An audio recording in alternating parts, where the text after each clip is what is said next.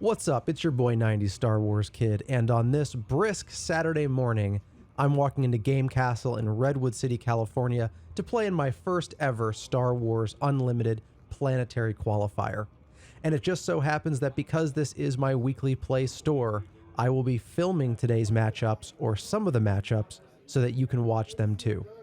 I'm going to play in 7 rounds today along with everybody else, and after those 7 rounds, we will have 3 final rounds with the top 8, the top 4, and then the finals.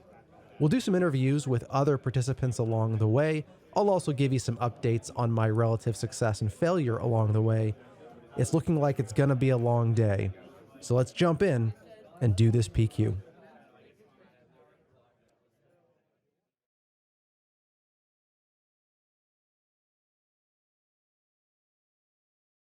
I'm Gavin Bennett. I got day 2 at the Portland sector, and I won the San Francisco Gamescape Planetary Qualifier. My name's Derek. I'd say my biggest accomplishment is winning the San Francisco PQ Set 3. And I've won a few store showdowns, but yeah, the PQ for sure. So my name is Alexis Zavaios. Biggest Star Wars Unlimited accomplishment? Ooh, I think judging at a PQ. This is actually my second that I'll be judging at. But my goal is to work up the ranks as a judge. Right now I'm still an apprentice, but once I pass all my tests, I can easily move to, I believe, L1. My husband, he's working his way towards L2, so yeah. My name's Cody Rose, and I won the Jump to Light Speed Fresno PQ. Oh man. Okay. My name's Nathan. I'm pretty new. I don't know. I have a off-brand lightsaber at home. That's about it, I guess. My name is Shelby, and my favorite Star Wars Unlimited accomplishment was going to Galactics last year. I think just being able to play in it was an accomplishment in itself. Yeah, my name's Eric Bolin, and my biggest Star Wars Unlimited accomplishment has probably been working on a space aggro deck and surviving till resource 10 and finding a miracle way of winning to beat out someone on Carabas. That was probably the biggest thing for me. I'm gonna be honest. I'm kind of a fake fan, but my favorite piece of Star Wars media is Andor. I really loved Andor. Probably the third movie, Revenge of the Sith. Banger. Yeah. That, and then I really like Rogue One. Those are my 2 favorite movies. I really like the newer TV shows that are coming out on Disney Plus. Mandalorian. I really like Ahsoka is so good. So yeah, I really like what they're doing in the media right now. I'm excited for where it's going. Still upset that they killed off Kylo Ren though. Never forgive them for that. I'd probably say my favorite piece of Star Wars media is A New Hope. Just, basic, but I really enjoy it. I watch that pretty much every year. I guess, I like The Mandalorian a lot.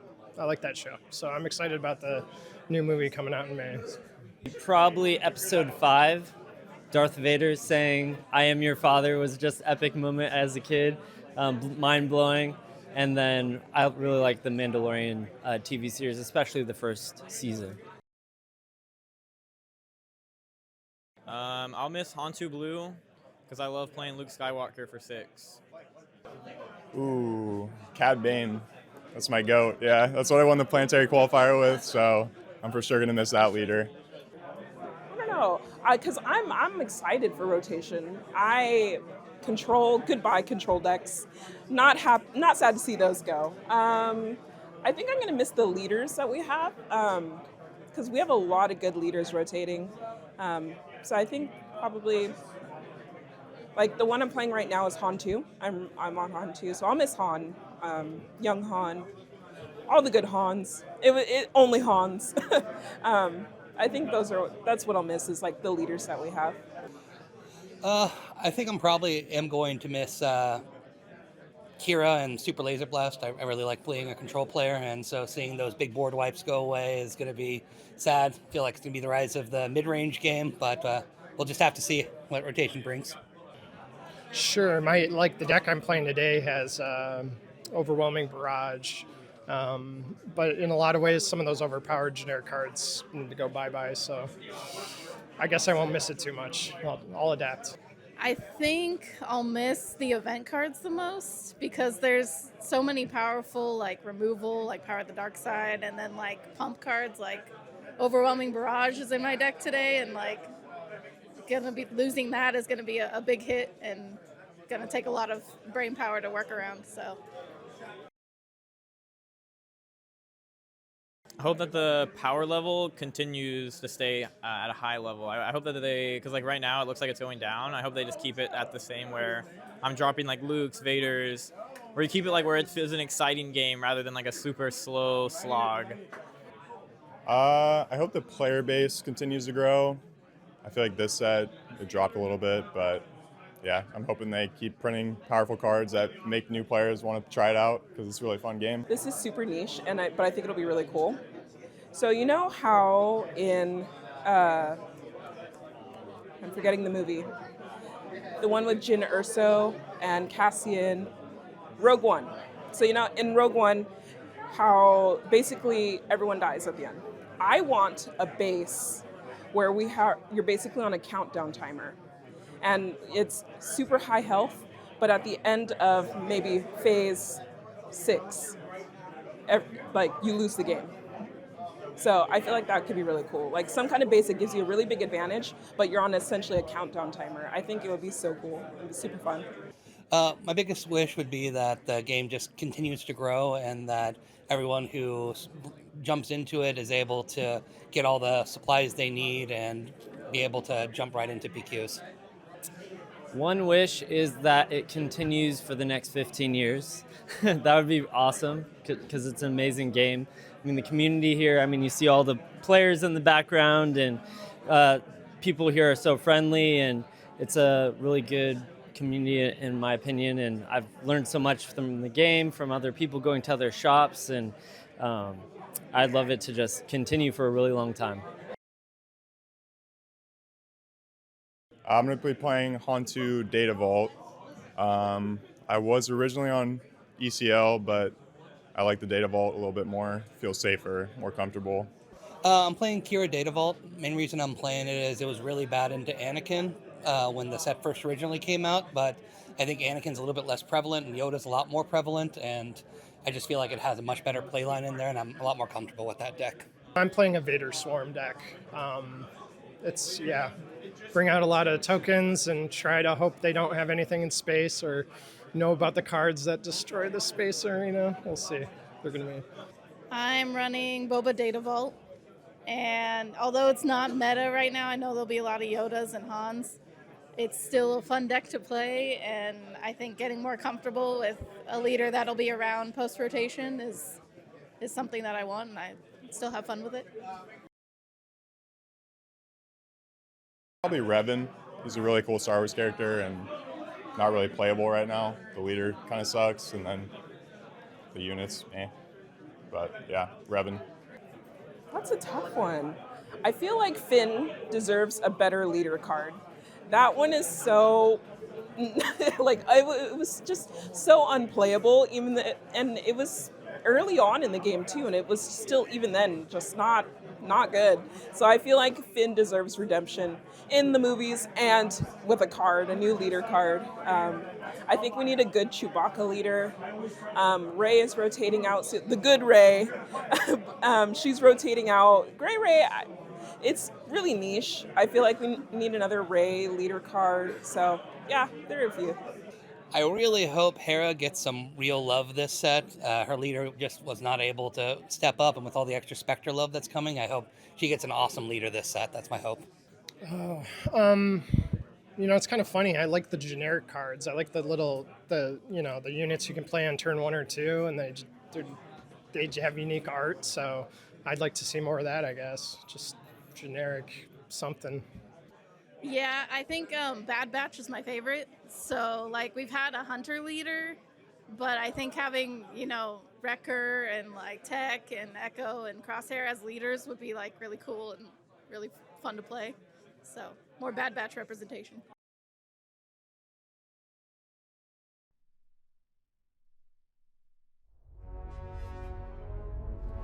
Round 1. Fight! Welcome to Game 1 of the PQ.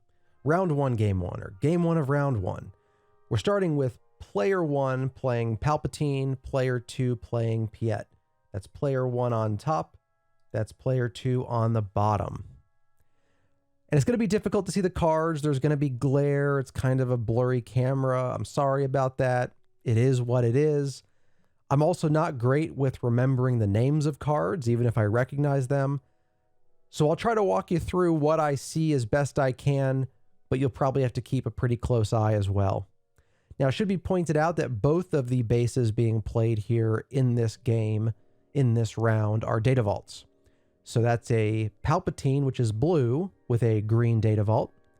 And then we have Piet, which is already green, playing a green data vault, making it a double green deck. So we'll see what kind of unique Piet interactions come from a double green. On the other hand, a Palpatine, a blue-green combination is likely looking at some kind of ramp and control. So we'll be looking for various types of removal that prevent Piet from actually keeping any ships on the board. All right, each player cuts each other's deck. We'll now see if we can draw a hand or if we're going to get some mulligans. Each player inspects their hand. Both players appear to be resourcing, so I think we've made it past the mulligan stage.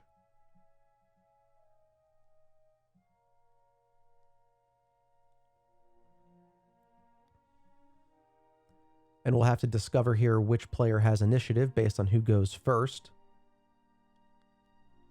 And Palpatine's down first with a Dr. Pershing. And then out comes a probe droid. We're going to now look at Palpatine's hand thanks to the probe droid. A condemn. There was a removal card in there. I couldn't tell which one that was. And also an admiral or captain something or other that buffs himself up. Now, Palpatine is going to draw some cards with this Pershing by doing damage to itself. We will see how Piet uses the probe droid. Palpatine has initiative.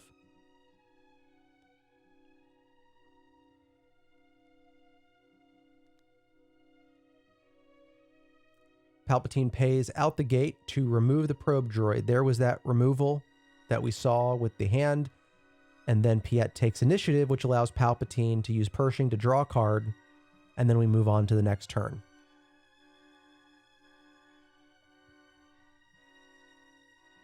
So Piet's now playing from behind.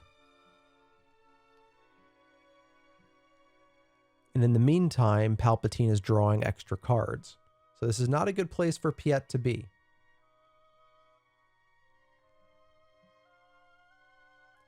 Piet pays all resources and activates Piet to play, I believe that's a Dornian gunship. That's going to do 1 damage to Pershing. Then Pershing will activate his ability, doing another damage, but drawing a card. And at this rate, Palpatine's going to draw an awful lot of extra cards, and that's a real big problem for Piet because Palpatine is playing removal. And Condemn is now played on the Dornian gunship, which means that as long as Palpatine can reveal a couple cards, the Dornian gunship essentially can't attack. It'll get -6/-6. Also, in the meantime, it looks like Palpatine has pulled something from his deck. I think I missed what was played to cause that. So right now, if I'm Piet, I'm almost thinking game over. The card imbalance is massive, and Piet can't seem to get anything on the board to do damage. Now there's 5 resources down for Piet, which means it's the flip turn. There could be some plot here, or at least Piet can flip and we can get a +2 gain on making things cheaper to play, making capital ships cheaper.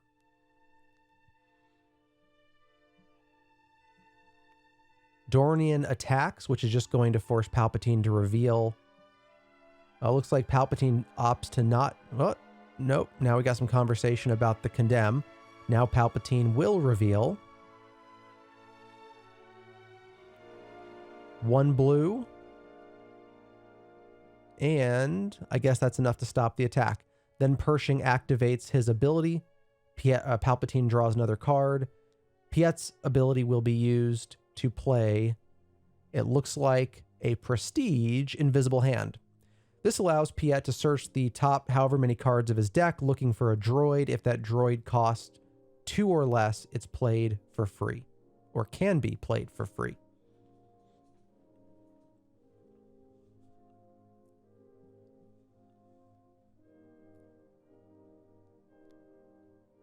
Let's see if it's played or if it just goes to hand. It looks like Piet just took whatever it was to hand. Either it was too expensive or for whatever reason Piet didn't want to play it. So now let's see what kind of removal is coming. Yep, looks like some kind of removal just took out the invisible hand. Piet flips to ground. Palpatine's effect is activated.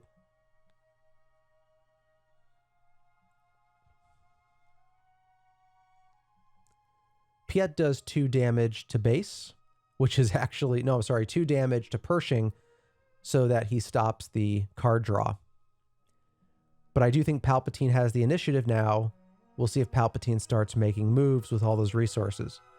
I can't tell, but I'm guessing that we're at the Palpatine flip turn, should he choose to flip. But maybe I'm off by 1.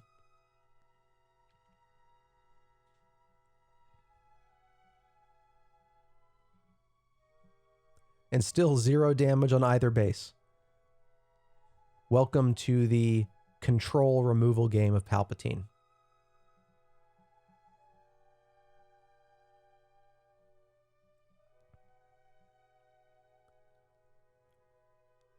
Palpatine defeats Piet with some kind of event.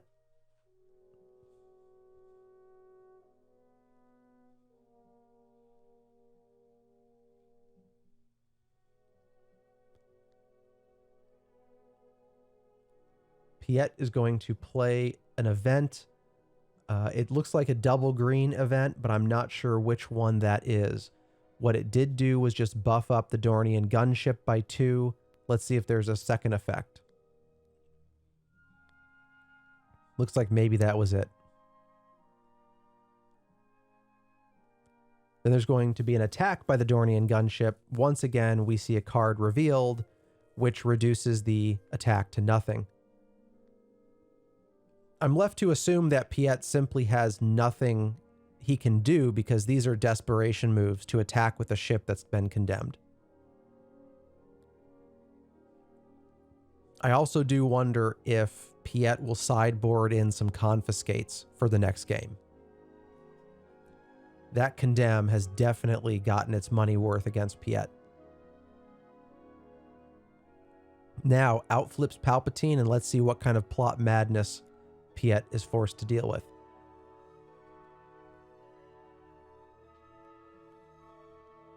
All right, we have a unit coming out and another unit coming out. I think one of those units looks like it might be a Sentinel, and the other one probably has an ability as well.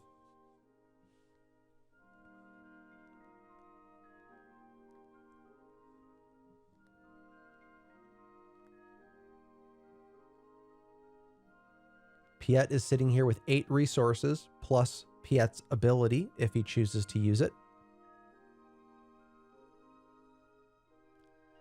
Gonna spend most of that. Let's see what comes out. And it's a craving power on the Dornian. So the condemned, this man is on a mission to make that Dornian gunship work. So he tries to attack. Let's see how much damage gets through. 6 of it is going to be prevented. So a whole 2 damage made it through. An attack with an 8-hit unit to do 2 damage. And then out comes a flying saucer capital ship.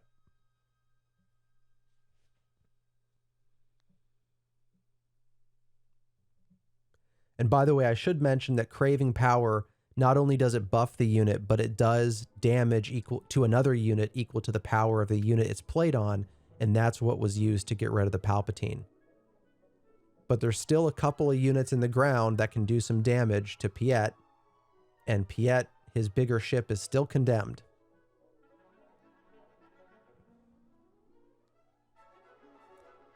Now it looks like maybe some restore took place. So we're back to 0 damage on Palpatine's base.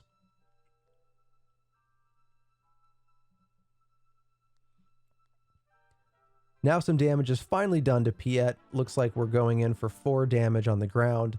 Let's see how Piet responds. Piet goes to base, I think, for 3. And then we're going to get 2 more to base against Piet. Then we're going to send 8 to base, but we're going to get that reduced by 6. And only 2 damage sneaks through to Piet, or to Palpatine's base.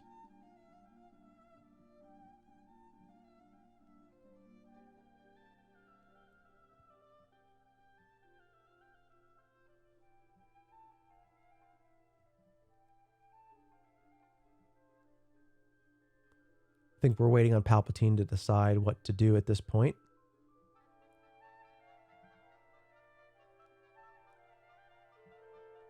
I think we might have a Devastator in Piet's hand. Let's see what we get. We're getting a 10 cost Devastator, ladies and gentlemen. So here's what we just got on the board. Not only is it a 10 cost Devastator, but it does damage to an opposing unit equal to the number of resources that you control. At least I believe I'm remembering that card correctly. The point is, it very easily just dispatched 1 ground unit, but then Palpatine just flips the table, plays a Super Laser Blast, and kills everything. You always have to remember that in these blue control decks, there's always a Super Laser Blast waiting, and it's going to come out at the worst possible time. Piet finally started to build up a fleet and pose some danger to Palpatine, and just as quickly as he got that Devastator down, the entire board was wiped. So now let's see if Piet has continued to hold some decent options in hand, or if Piet is kind of playing from an exhausted hand at this point. And remember, Palpatine has done a lot of extra draws. Not only did Palpatine use Pershing, but Palpatine's ability allows him to grab cards with plot from the top of his deck as well.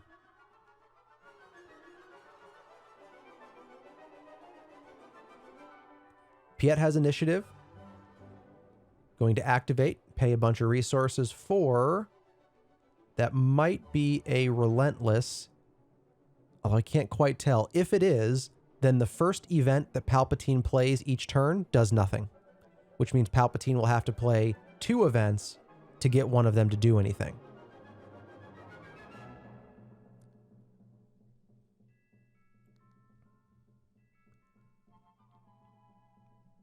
Now, Palpatine plays an Avenger. That hurts. That hurts. To be Piet and to be out capital shipped is painful. And now it looks like Palpatine might turn the corner. The Avenger destroyed the big ship that Palpatine just played, and then out comes, I believe that's a Cad Bane. I should take that back. I think Cad Bane was found perhaps in the deck and then moved into hand. So Piet will start with initiative, but if Piet can't remove that ship, then there's just about nothing Piet can do to get ahead, because every time that ship attacks, it will destroy one of Piet's units.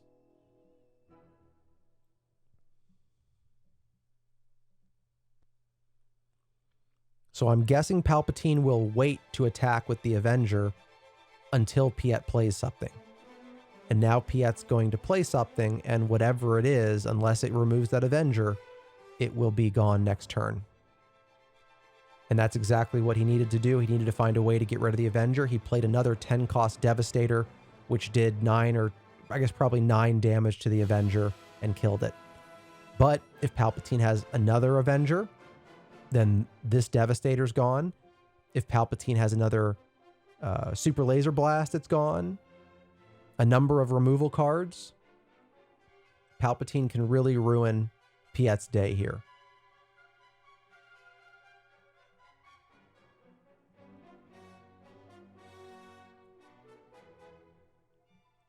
Palpatine's deciding what to do. Out comes... I want to say that's a Snoke, but the title looks pretty long.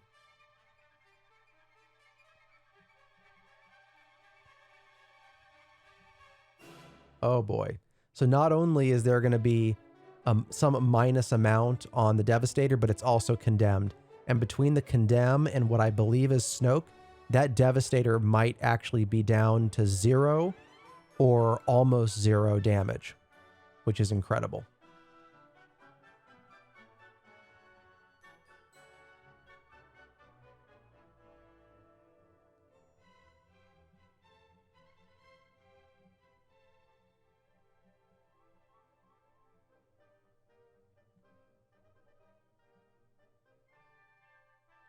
So we're on the next turn. I believe Piet has initiative. The Devastator's ready to go, but it's going to do maybe 1 or 2 damage, if that.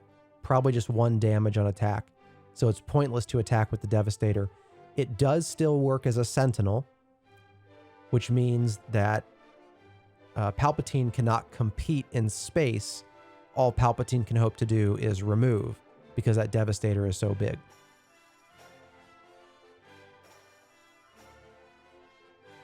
And I should remind you, we are still just 6 damage and 5 damage on each base. So what does Piet want to do to try to work against this control deck?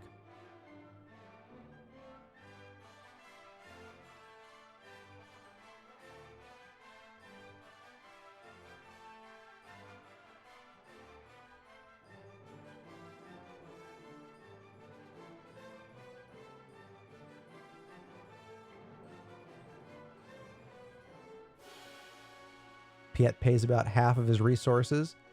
That's a decent move. Overwhelming Barrage allows the Devastator to kill the Snoke, and that's 2 benefits. First, the minus from the Snoke is gone, and you get a 1-turn +2/+2 from the Overwhelming Barrage, which means it's now a 12/12.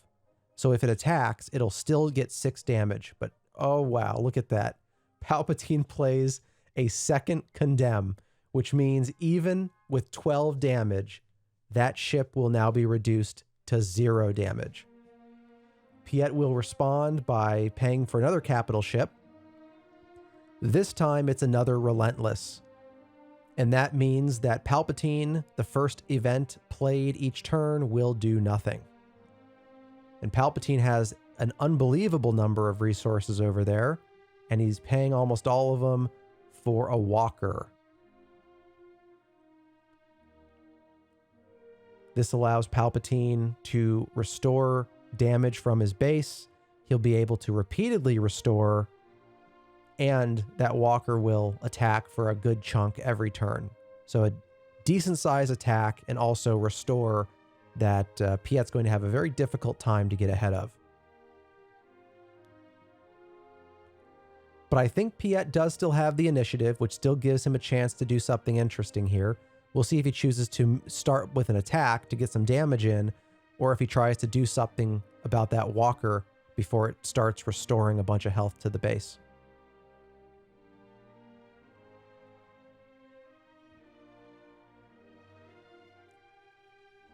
Looks like Piet will begin by playing something from hand. Looks like just a 2 cost, whatever it is.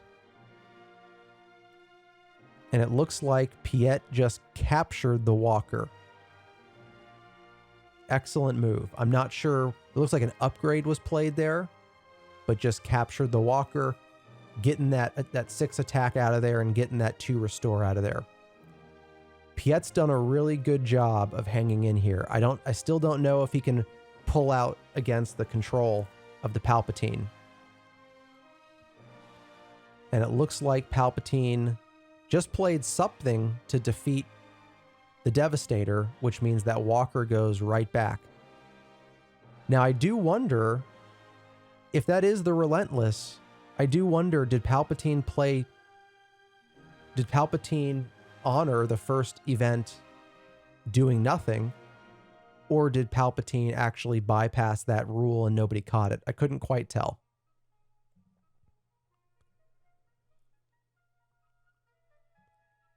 Now, Palpatine's ability is going to be used, I think, to search the deck for a card with plot and then move it to hand. There it is revealed, the card with plot. That'll be moved to hand. So Palpatine, despite having all those resources, still has what looks like a large hand. So all the resources in the world, all the cards in hand, and Piet is struggling for dear life here. Piet will now play a capital ship. Oh, Piet's changing his mind. What does Piet want to do?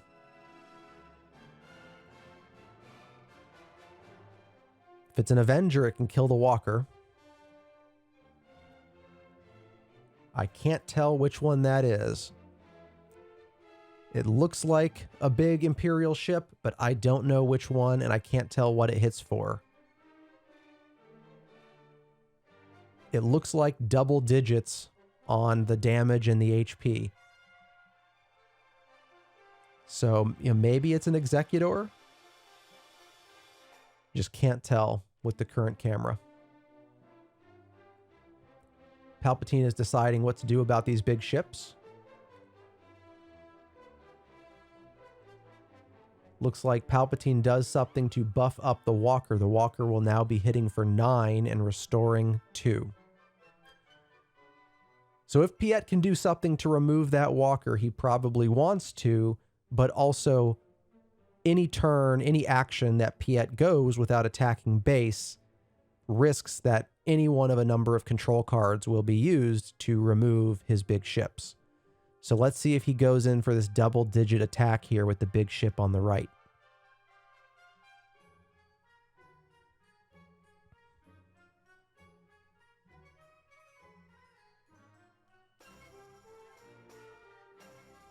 Instead, attacking with the smaller of the ships, the Relentless.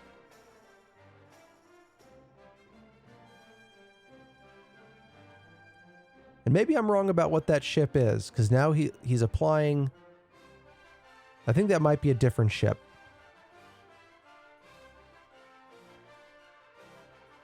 Yeah, that might be a double green ship. So I take it back. I've been calling it the Relentless. That's not what it is.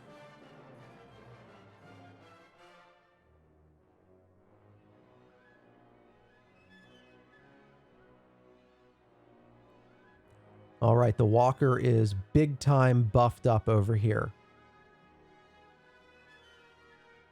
Looks like we have at least 4 additional power on that Walker, which will bring it up to about 10.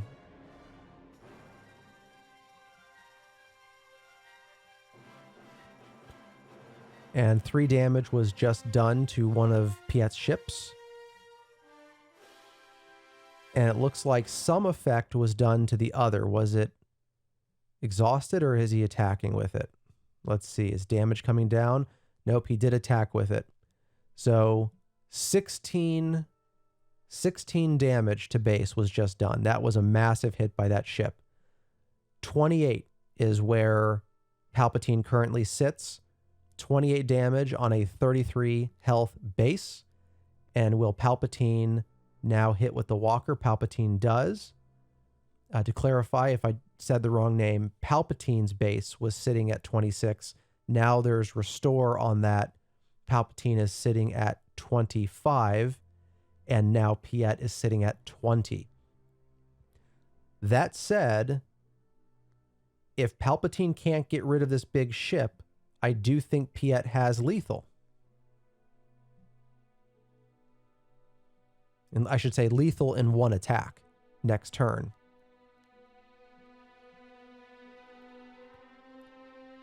Now Piet is opting to play something, so I'm guessing that Piet is worried that this turn, at the end of this turn or next turn, that big ship is going to get removed.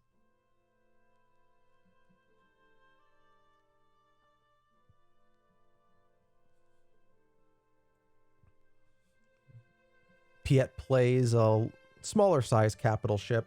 I forget what that one's called, and I don't remember its ability.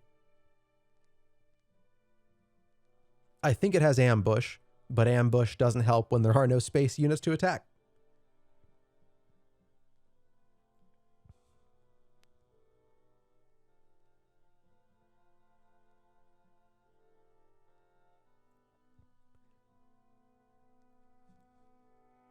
And as quickly as it was played, that ship is now defeated.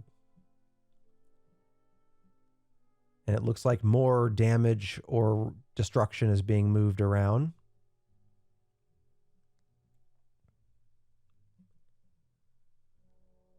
We have some negotiation taking place here. It looks like a second big ship disappears.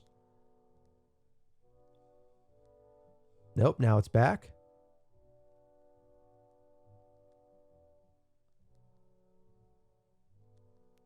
Now it's gone. Everything's gone. We don't know what was just negotiated, but the board has been cleared. So now Piet is in big trouble.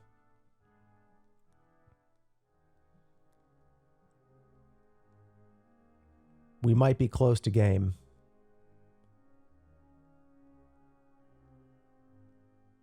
Piet will play just a little MC-30, which is only good for 6 damage. And Palpatine now has the initiative. Palpatine can hit for 9 and restore 2. So unless Piet can get rid of this walker and then still do pretty well, it's not looking good for Piet.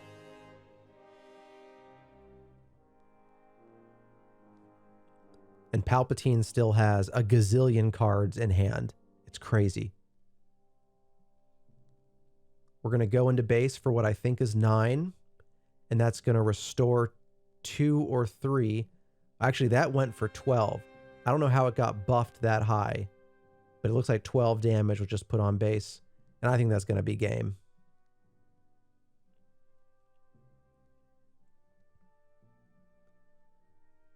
Game 1 goes to Piet, or goes to Palpatine, excuse me. Goes to Palpatine.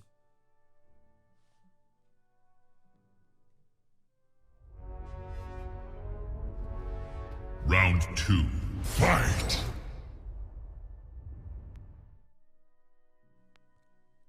Game 2 of round 1, here we go. Player 1 on top is playing Palpatine. Player 2 on bottom is playing Admiral Piet. In game 1, it went a lot longer than I thought it would. I was surprised how long Piet held on, but Palpatine simply controlled too much for too long. Palpatine had a gazillion resources. Palpatine had so many cards in hand, and Piet could not round the corner. I'm sure the players, well, I don't know, I don't recall, but probably the players side-decked some things, sideboarded some things. I do wonder if Piet brought in some confiscates. What really hurt Piet in the previous game is that there were, I think all 3 condemns were played. 2 condemns were played on the same ship. And it was just destructive to Piet's ability to do damage to base. Piet got some big ships out there and even had some out there for multiple turns, but just could not do damage to base because of those condemns. Had Piet had confiscates available, there's another one of those condemns, and a Vader, overwhelming barrage, and that same, I forget what rank that Imperial is that he keeps revealing. But if Piet now has confiscates or something similar, then those condemns can be defeated, and that might change the trajectory of the game. In any event, Palpatine uses his ability to pull a card with plot from the deck and move that to hand, beginning the growth of the hand. Now, fortunately for Piet, there's no Pershing on the ground at the beginning of this game. That's going to keep Palpatine's hand a little bit smaller, at least in the early game. Each player is resourcing. I believe Piet has initiative, so we're waiting to see what Piet chooses to do. I'm guessing Piet's going to attack into base with the probe droid, but we will see.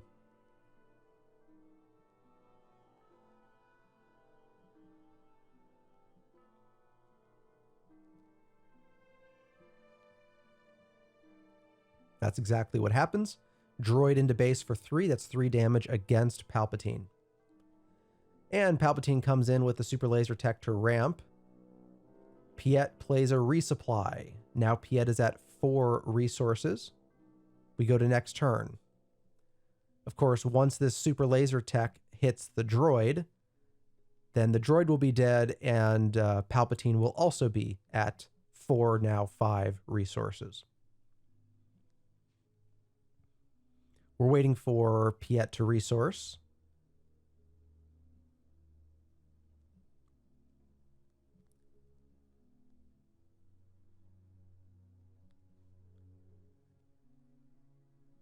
Piet is now at 5 resources. Palpatine is currently at 4 resources, but Palpatine kills off the super laser tech. Now Palpatine is at 5 resources as well.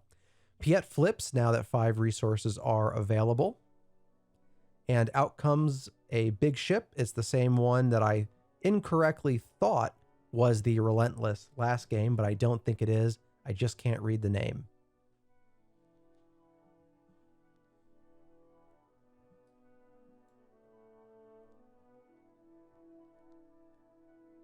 And out comes our first condemn of the game. Let's see if Piet has figured out a way to deal with these condemns after sideboarding. Palpatine's ability is used to pull out a card with plot. And it looks like maybe Piet has already claimed initiative. I didn't see Piet make a move between the condemn and the Palpatine ability. I guess we'll see here in just a moment. Yep, it looks like initiative was already claimed, so we're on to the next turn. Let's see what Palpatine is going, or what Piet's going to do with this condemn on his big ship.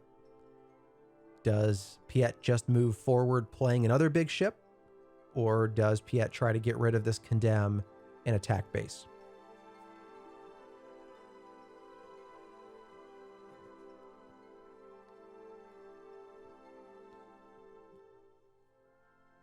Piet should be on 6 resources now. Let's see what happens. This means Piet can play a capital ship up to an 8 cost. So that could be an 8 cost Devastator, except I guess he doesn't have one because he's double green. He attempts to attack. This is going to result in the reveal of a blue unit. Now what Piet just learned is that Condemn doesn't just reduce the damage. There's the Confiscate. There we go. That's what we were waiting for. Condemn does not just reduce the damage, it also removes all abilities. And now we've got some crazy camera action going on. Looks like someone ran into it maybe. So Piet's opponent, Palpatine, actually allowed Piet to roll back that mistake, which is why Piet paid 1 for Confiscate. And just add insult to injury, another Condemn comes down on that same ship. So now unless Piet has a second Confiscate in hand, which almost certainly he doesn't, that ship is once again made irrelevant.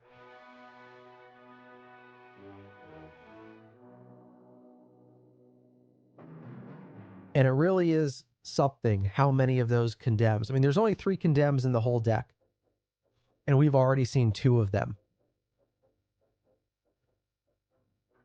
Palpatine's ability is used to look for something with plot.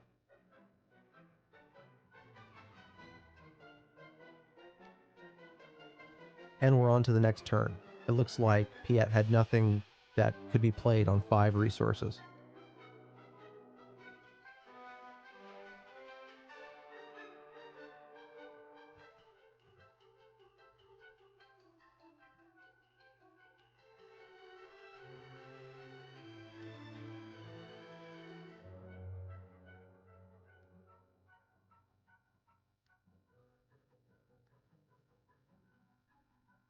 Here we go with Piet. Let's see what Piet wants to do.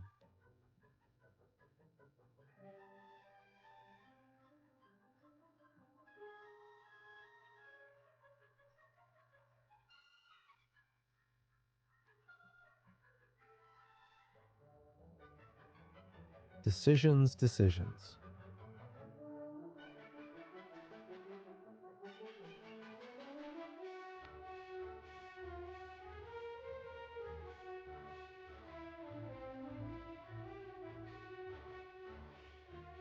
take it back. So either Palpatine had initiative or Piet decided to pass.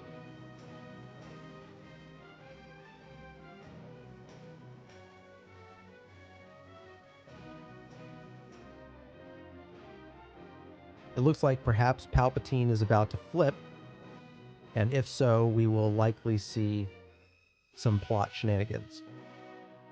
As for condemns, I think we saw the third condemn in the resource pile, which means that Palpatine has already seen all 3 condemns. Out comes Palpatine. Let's see what gets plotted. We have 1 unit plotted. Is that all?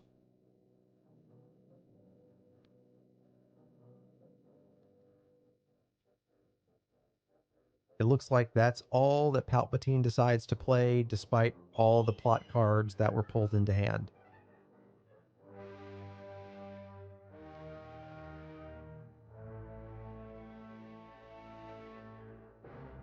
Piet pays some resources and plays a craving power on Piet. So that's a buff. It also does damage to another unit. I'm a little surprised that he didn't play that on his condemned ship. I know it's condemned, but craving power on the ship would have, I think it would have killed off Palpatine.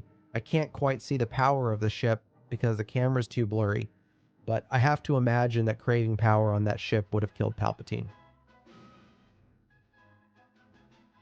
Palpatine goes to base for how many?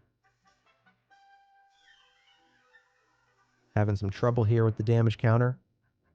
Goes to base for 6.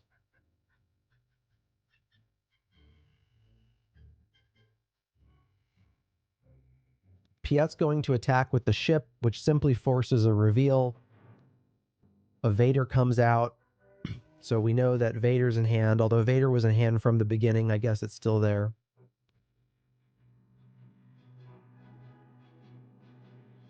So that Vader is pretty scary. I think that Vader puts a shield token on something and then defeats it immediately. Well, it defeats it on attack, but I think it has ambush.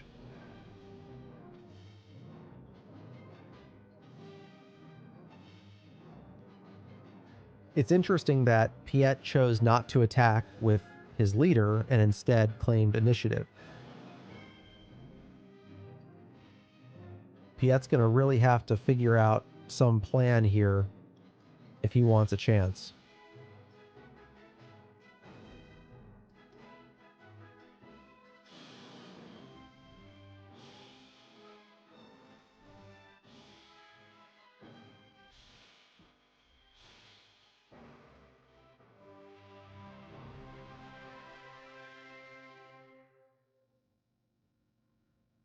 All right, Piet, what do you got? What do you got against this madness happening on the Palpatine side? Out comes a 10-cost Devastator.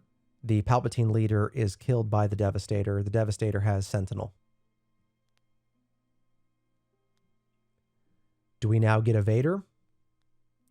Is a Vader going to put a shield token on the Devastator?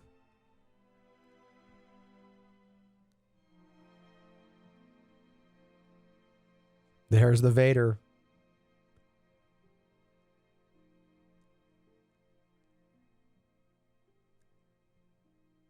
And there goes the Devastator. So Vader comes out, ambushes into Piet, and due to the shield token effect of the Vader, ends up killing the Devastator. Now Piet desperately tries to attack with the condemned ship, but look at that, there's an Avenger in Palpatine's hand. This is looking pretty hopeless for Piet at this point. There's a Vader out, there's an Avenger that's ready to come out, which is going to destroy the ship that's condemned or any new ship that Piet plays. It's unclear at this point how Piet manages to get around the curve of what Palpatine has done.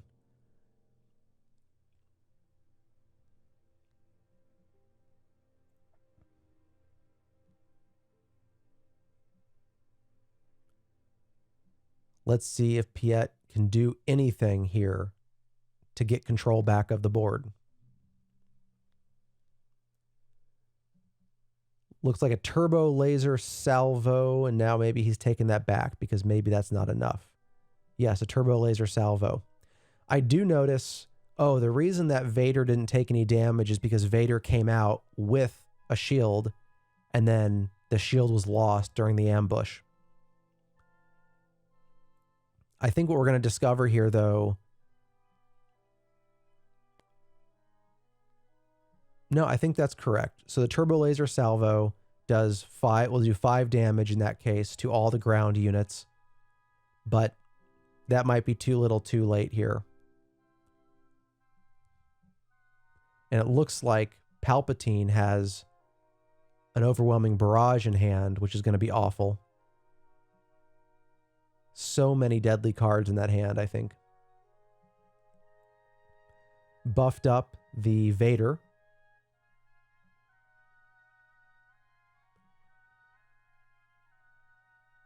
And it looks like either, I don't know if Vader attacked. Vader was not exhausted. So there must have been some kind of event there that did some damage. Maybe the overwhelming barrage was played on Vader. But Piet was able to confiscate the condemn. And of course, as soon as the condemn goes away, out comes removal. Is that going to be game?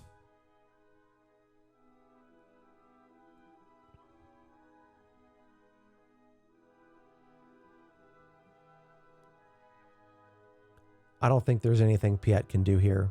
Piet is so far behind. Piet's way behind on base damage. Piet has nothing on the board. Palpatine has, unless he resourced it, Palpatine has an Avenger. We can see a Walker in hand. I just don't know what Piet does here.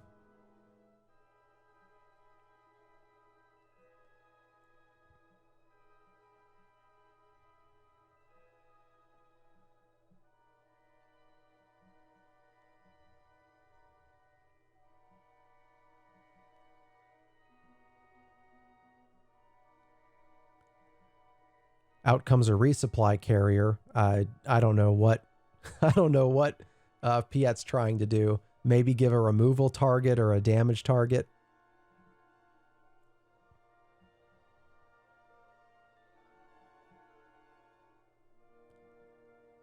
Play some more resources on the Piet side. Out comes a little droid. I think Piet is just grasping at whatever's in hand. Play whatever he can. Do something.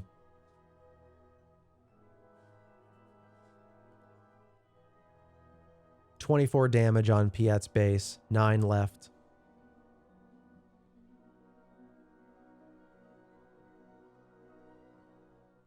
Palpatine uses his ability to find a card with plot. Looks like we get a Prestige Cad Bane.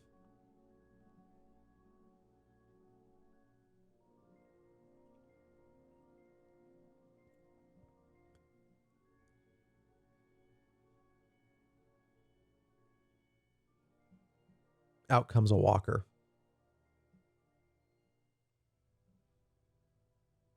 There's now zero damage on Palpatine's base. I think this is going to be GG. Let's see. That's GG. Palpatine takes it 2-0.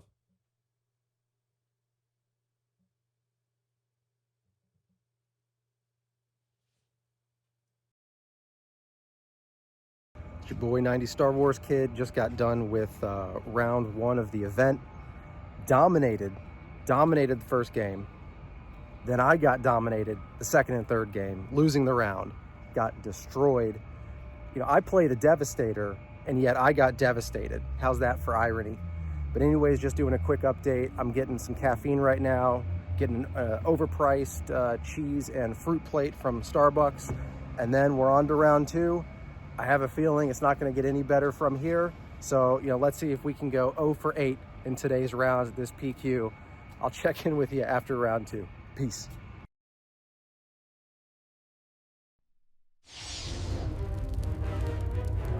Round 1. Fight!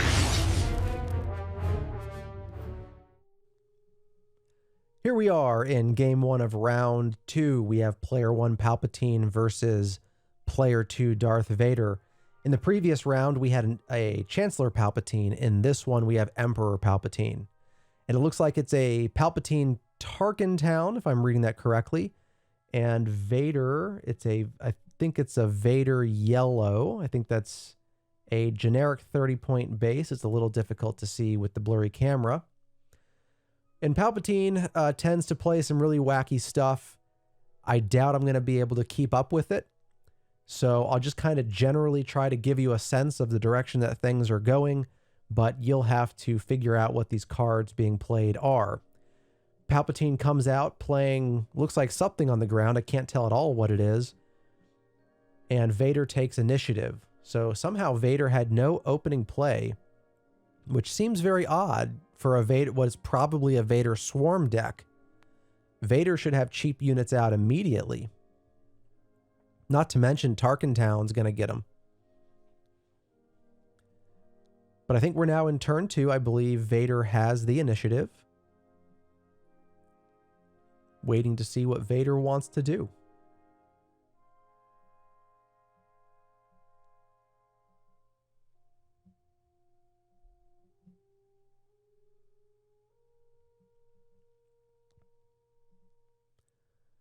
Unfortunately, whatever Vader's doing, it's off camera, so I can't quite tell what the deal is here.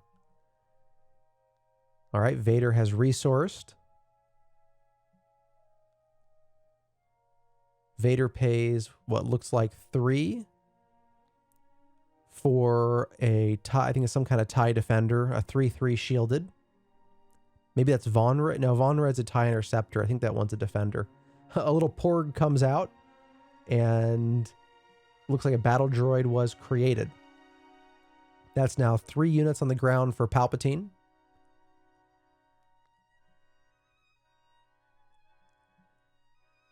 And Palpatine's ability was used to sacrifice the Porg to remove the shield token off of the Defender. And let's see if Tarkin Town is now used to kill it.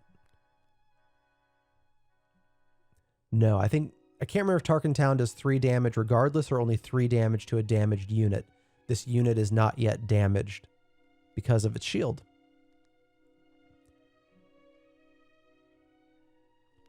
So he probably should get an attack into base before it does get pinged in Tarkin Town. And that's what happens. 3 to base. 3 on the Tarkin Town Palpatine base. Let's see what Palpatine chooses to do here. Palpatine's going to go to base. That's going to be, I think, 2 damage on the Vader base. Now Vader's going to read a card that we still can't quite see.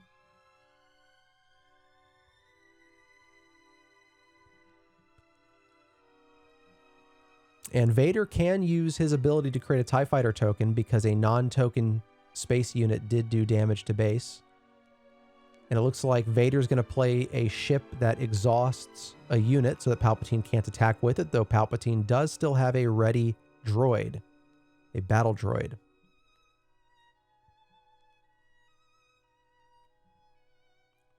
Palpatine is going to put, I think, a bounty hunter's quarry on one of the ships. So we expect to see Palpatine probably Tarkin Town that.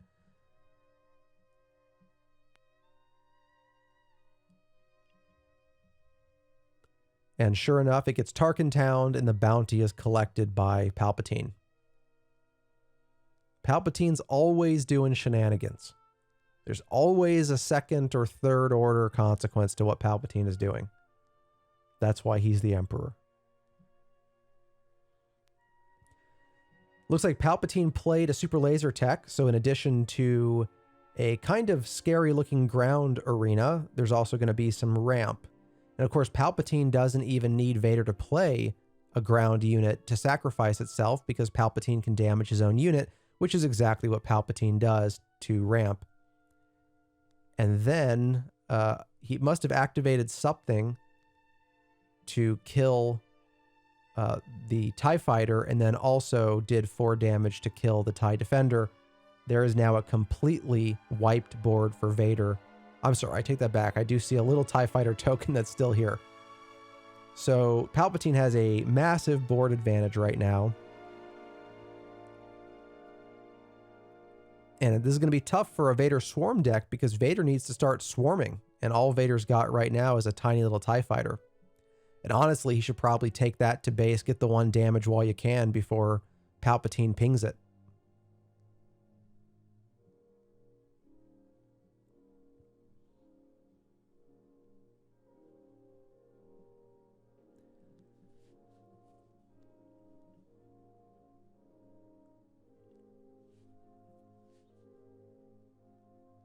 And there's that 1 to base.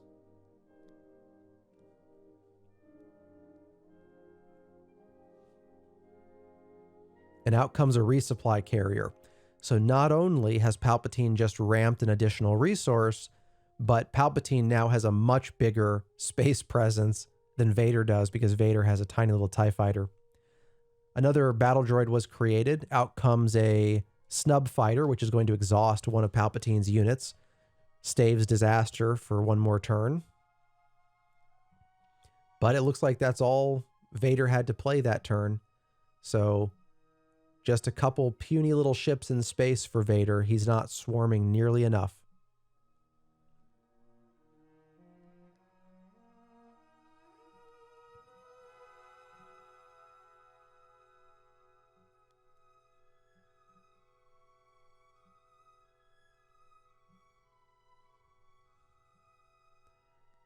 All right, the resupply carrier takes out the snub fighter and takes 3 damage back, not even defeating it.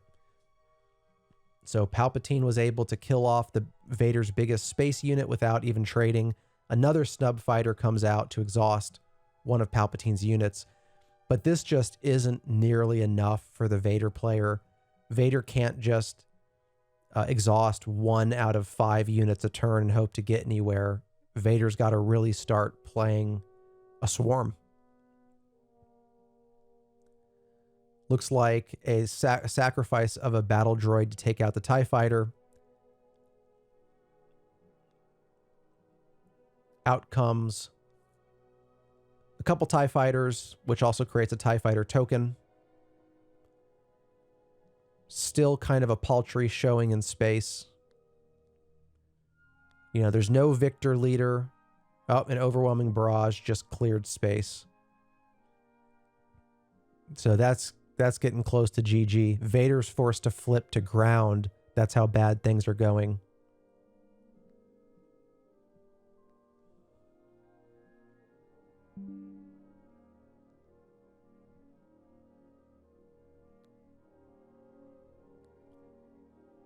Palpatine's going to sacrifice his droid to do damage to Vader. Looks like 1 damage to Vader. Vader's going to attack base for 5. That's 9 damage on the Tarkintown base. Now, it is just a 25-point base, but he's still so far behind in terms of board presence. And it looks like maybe another bounty was placed on Vader. And now Palpatine is healing some damage on base, down to just 8. And now Palpatine flips. So now Vader is in big trouble. Palpatine kills Vader, and then the bounty is collected. I don't see any digging out of this hole for Vader. Vader is so far behind. Vader's strength was early swarming, and now Palpatine is swarming with mid to high damage units.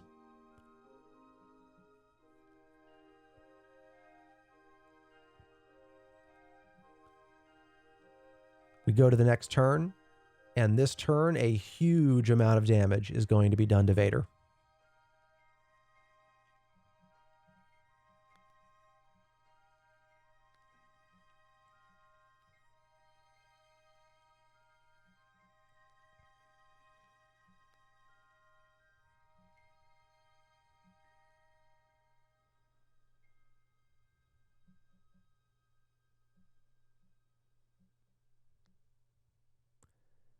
I think Vader is trying to accept his fate at this point.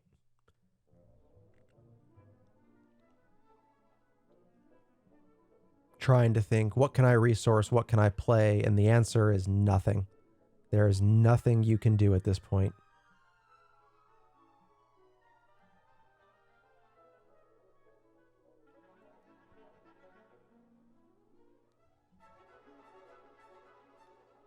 Out comes a little ship that's going to ping the resupply carrier, which takes it to 4 damage. Way too little, way too late.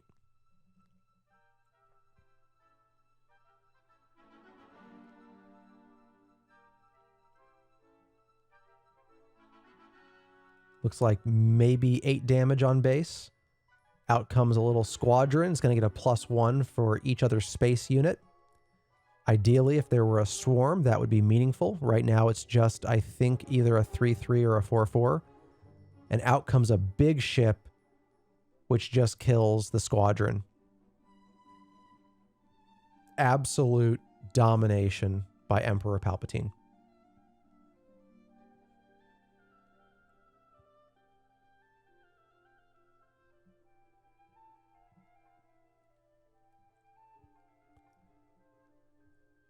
How much went to base? All of it.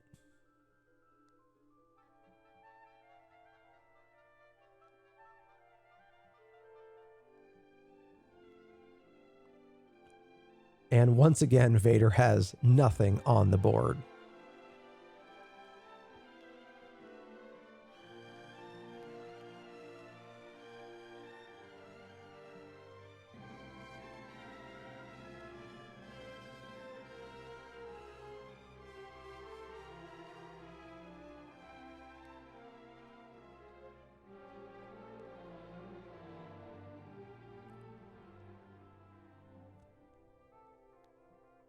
Let's see what a flailing Vader looks like. What are we going to pretend to do to deal with a massive ship in space and Palpatine on the ground? And I can't tell which ship that is in space, since it removed a ship. And that's game. That's good game. Palpatine wins. Nothing Vader could do.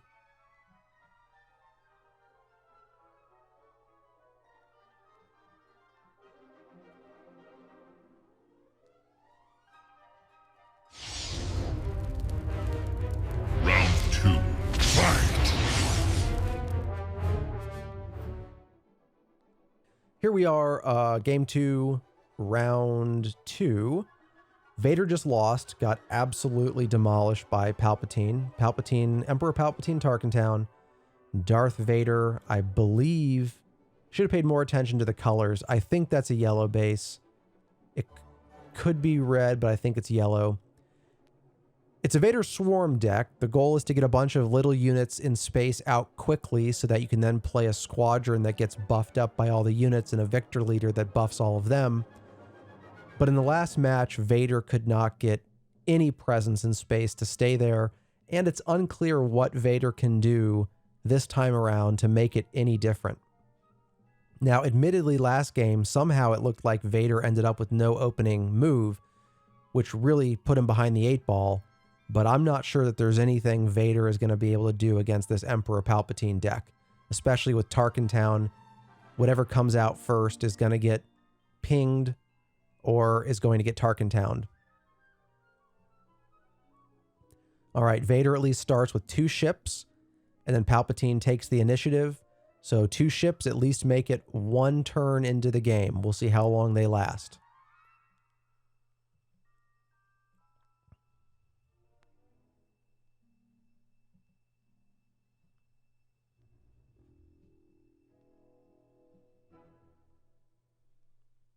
Palpatine's move first. Let's see what Palpatine does.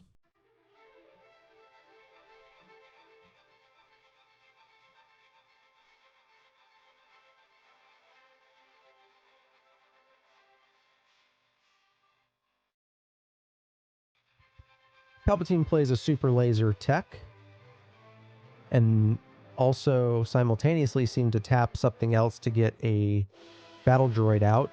Vader goes to base for 2 with a TIE fighter, then activates Vader's ability to create a TIE fighter, then goes to base for 2 more. So, or maybe 3. I don't know, there's a 5 damage on the Tarkentown base. Now Vader is swarming. This is what we wanted to see last game. It's still going to be a real tough match, but Vader now has 6 units in space. Way, way better of an opening than Vader had in the previous game. Also, one of those units will allow him to pay 2 to draw a card, which means he can supply his hand with more cheap ships to play, as long as Palpatine doesn't quickly kill that mining TIE fighter, whatever it's called. But I think Palpatine has initiative because Vader played about 15 things last turn, so let's see what Palpatine chooses to open with.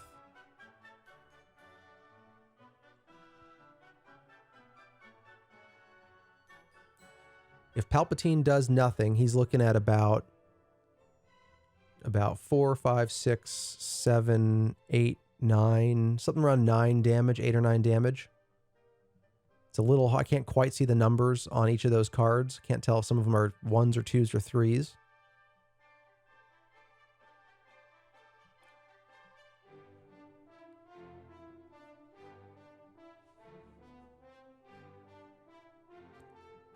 All right, Palpatine is going to kill his laser tech to add a resource, which now puts him 1 resource ahead. And because a unit was sacrificed, he can do damage to an enemy unit, which is all it takes to kill off one of the TIE fighters. We're going to go 2 to base. This will allow Vader to activate his ability later. Out comes a ground unit, and another battle droid is created by Palpatine.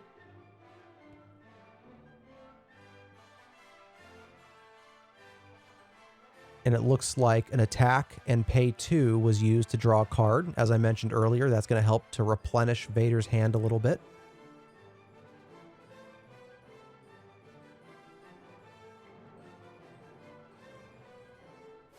A bounty hunter's quarry is going to be placed on a ship, and that ship is then destroyed.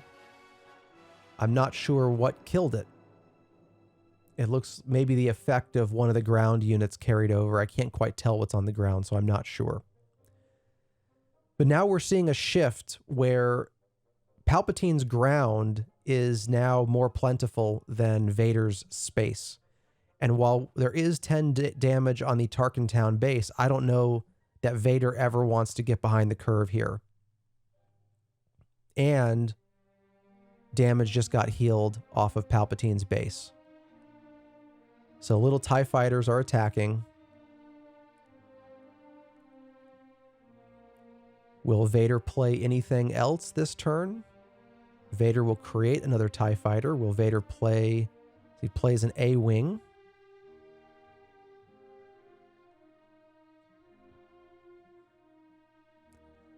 So Vader might have 1 to 2 turns here to really get into a dominant position. But if he doesn't get it in 1 to 2 turns between the Palpatine flip and big ships being played on ramp from Palpatine, the Vader swarm is going to get demolished pretty quickly.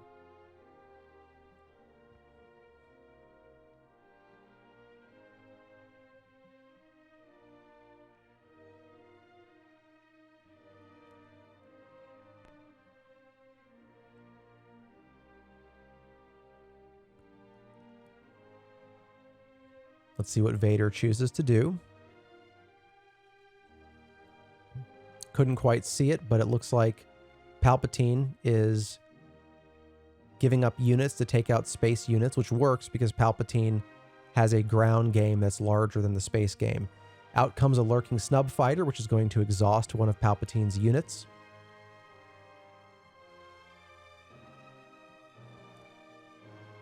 And it looks like, I think there's a bounty that was played, and then immediately the unit was killed. That bounty was collected. I think maybe it was a bounty to draw a card. 12 damage on the Tarkentown base, 0 damage on the Vader base. But of course, when you're Palpatine, you don't need to do damage to base. You just need to overwhelm the board, clear the opponent's board, and then it's your game to take. There's another laser technician played, which means Palpatine is ramping big time. 13 damage on the Tarkintown base. I can't tell how many resources have been played at this point. I don't know if we're on Vader's flip turn, but I don't think so.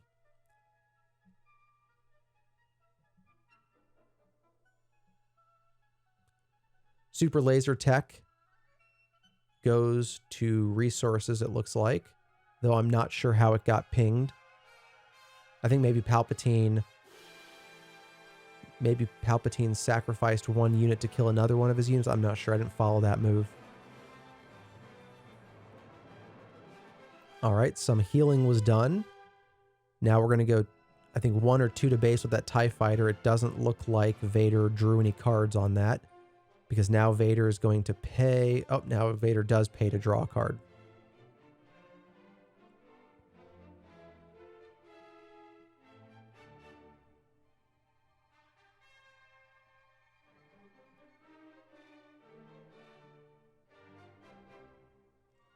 Palpatine flips.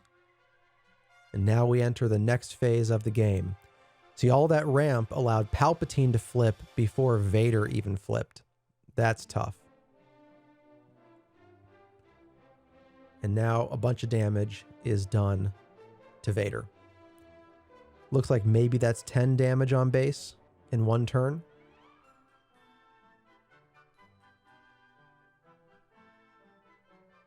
And the snub fighter is destroyed with Tarkintown.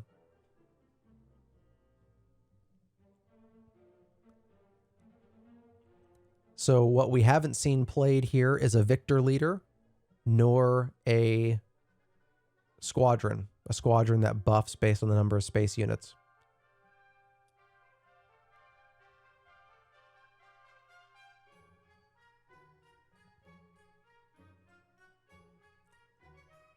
Vader flips onto the A-Wing, which will create another couple TIE fighters. And it looks like we're going to plot something. Maybe some kind of negotiations? I don't remember which card that is. And immediately Vader is killed. Oh man. It's just not Vader's day. There's the Victor leader we've been waiting for.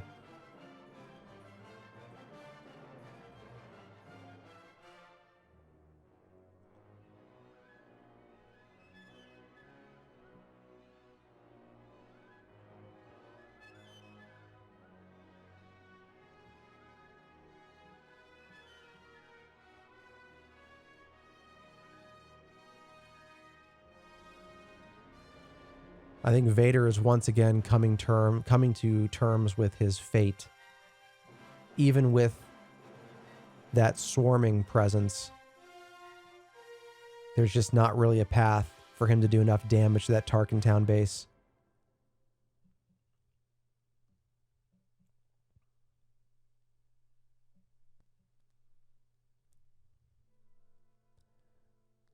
All right, Tarkintown is now at 17. That's 8 more damage to win. Another attack to Vader's base. Vader is now at, I want to say 17. So it's 17 all. We're going to do 2 to base. So we're now at 19 on Tarkintown. 6 to the end of the game for Tarkintown. 6 more for lethal.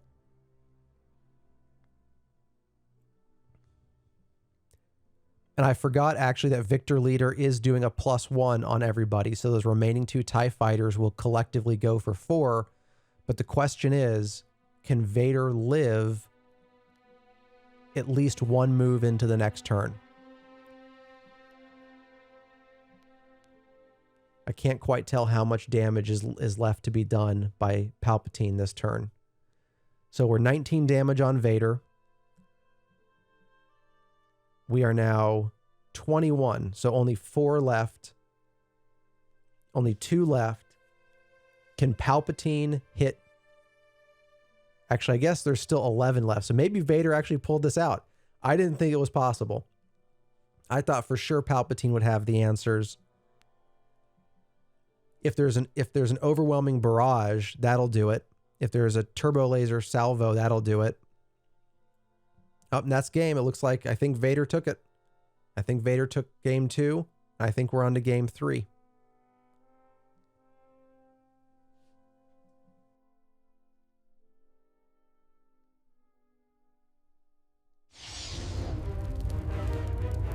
Final round. Fight! Here we are into game 3. We had Emperor Palpatine take game 1. We had Vader with a great comeback that took game 2. And let's see if Vader can hang on with the swarm for game 3, or if Emperor Palpatine's going to get his groove back with some of that control. Victor Leader is what brought it home for Vader in the previous game. That +1 attack on all of the ships really allowed Vader to close the gap and get to lethal before Palpatine could quite respond. It was still, all in all, quite close. Palpatine had a lot of units on the ground, even more than I think Vader had in space. So if Palpatine had a turbo laser salvo, if Palpatine had an overwhelming barrage, there were a number of options there that could have really turned the tide and possibly saved Palpatine the game. Obviously, I don't even know if Palpatine runs those cards, but if Palpatine does, they weren't pulled and they weren't played. But also, to Palpatine's advantage here in game 3 is that Palpatine gets to start with initiative, which means we're going to watch Vader, although I guess Palpatine passed. Looks like Palpatine, even though Palpatine has initiative, Palpatine passed. And I guess that was so Palpatine could put a bounty on one of the ships, which Palpatine, I think, will ping in this next turn.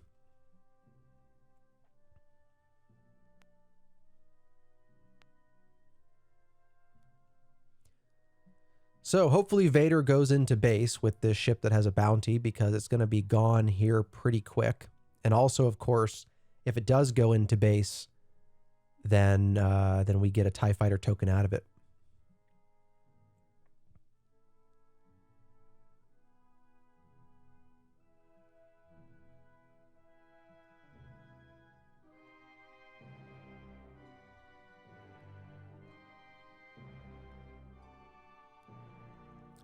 Think we're not sure if the initiative token is being moved correctly on this game. Looks like Vader is starting off, but the initiative token is with Palpatine. So Vader starts off by going to base for 1, which will then let Vader create a token. Of course, now there's super laser tech, so Palpatine's going to sacrifice his own laser tech and kill Vader's ship with the bounty on it.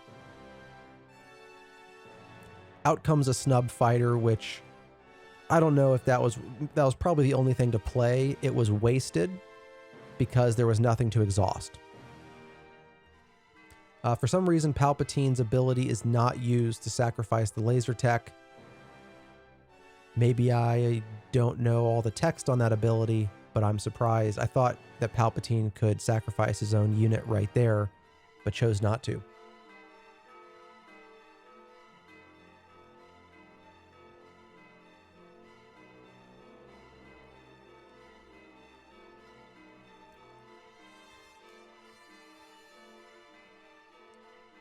And unfortunately, it looks like Vader's ability was not used last turn, and his opponent did not let him correct that mistake. Now Palpatine does sacrifice his laser tech, kill the enemy ship, and collect the bounty. So that's a costly mistake for Vader to now be down 1 TIE Fighter in his swarm. He does go to base with the snub fighter, which is good, because that now allows Vader to create another TIE Fighter token later.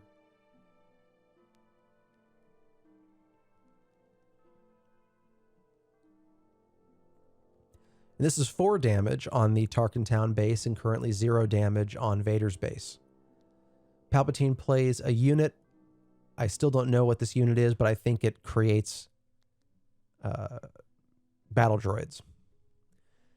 Vader adds a token, and Palpatine plays what must be some other kind of bounty on the snub fighter.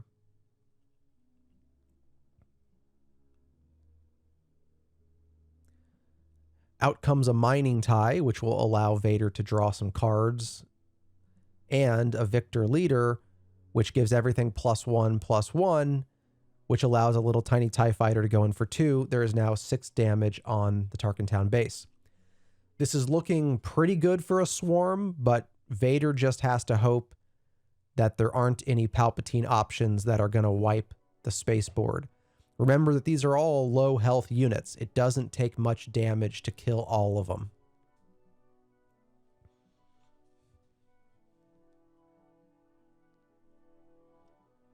Four damage to Victor Leader, and that immediately wipes out 1 hit point on every space unit. So that one hurts. If he has another Victor Leader, he should play it, but it looks like he doesn't. So we're going to go 2 to base. We're now 8 on the Tarkin Town base. Palpatine's going to play a Porg, which then taps whatever that factory unit is and creates a battle droid.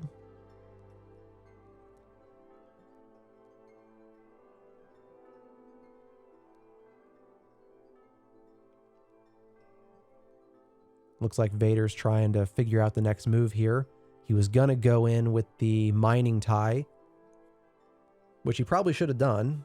There you go. Now he's going to do it, and he's going to pay 2 to draw a card, most likely. Let's see. Do we see a card draw?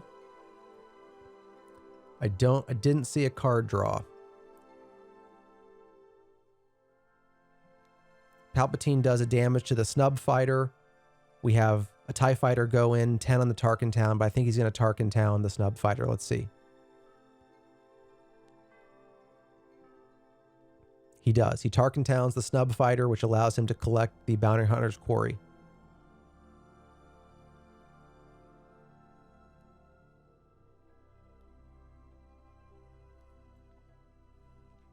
So Palpatine has pulled out some kind of ship. Can't tell which one that is.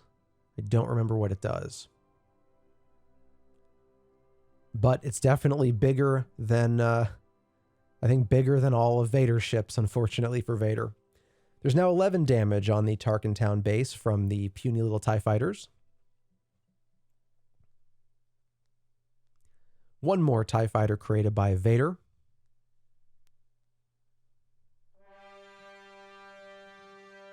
And out comes a snub fighter and a no good to me dead on whatever ship that was that Palpatine played.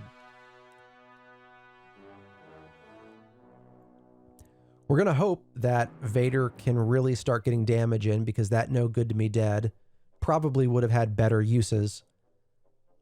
But with these tiny little ships, ironically, Vader swarms in space but has very little answer to space units unless playing Victor Leader or one of those replacement squadrons or whatever they're called.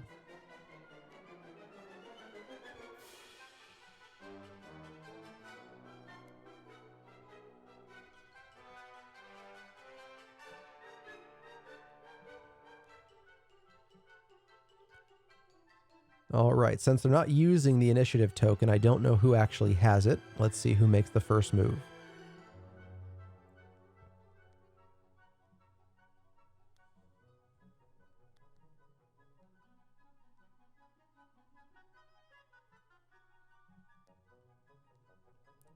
Palpatine flips.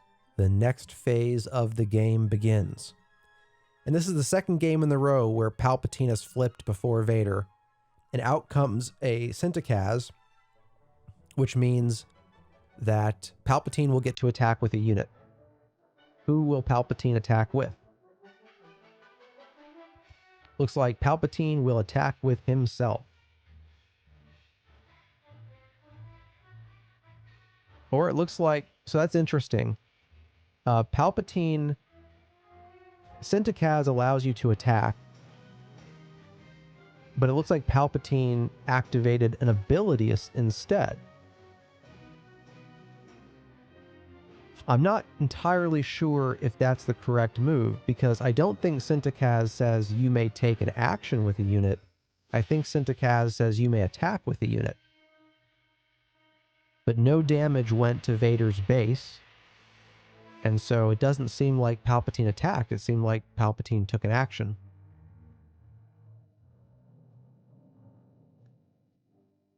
And Palpatine, okay, I thought Palpatine was reading the snub fighter. Palpatine decided to steal the snub fighter. So now Vader's in a lot of trouble here. He has puny little units and not a lot of them.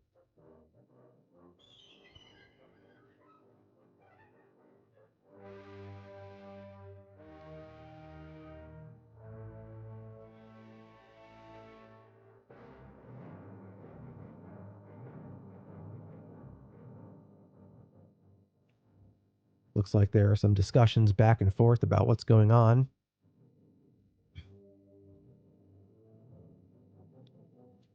So Vader's still got to get 14 damage on the Tarkin Town base. And it's not clear how he's going to do that before his opponent does 30 to him.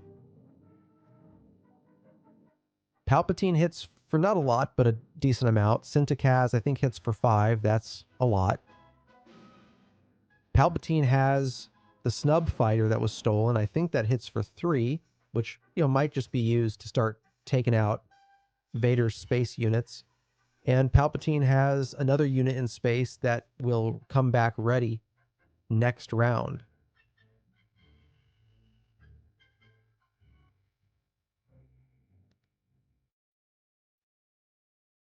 So what can Vader do here? What moves does he have left? One thing he should probably do before he forgets is attack with that TIE fighter into the base so he can create a token. Because if he doesn't do that now, it's going to die. And there he goes. He sees that move. That's 1 to base. Snub fighter takes out one of the ready TIE fighters. We're going to go 1 more to base with a little TIE fighter.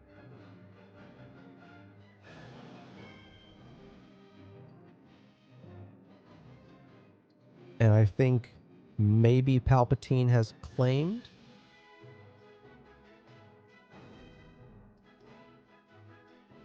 There's 1 little TIE fighter left. Let's see if Vader's going to try to flip on it. I can't tell how many resources Vader has right now.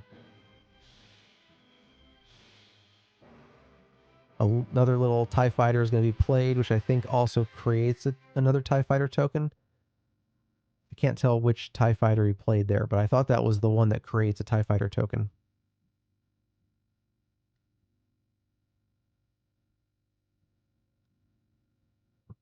And then he attacks his own snub fighter to kill it.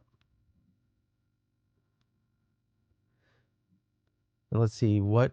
I don't know if Vader is spent on resources or not.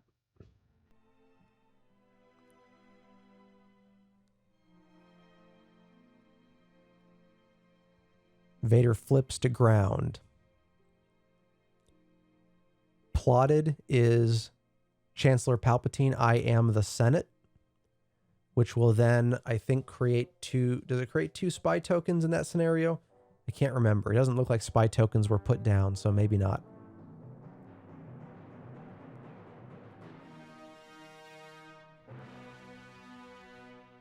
Oh, there they are. They just had to find them. 2 spies ready to go, and for what it's worth, I think those have Sentinel. Vader, where are we going? Is Vader going to hit a Sentinel? No, Vader's going to go into base, which is probably what you got to do at this point. The only chance you've got is to figure out how to hit for 7 more against that Tarkin Town base. And we see that Palpatine has a walker. That's not good.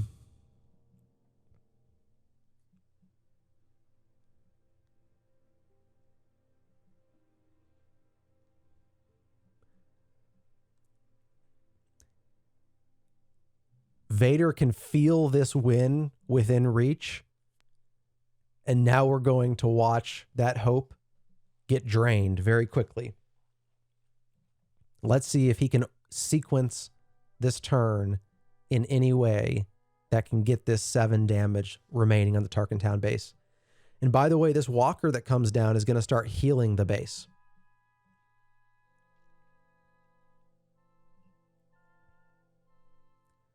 So Vader hits for 5, the spies hit for 2, Palpatine hits, I think, for 2, maybe 3, I can't remember. So if Palpatine has a big controlling move, that can stop all this. But if Vader can just hold on and get in 2 or maybe 3 attacks, depending on the sequencing, even if the walker comes down, it only heals 2. If Vader can get 2 or maybe 3 attacks, all right, we're going to have the super laser tech take out Chancellor Palpatine on Vader's side. Vader's going to hit base for 5. Very, very close to lethal here. 2 more damage is all it takes. So can Palpatine prevent any more damage this turn, or can Palpatine heal enough? He's got the walker. Emperor Palpatine has the walker. It can at least hold on 1 more move. And I'm pretty impressed by how Vader played this. In all 3 of these games, hope seemed lost for Vader, and Vader has done a pretty good job of proving me wrong. There's the walker that we saw in hand. That's going to heal 3, not just 2, it's going to heal 3. So now it's 5 more damage that has to get in.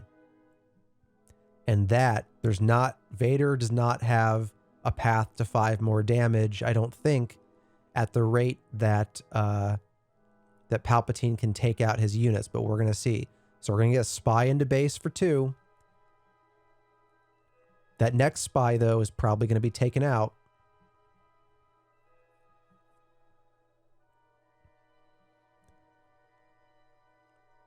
And let's call it war was just done.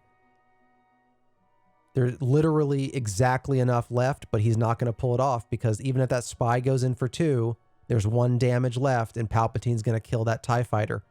So Vader has to have something in hand to buff this. Vader's got to have something to buff one of these units and attack with it. And I'm guessing Vader just doesn't have it. Now, yellow does have some options. We're going to go 1 to base. But the problem is that spy is going to get taken out.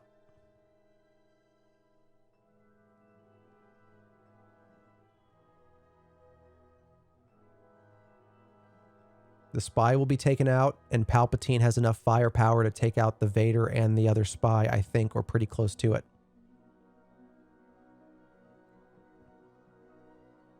How does Palpatine choose to sequence this?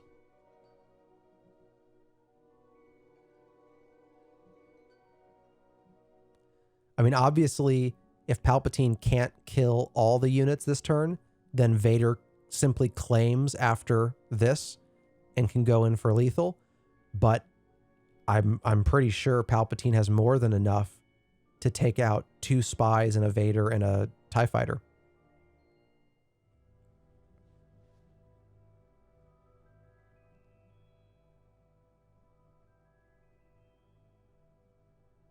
Although, interestingly, if he has to use Palpatine to kill the spy, I'm not entirely sure that he has enough to kill the Vader. I can't quite see what's down.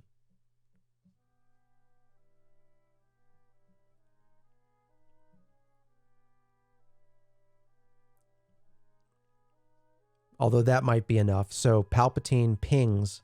Palpatine sacrificed his own unit.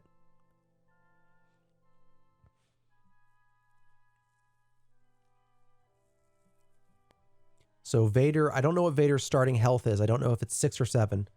But out comes a shuttle, which is going to hopefully capture a unit.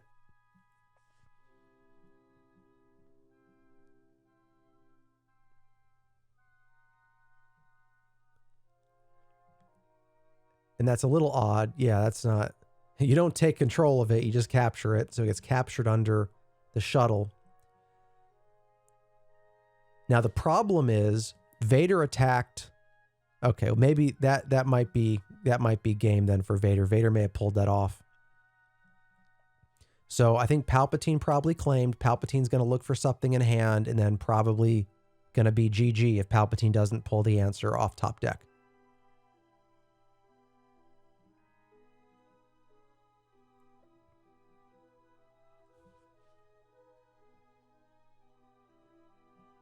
Okay, so Walker into Vader, which is going to heal the base. So now we're back to 5. He's got to do 5. He needs to get that spy to hit for 2 before he loses his only ground unit. Nope.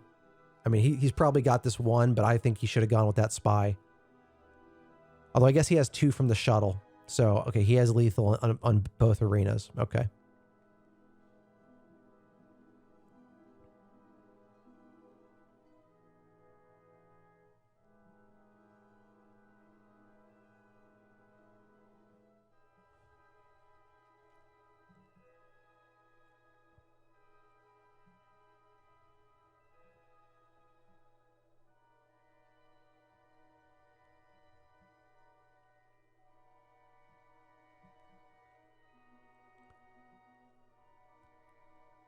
Looks like Palpatine is just trying to make sure there's no move left. But this is Palpatine's last move if he can't stop the next attack. Are we looking at a good game?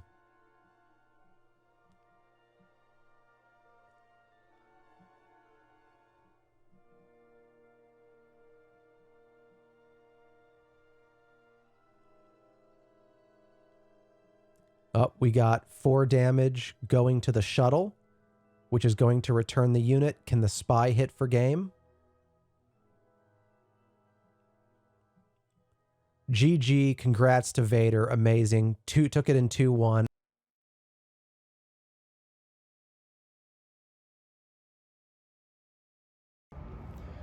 All right, it's your boy 90 Star Wars Kid. We just got done with round 3. I'm getting demolished left and right. I'm 0 for 3 now. Zero round wins. Only won the very first game of the day. And I forgot to mention what I played earlier. So in the first round, it was, what did I play against? I played against, geez, I can't remember the first round. Getting destroyed makes you forget real quick. Second round was the original Chancellor Palpatine, the leader that just flips back and forth. Lost 0 for 2 on that one. And then we ended up at a loser's table. Everyone that was 0 for 2 in our loser's table was all Piettes. So I'm playing Piette red. There was another Piette red, 1 Piette blue, and then one Piette yellow at that table. So I said, well, you know, good news, bad news. 2 of us have to lose, but on the other hand, 2 of us have to win. So of the 2 Piettes that won, I was not one of them. I went 0 for 2. I went 0 for 2 on that one on round 3. And I got close on the second game. The second game, if I had made a couple of moves differently earlier in the game, I think I would have clinched it. It was against, that one was, I guess, a Piette data vault, so it was green-green. But, you know, didn't pull it out in game 2, so there was no game 3. Unclear what would have happened in game 3. But that's what's going on right now. 3 rounds, 3 losses, and here's on to round 4 before lunch. I'll catch you after that.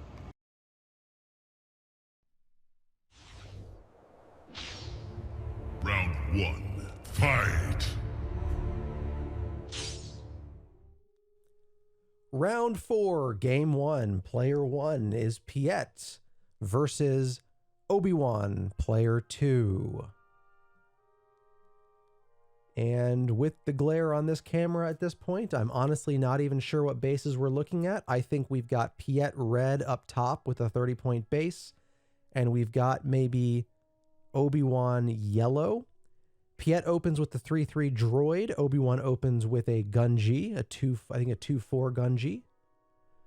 Piette has the initiative.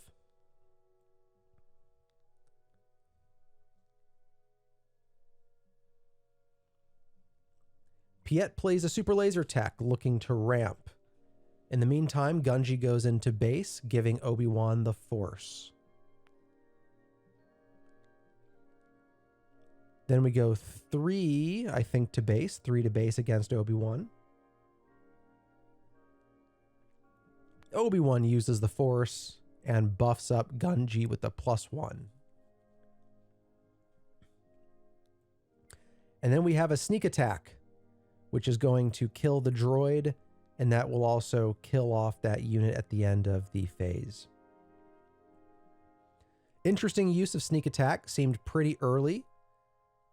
I guess Obi-Wan really wanted that droid out of there.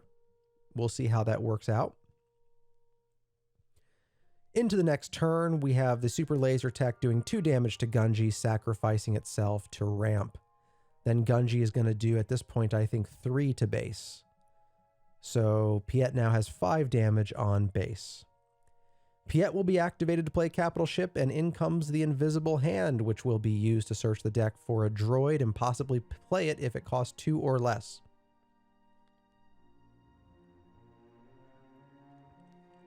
And we get another 3/3 droid on the ground. Obi-Wan snuck attack the first one. Let's see what he does with the second one. And Obi-Wan is already deployed, as is Piet. And out comes a force unit, ready because the force was used. Piet goes to base for 2. Obi-Wan goes to base, as does the force unit.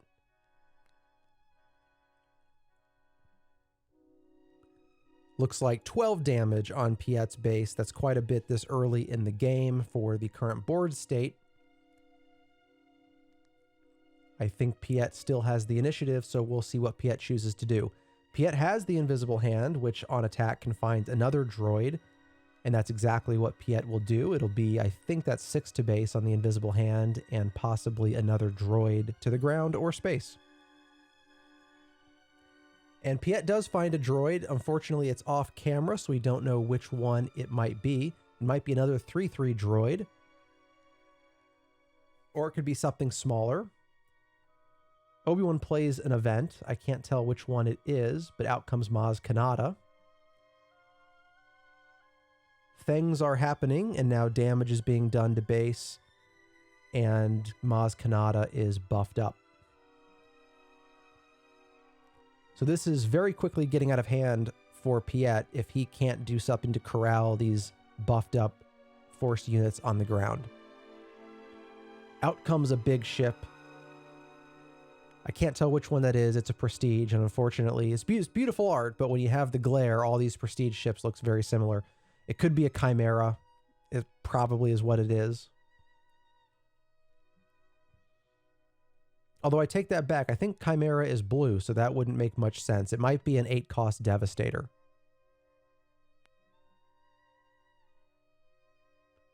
So 22 damage on Piet's base. Piet is trying to race, but I'm not sure Piet has the race here. Those ships might not be big enough. I can't tell how much damage is on Obi-Wan's base. We'll find out probably this turn who wins.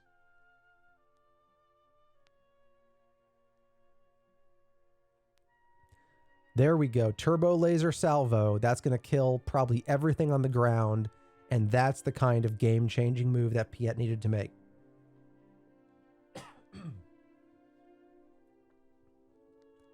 So now Piet is wide open to hit with some big ships unless Obi-Wan has some serious counters. And I think that's game. Congratulations to Piet on taking the first one.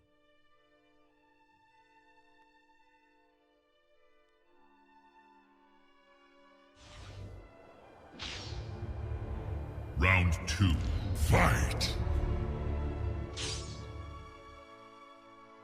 Here we go. Game number 2 in round 4. Piet took the first one. It was close, but a clutch turbo laser salvo cleared the board.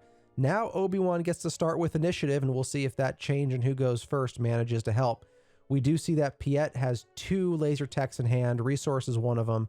I imagine we'll see the other laser tech here on turn 2. Turn 1 for Obi-Wan, as always seems to be the case, is Gungi, and as with Piet, always seems to be the case, is a 3/3 droid. We go to turn 2. Obi-Wan still has the initiative. Let's see what happens. Probably a Gungi attack followed by some force buffing, but we'll see.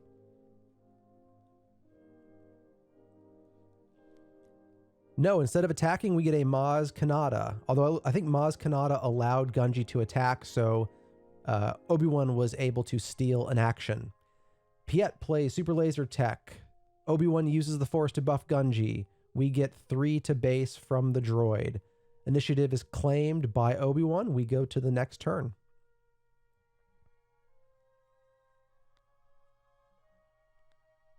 And if Obi-Wan can stop the laser tech from sacrificing, that would really push Piet back, stopping the ramp. Instead, Gunji to base for 3, giving Obi-Wan the Force. Super Laser Tech deciding who to sacrifice against. Sacrifices, I think, against Maz Kanata. That's right. Maz Kanata goes to base. The droid could go against Maz Kanata to kill Maz Kanata, but out comes Piet. In fact, Piet might be able to kill Maz Kanata. Except Obi-Wan just buffed Maz Kanata, and so maybe not. Might take both attacks. Instead, it looks like Piet is going to go to base. Out comes another unit. Force is gained.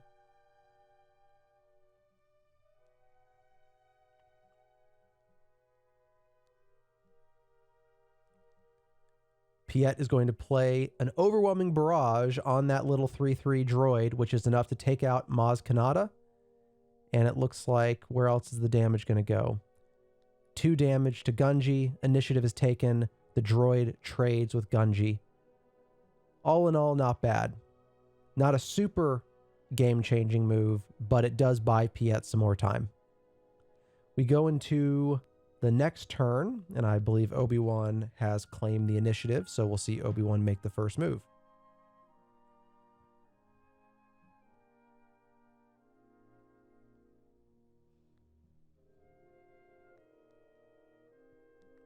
Obi-Wan uses the Force to buff up a unit, and I think that's because the next thing we're going to see is Obi-Wan flipping out either before or after the unit attacks base. Piet sends 8 damage over to Obi-Wan to figure out where he wants it. And that was a good time to play it because it's before Obi-Wan flips, so you can get maximum damage on base. But at the same time, if he had played it with a capital ship, it would have done 12 damage instead of 8. So now we're exchanging some blows to base here. I can't tell how much damage is on the Obi-Wan base. I think Piet has 10 on base. And Obi-Wan's going to get real buffed up there. Looks like maybe a +3 and maybe an ability on top. I think that might be, I don't know, is it General's Blade or what it is? If it is, then the next unit gets cheaper too. So a bunch of damage going into Piet. We'll see if he can recover from that. That looks like maybe a 21, somewhere in the low 20s. So very close to lethal here. Not much left for Piet. He's got to do something big. And Piet had nothing else that turn, which was the consequence of playing that planetary bombardment. So now he's in big trouble. Probably what he should have done last turn was play a capital ship and then play a planetary bombardment this turn.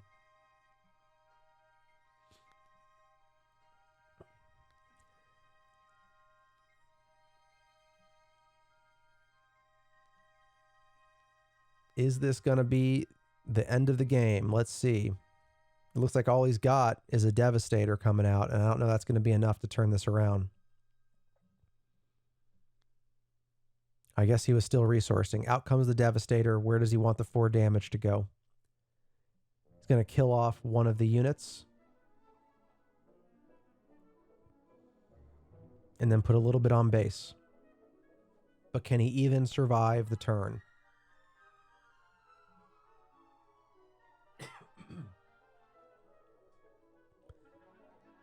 And that is GG. Obi-Wan takes this round.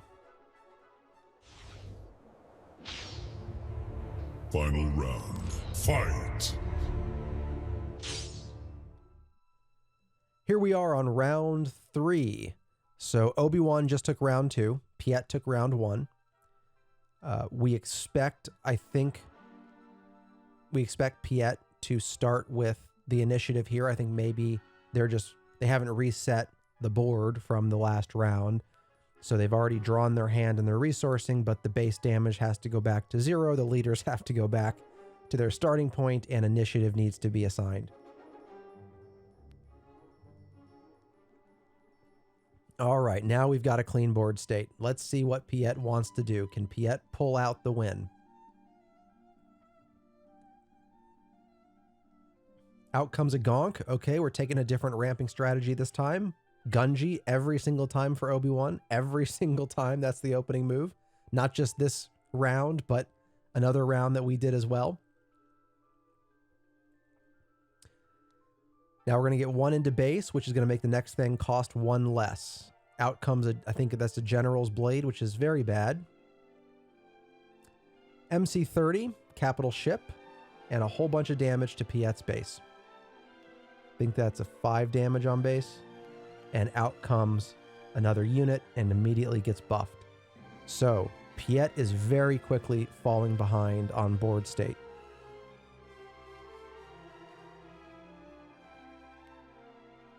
You know, Piet can do a good 6 damage to base, but I just don't know how much that's going to help him here. Obi-Wan is racing fast. We'll see if he tries to do a little ramp with Gonk. He does. 1 to base, which means the next thing costs 1 less. We're going to go into base with the smaller of the 2 units. Then 6 to base with the capital ship. And we're going to buff Gunji. Even more damage to base. Out comes another capital ship. The Invisible Hand, which allows Piet to find a droid and possibly play it if it costs 2 or less. Out comes a little spaceship, which does a couple damage to the base. And all of that's well and good. I'm still not sure if Piet has caught up with the board state. Yeah, and Piet was going to flip, but that's less important than initiative, I think. And it looks like there's some kind of discussion happening here.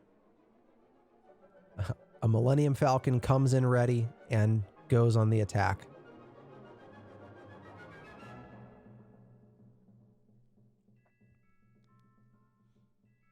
Millennium Falcon is returned to the owner's hand to avoid paying the maintenance cost.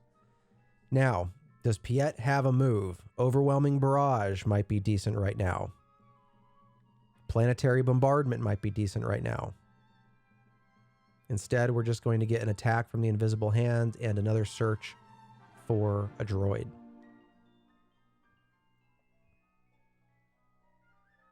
There's the droid. And I want to say maybe that's 16. I can't tell if it's 16 or 20. Probably must be 16. 16 on Obi-Wan's base, maybe something like that. Now he has Maul. Maul can ambush. Maul can ambush with Overwhelm, which means if there's a low HP unit on the ground, you can get some decent damage into base just by playing Maul. But the problem is, I don't know if Piet has enough moves left to make all this work. And I think I saw in Piet's hand a Planetary Bombardment. I'm a little surprised he didn't play that on the Invisible Hand and then take out a couple of these ground units. Because now, as you can see, there's another buff on Gunji.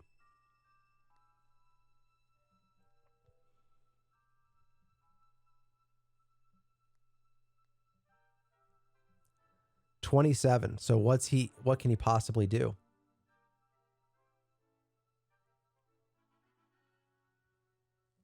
And that's game. Obi-Wan takes it 2-1. All right, it's your boy, 90 Star Wars Kid. We just got done with round 4. My losses continue, 0 for 2 on round 4. I was playing a Han 2 green, but it was just an Echo base, a 30 point base, not ECL, not Data Vault.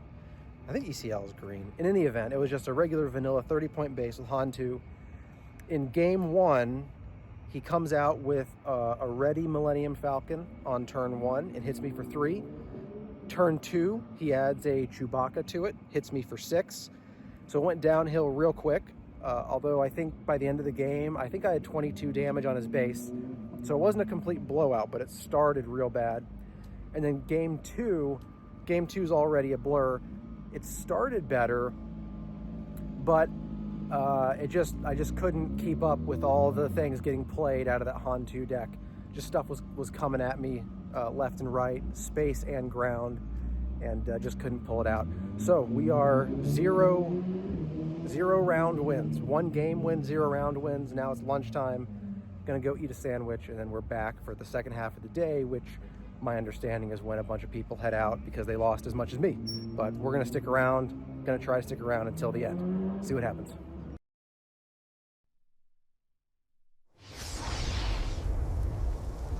Round 1. Fight!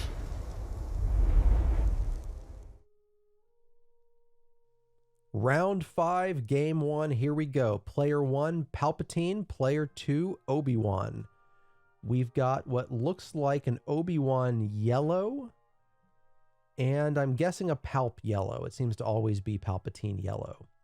So I think we've got the same aspects, except 1 villainy, 1 heroism.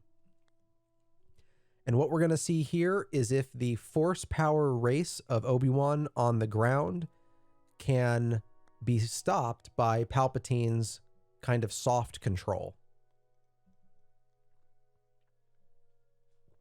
Not sure which player has initiative. Don't see the token, so we'll see who makes the first move.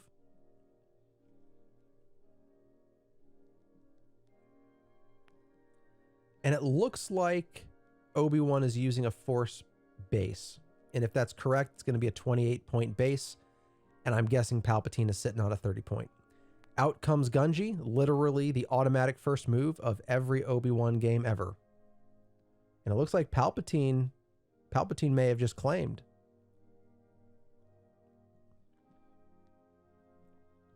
But this is one of the things about these Palpatine decks. They kind of just sit there and collect cards and prepare moves while taking a bunch of damage on base, and then all of a sudden they descend on you.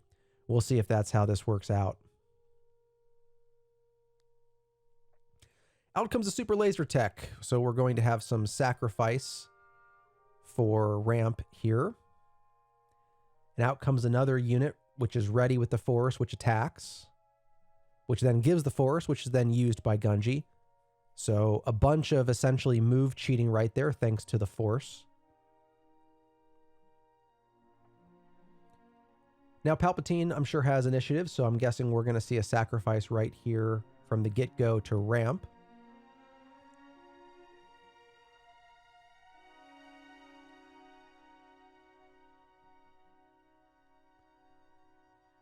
Instead, Palpatine plays a unit. Can't tell what it is, but I think it may have ambushed or in some way just killed one of Obi-Wan's units, and it took some damage in return. Then Gungi went to base. There's now 8 damage on Palpatine's base. Will the Super Laser Tech sacrifice itself? Or will Palpatine ping it? Palpatine effect is activated. Sacrifices the non-laser tech to do damage to Gungi.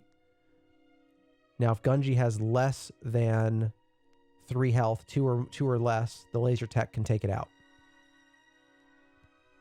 If. I don't know if. I can't tell how much is left. I think it has 3 health left, so I don't think the laser tech is going to pull it off.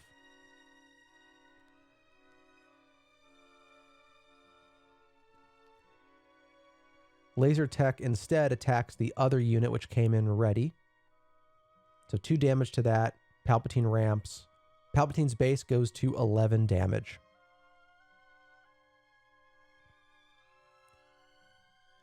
Out comes a unit on the Palpatine side. And I think that Palpatine may have discarded a card there to do something. Didn't quite follow that. Obi-Wan is going to buff up the second unit.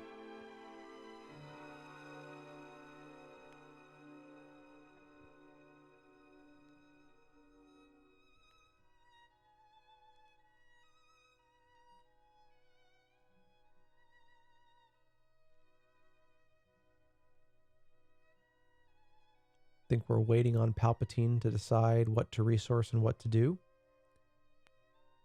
All right, here comes Palpatine.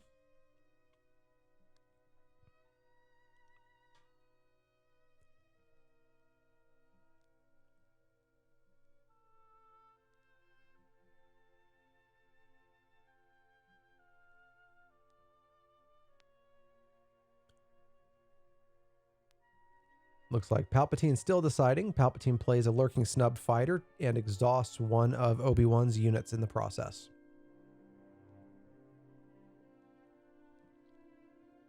Gunji's still alive and attacks base, bringing the damage up to 14. How will Palpatine respond?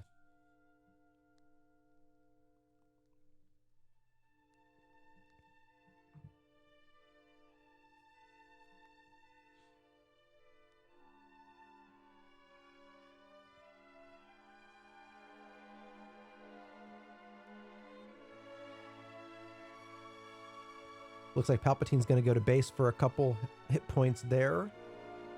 And then we get the Obi-Wan flip. And then we get a no good to me dead on Obi-Wan. So Obi-Wan will not do anything this turn, will not do anything next turn. But out comes a ready Falcon. And if Palpatine has nothing for that, it will attack either the snub fighter or attack into base. Palpatine effect comes in, sacrifices one unit, does 1 damage to the Falcon. Falcon goes to base. I'm not sure why Palpatine made that move. The Falcon comes back to hand if the maintenance cost isn't paid.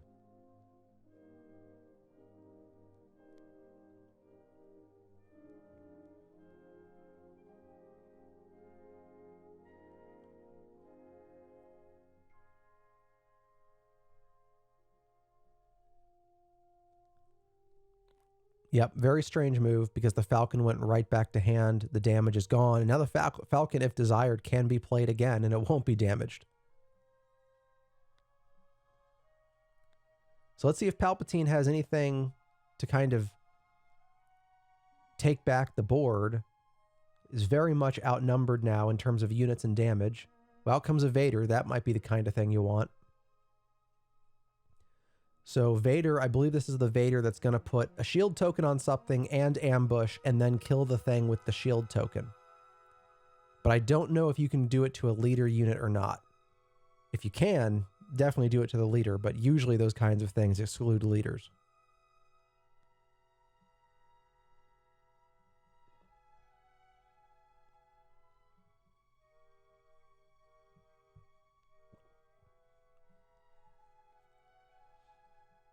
And I assume that Palpatine is doing stuff with his deck right now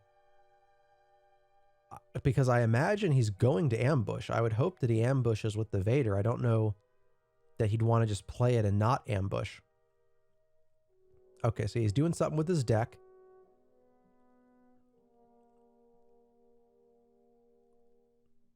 He's playing, I always forget that card's name, but it lets you see the opponent's hand and discard 1 card.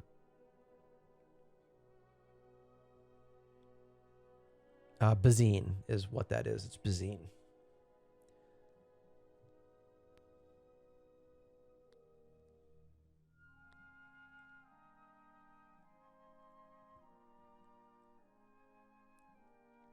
So I'm not actually sure what he played here because I don't know what allowed Palpatine to bring out more units. Likely something happened off camera that we couldn't see, but we're waiting for this chain of events to resolve. And I think that what the Palpatine player was doing right there, Palpatine player may have been writing down the names of every card in Obi-Wan's hand. The Millennium Falcon gets discarded. And now I think maybe we're finally going to do the Vader resolution. Nope. I guess we're going to the... Let's see.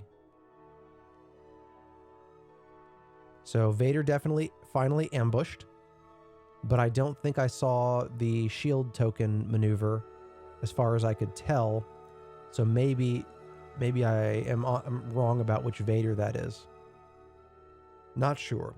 This is the problem with trying to watch these Palpatine decks when you can't really see the cards. There are so many things going on with the Palpatine side that if you don't know every unit right off the bat, it's hard to keep up with the actions. But we've got Ahsoka coming down on the Obi-Wan side.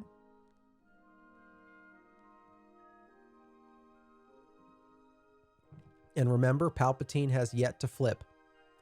So, and I don't know how many resources Palpatine is on. We know he ramped at least once. Not sure if he played a resupply, but there could be a big plot flip with Palpatine. Also, when Palpatine flips, he'll take control of an enemy unit. So we'll be on the lookout for that as well. That said, Palpatine has 23 damage on base. Not far from the game ending.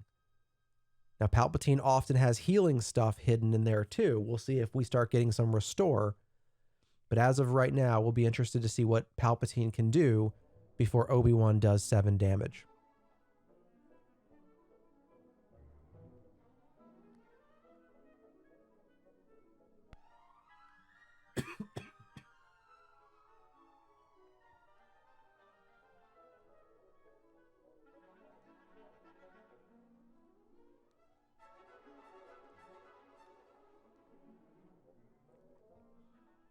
What does Palpatine have? I think now he's running through all the permutations, and there are so many permutations on these Palpatine decks, it takes a long time to think it through. Especially when you've got 3 ground units against 4 ground units, 1 in space. What sequencing order, what's in your hand, what's probably in the opponent's hand. This just tends to happen with these Palpatine decks. Now we get the flip. There's the flip. Palpatine takes the unit that he wants. And now we'll see if Obi-Wan can do 7 damage into that base. And here Palpatine is once again... I think there must be I think that's what, Gurindin? Is that the right name? I forget the name. But play the card to see the hand and name something. But we'll see now. Can Obi-Wan get 7 damage in before the Palpatine carnage comes raining down?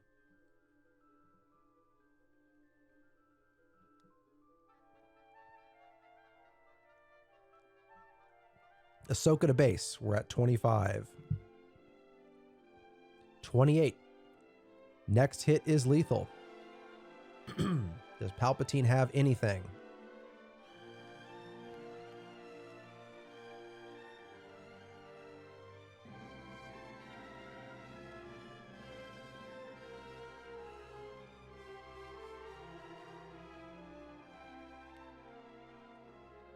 And that looks like a no good to me dead on the Obi-Wan. So he saved 1 more turn at least. But he's got a lot of units ready to attack. I doubt it's a one... I'm sure it's not a one-shot kill.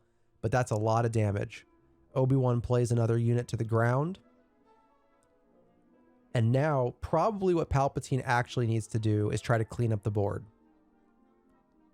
Palpatine can't take another hit. So Palpatine probably has to get rid of every one of Obi-Wan's units and then try to maintain control while doing some restore.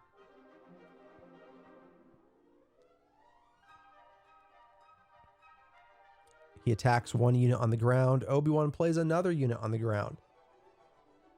That is a lot to try to clean up. I'm not sure that Palpatine has enough. Actually, I'm quite sure Palpatine does not have enough attack strength to kill all of those units.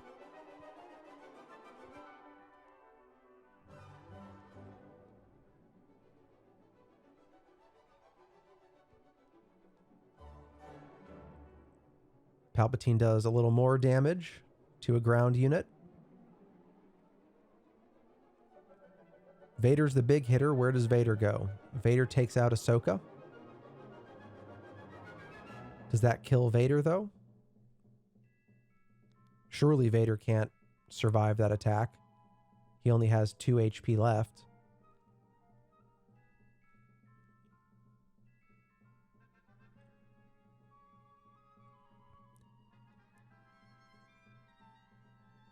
Palpatine took out another unit.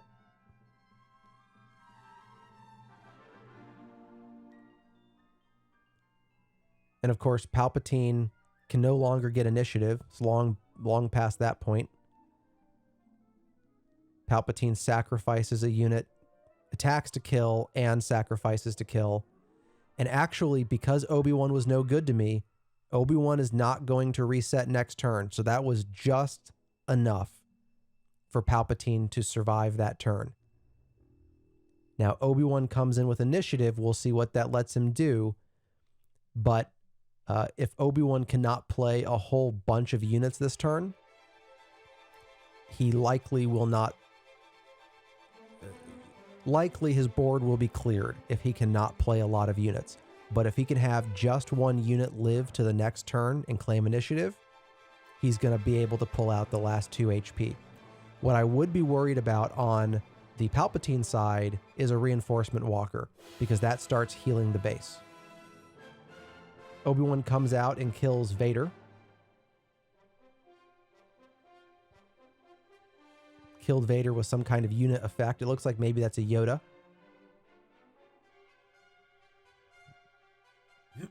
So Yoda, that's going to be hard to get rid of unless you waylay it or something.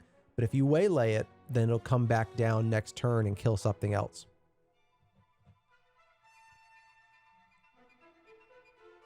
Looks like Bazine is still hanging out down here.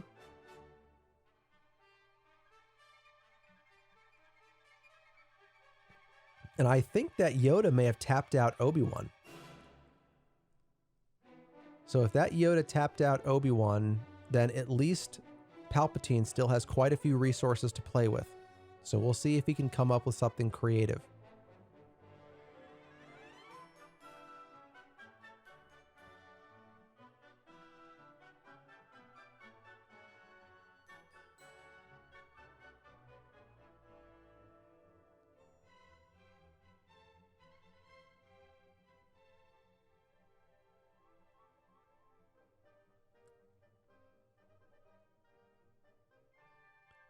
Palpatine is going to go to base with Bazine. I can't see what that total is, but I'm pretty sure it's pretty close to 0, I think. I don't think much, if any, damage has been done to base. I don't know why Bazine would do that. But this Palpatine player knows what he's doing, so far be it for me to question it. And then it looks like, so some kind of event. Okay, let's see, Maul was played.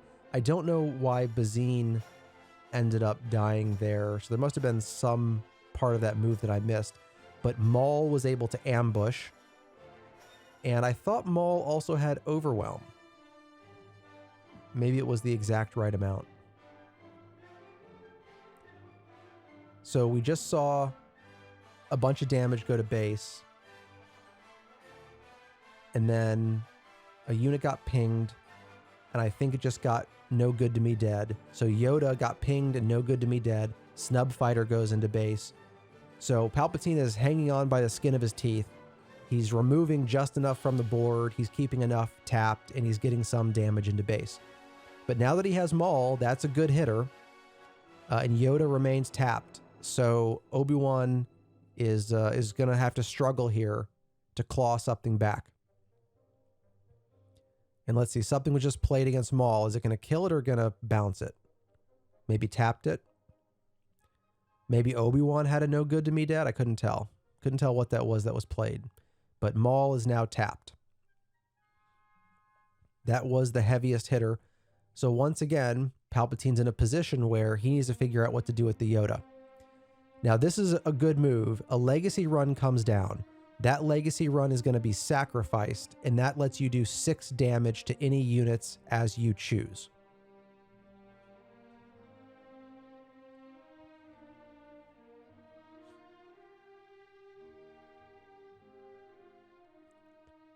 I don't know what the HP is on Yoda, so I don't know if legacy run alone is enough to kill Yoda.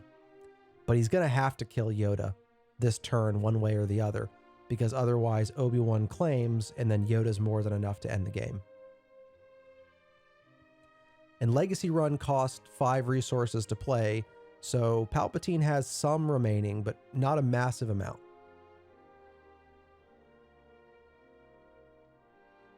Waiting on Obi-Wan, I think, to make his next move.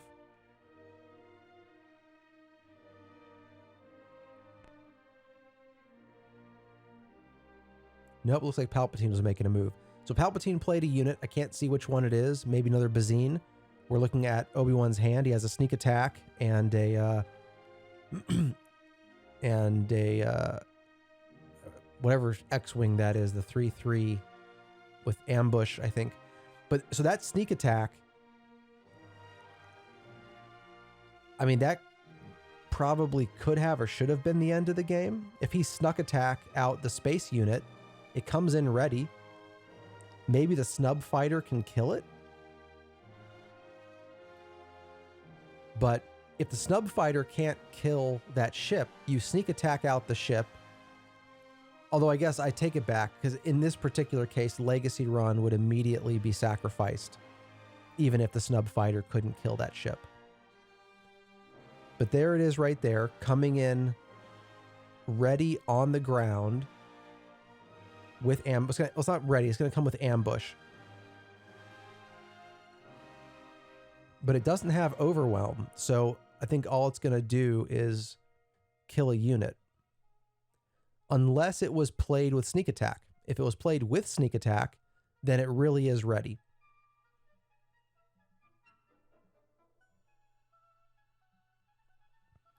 So it can do 5 damage, and it's ready. How will Palpatine deal with it?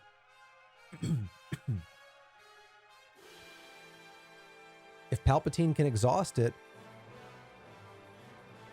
it looks like Palpatine might go the route of sacrificing Legacy Run.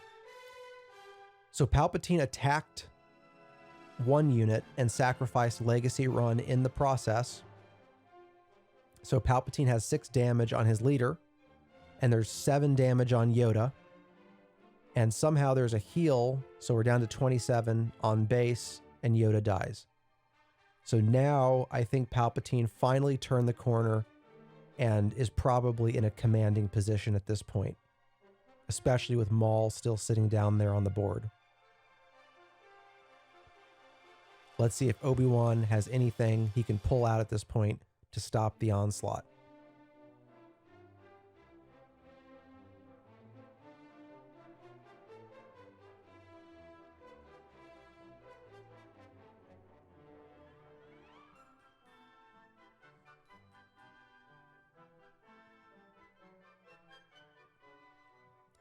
Can't tell which unit that is, but Obi-Wan does play a unit. Hopefully for Obi-Wan it has Sentinel or something. We'll see. 1 damage done to the unit with a sacrifice.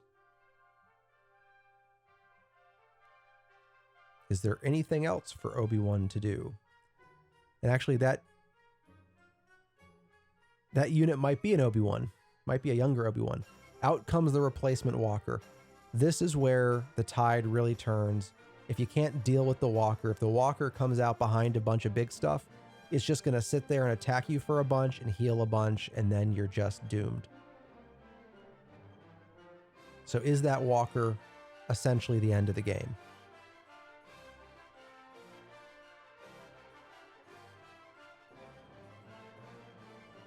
Palpatine's going to attack to kill that unit.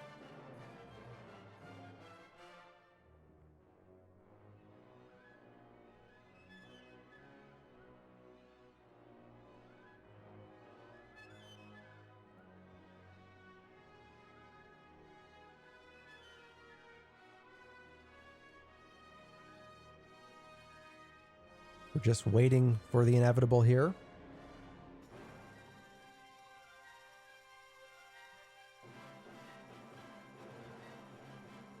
Palpatine down to 23 damage.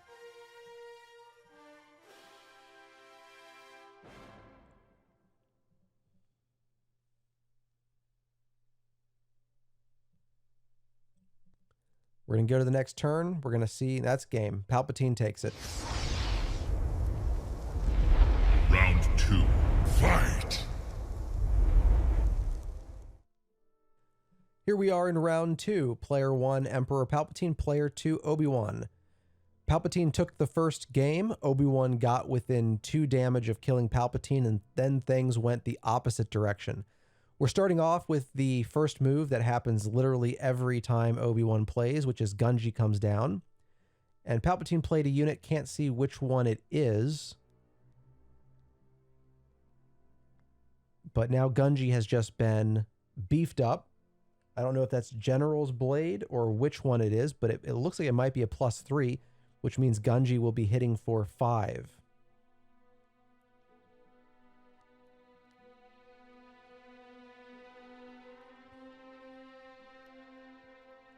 And it does look like Palpatine's unit has a couple of key words on it. I'm not sure which they are. I don't know if it's a restore or what, but it looks like it's going to sacrifice itself attacking into Gungi. So Gungi takes 3.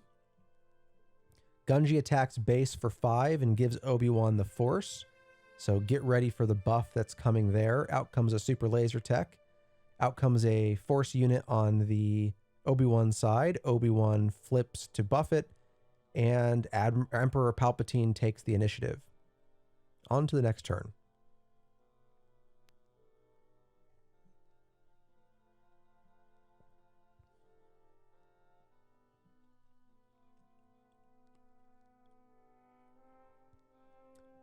All right. Emperor Palpatine has the initiative. There's a super laser tech out. We'll see if we begin with a sacrifice, and we do. 2 damage to Gungi. Gungi's got 5 damage on board, and Emperor Palpatine ramps by 1. Let's see what Obi-Wan chooses to do. Obi-Wan hits base for 5 more. That's 10 on base. Obi-Wan has the Force.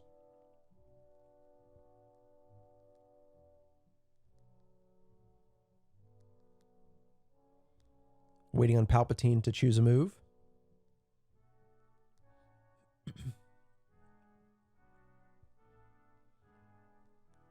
it looks like, if desired, Obi-Wan's next move might be to buff up Gungi. Instead, Emperor Palpatine successfully handles Gungi before the new buff happens. Obi-Wan plays a unit that comes in ready by using the Force. Unlikely that Palpatine has a move to handle that unless it's something like a no good to me dead.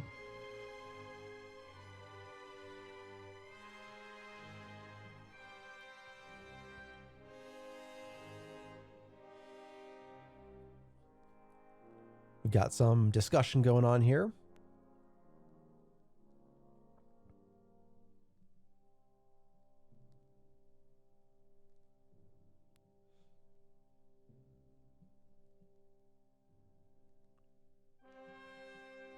Out comes a Bazine. Show us your hand. Gonna get rid of something. Out goes the lightsaber. Yoda remains in hand. But that also means that Obi-Wan is already down now to just 1 card in hand.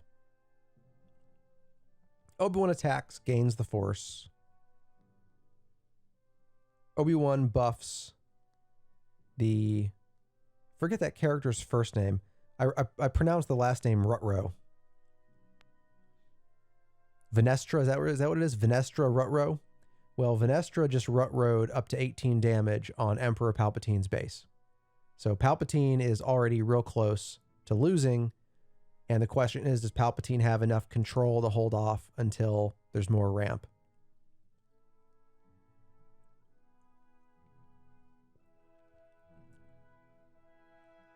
You can never count this Palpatine out, but at the moment, I'm probably feeling pretty good if I'm the Obi-Wan player. Still plenty of ways to lose, but you're in a decent position for how early in the game it is.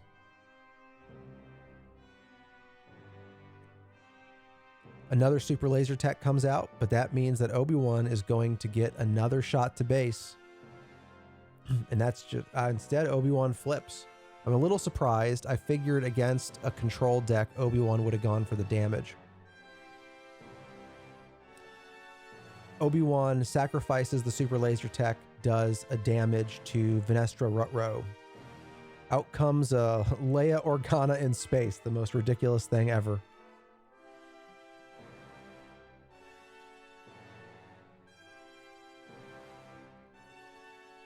So already we're in a position where Palpatine is fighting for his life here. Obi-Wan has a lot of damage on the ground that's ready to go, and now has threat from space as well. Again, I don't know what's coming, but to me, it already looks like the game is pretty close to over. Unless Palpatine has some real interesting control at this point. Because just like that, we're up to 24 on base, 6 more and it's game over. Palpatine flips. And with that, I think Do we have it? Yep, Obi-Wan takes it. Final round. Fight. Here we are on game 3. Obi-Wan had a surprise surge of buffed up units last game that were able to beat Emperor Palpatine before Palpatine could start doing all of his shenanigans. So now in game 3, one of the big differences is that initiative is going to go to Palpatine. Now, initiative might not always be that important to Palpatine, but given that Palpatine, as we see here, so like right off the bat, Palpatine plays Bazine, gets to choose the most critical opening card out of Obi-Wan's hand and throws it away. Now, Obi-Wan could have multiple good starting cards, but if there's only one good first move, it just got taken. And actually, that's what we just saw happen. So after Bazine, the opening move was thrown out, and all Obi-Wan could do is claim initiative. So now we go into turn 2. Bazine is ready to go. Out comes what I think is an Obi-Wan. I don't know the art on that card. There's some kind of promo card, I think.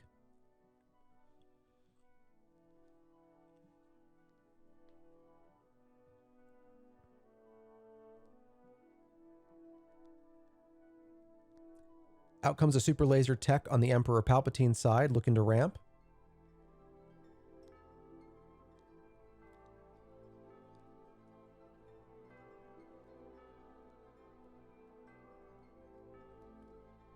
Then Bazine, is it into base or into a unit? Let's see.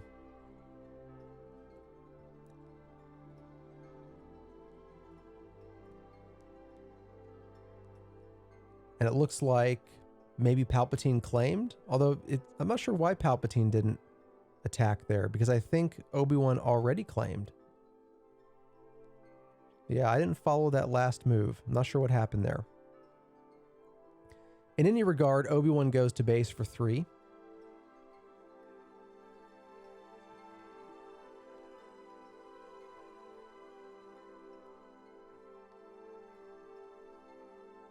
Palpatine sacrifices the super laser tech into Obi-Wan, doing 2 damage. And of course, ramping by 1. Obi-Wan plays a unit. Don't remember which one that is. It looks like the prestige version, though. Some kind of force unit.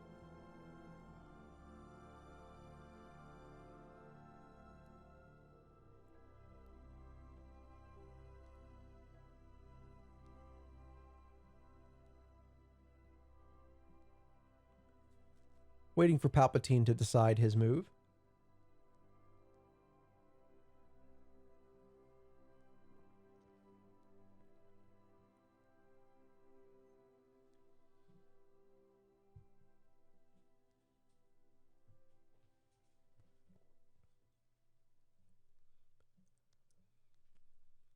Still waiting on Palpatine to decide his move.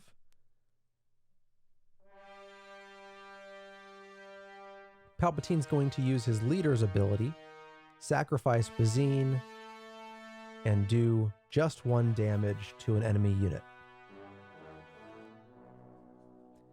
And then out comes whatever that little Jabba's guy is called and heals 1 from the base.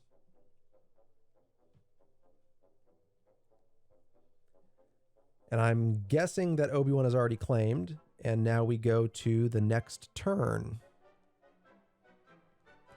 Obi-Wan's rearing and ready to go. He wants to get some damage in. He's tired of these games. But you can only move as fast as the opposing player.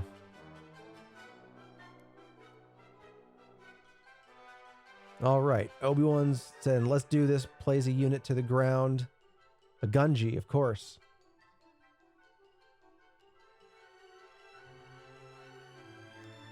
And then we get, I think that was a change of heart. So, Palpatine has taken over a unit for 1 turn. We're going to get Obi-Wan. Oh, let's see, we got some negotiation going on. Obi-Wan attacks with Obi-Wan and then gains the Force. Kills off one of Palpatine's units. Does, I guess maybe remove some damage from base. Maybe there's a restore on the way out. But now Palpatine probably wants to kill off the unit that he just took, because otherwise it's going to go back to his opponent.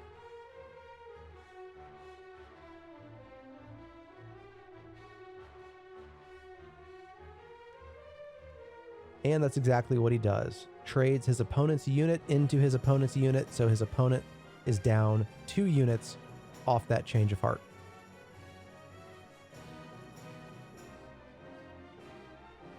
Obi-Wan will buff up Gungi by using the Force, which is usually where Obi-Wan would be within about 1 turn, but there was no Gungi play this time.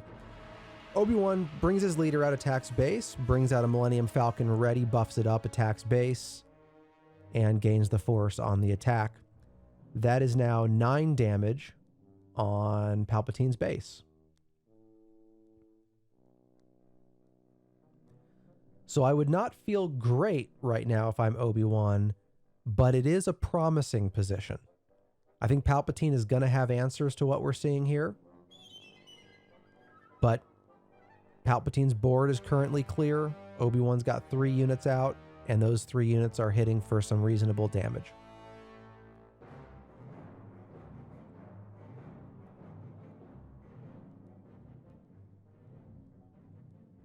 Waiting for Palpatine to make the opening move. And I'm not sure how many resources Palpatine has, but you do always need to keep in mind Palpatine flipping and taking a unit. Instead, we get Palpatine playing a Legacy Run, and as a reminder, when Legacy Run dies, it distributes 6 damage among enemy units.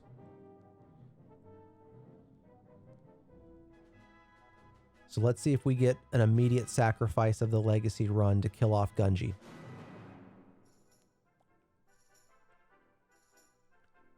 He's debating it. He's debating it. Does he want to do it? And I think he does it. I think he's going to sacrifice Legacy Run. He gets to ping 1 damage, and then he gets to put 6.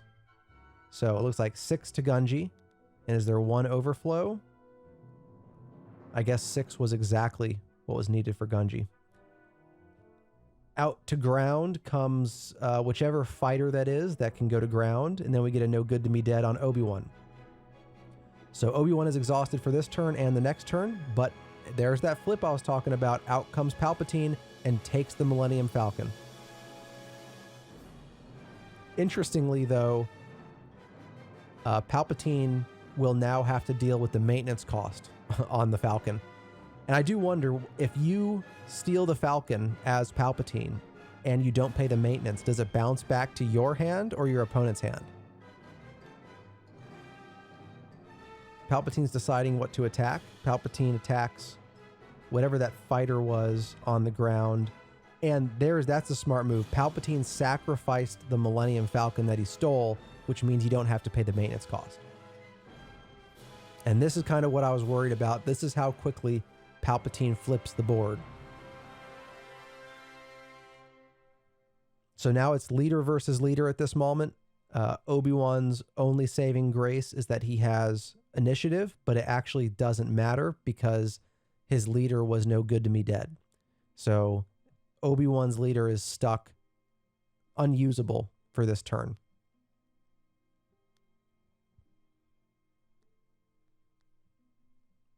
So just as quickly as Obi-Wan looked like he was heading in the right direction, now things look a bit dire. Because once Palpatine starts playing whatever he wants, you're going to get some of the bigger hitters. Eventually, you're going to get a reinforcement walker out here, which is going to start restoring stuff. And Obi-Wan, I don't think, has any meaningful removal. Out comes a little Force unit. To me, that's feeling a bit too little too late, but we'll see if stuff starts getting buffed up. And just like that, it's killed off. Now Obi-Wan comes out with a ready Millennium Falcon. That's the second one we've seen in a few turns.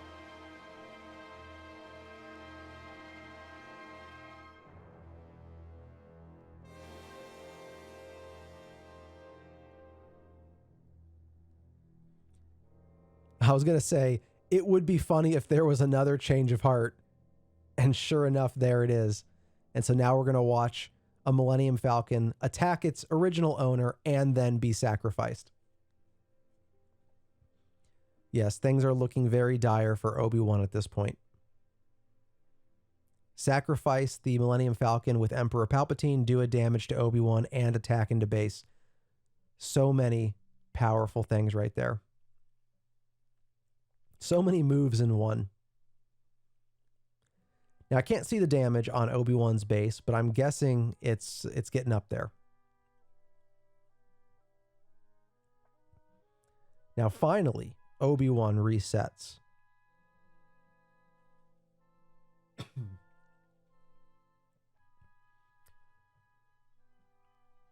Can Obi-Wan pull out the second win?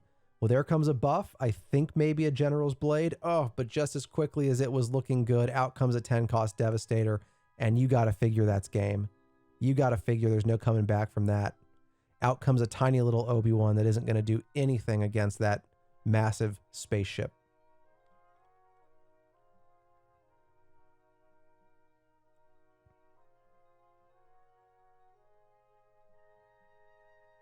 Palpatine attacks into Obi-Wan.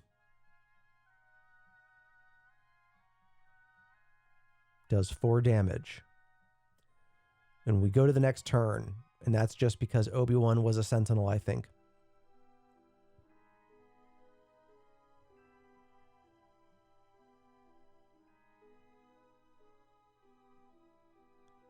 Does Obi-Wan have it, or is it game?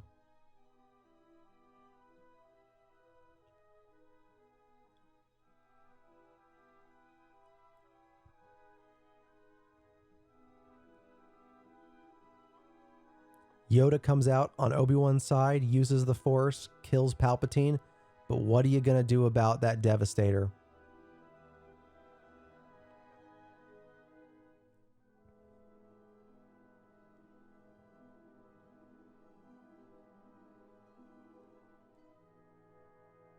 Out comes a Vader with ambush, and I think also a shield token ability to kill anything.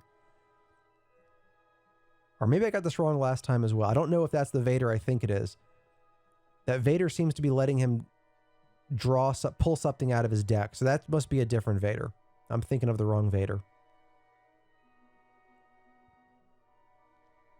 I guess this Vader is one that lets you find and play some other villainy units or something like that. And there's the 2. I think one of them is Gurinden. And I can't tell what the other one is, but we've seen that couple played with Vader in a previous game. So that allows, I think he's allowed to say the name of a card, and then if it's in the hand, it either can't be played or it's tossed out or something.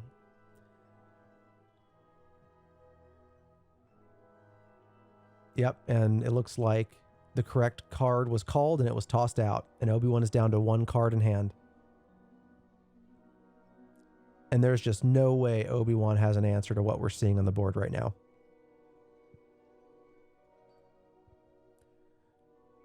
Obi-Wan unit is killed. Vader ambushes into Yoda. That's 5 in both directions, and then a devastating 10 into the base.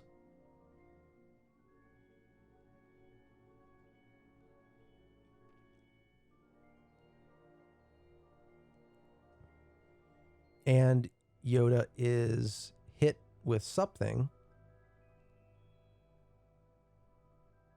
Got 8 damage on him. I don't know. How big is Yoda?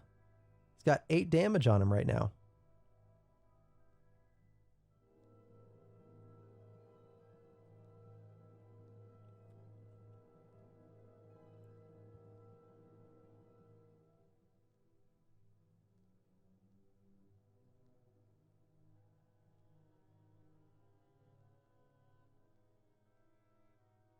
All right, Obi-Wan readies Yoda. Is there anything left for Obi-Wan to do?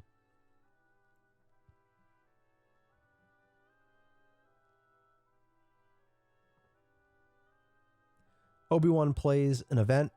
I don't know which one that is. It's a green event. Out comes a little Obi-Wan, who I think is a Sentinel, kills one of Palpatine's units. There's still going to be 10 from that Devastator, though. Palpatine sacrifices 1 unit to kill Yoda. Now it's Vader versus Obi-Wan. Very thematic, but still a massive spaceship. There's General's Blade. I think it's General's Blade on Obi-Wan, so buffs it up.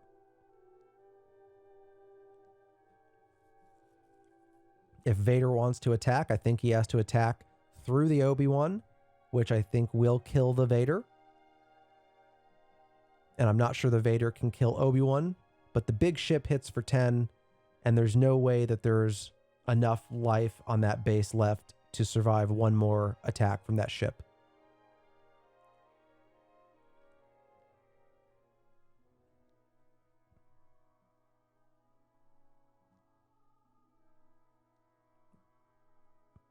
Maul ambushes, Vader kills. Or Vader attacks base.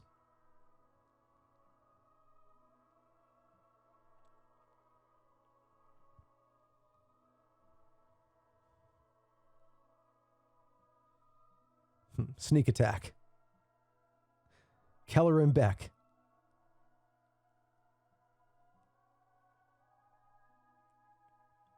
What could it possibly be? We got a Venestra Rutro, which comes in ready, and that's game. Palpatine takes it.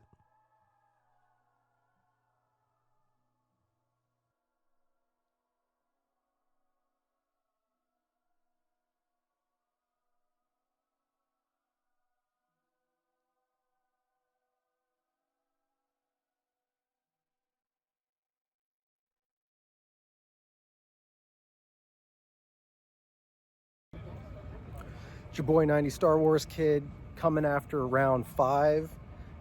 I actually didn't play at all. I guess after you lose all 4 of the opening rounds and they need someone to sit out for a bye, you are the one who gets the bye because all the people who are actually winning need to keep playing. So as a loser, I sat out, though I think technically I automatically get a win for that, not that it's worth anything. So we'll see if in round 6 they play me up against somebody again so I can play and see what happens. But I've just been watching other people play, watched a couple real close games between a Han 2 and a Piet, not my Piet, somebody else's Piet Data Vault. 1-1 so far on that one. So I'm going to go back in and watch other people win and lose, and then hopefully I can continue my losing in round 6.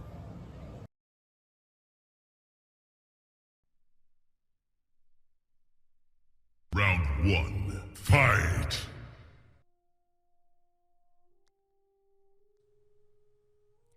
Round 6, game 1, we are looking at Piet versus Piet.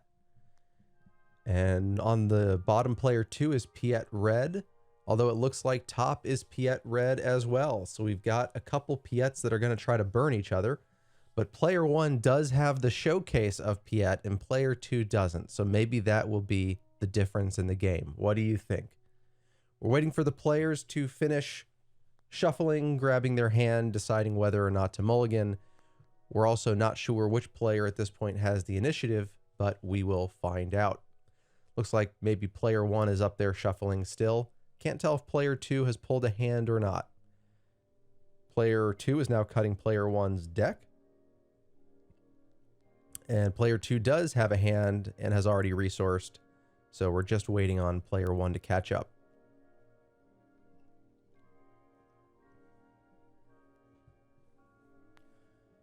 So with both of these playing Piet Red, we're going to see big ships and some burn. Out comes a gonk for player 2, and it looks like player 1 didn't have a first turn play, and that's going to put him behind the 8 ball for sure. Player 1 really needs to match player 2 move for move because they're playing the same decks.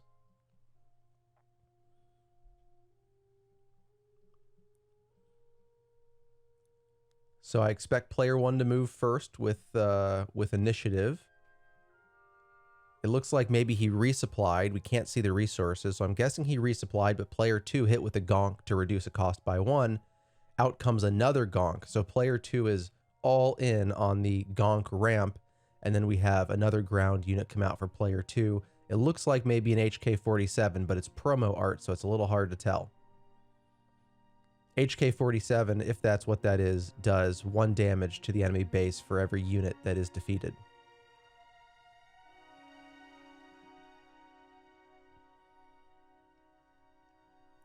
All right, player 1 is going to tap Piet to play a capital ship. In comes the Invisible Hand, which allows player 1 to find droids in the top of his deck and play them for free if they cost 2 or less. The Invisible Hand also hits for 6 if player 1 makes it to next turn with the Invisible Hand. Out comes a 3/3 droid on the ground to provide a little bit of defense against all that stuff that player 2 has going on. Player 2 will attack with Gonk. That reduces cost by 1. Piet is deployed by player 1. Let's see if we get another attack with Gonk to further reduce the cost.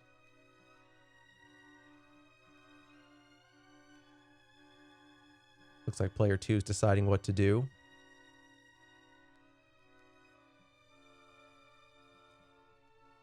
Player 2, I don't think can flip because player 2's on 4 resources, player 1's on 5.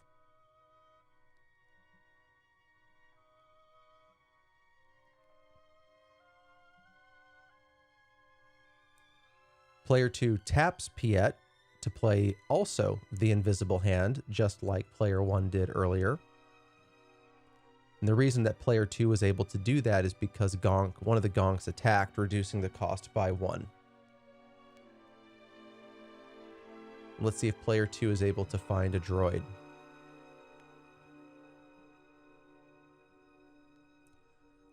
It looks like player 2 may have whiffed on that. Either that or took the droid to hand. In the meantime, Piet attacks Gonk, taking 1 damage back. Gonk has 2 damage on him, which is probably okay as long as player 1 can kill that Gonk next turn before it's used, because player 2's already spent all of his resources. Player 2 claims the initiative instead of attacking with Gonk or the HK-47. Now player 2 has the initiative, is on the 5 resource turn, which is the flip turn for Piet. Still has 2 Gonks in the field. We'll see what he does in terms of attacking base versus reducing cost versus playing another capital ship.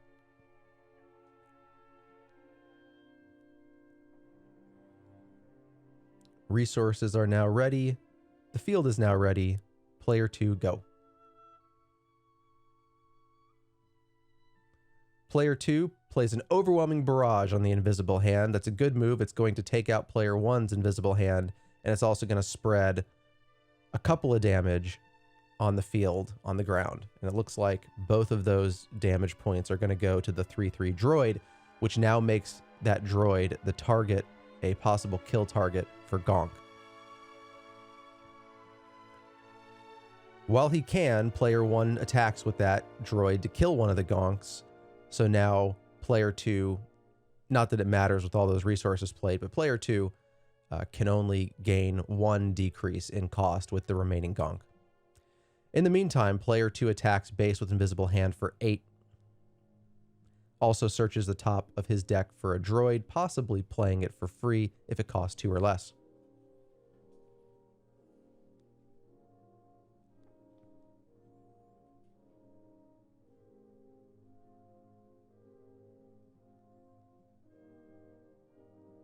And it looks like either he whiffed again or he took the droid to hand. Out comes by player 1 an 8-cost Devastator. That does 4 damage wherever he wants. 1 damage kills the Gonk, 3 damage goes to base, and that is now a big ship for player 2 to contend with. Now, Devastator at least is a little lower on the health. It attacks for 9, which is a lot. It only has 6 defense. So in theory, player 2 can trade the Invisible Hand for that Devastator on the next turn if he chooses to. Of course, another thing for player 2 to be aware of is that with the Devastator, all indirect damage is assigned by player 1. So if player 1 were to play something like a Planetary Bombardment, that could be 12 damage sent directly to base if player 1 chooses to. So player 2 needs to make a move here against that Devastator.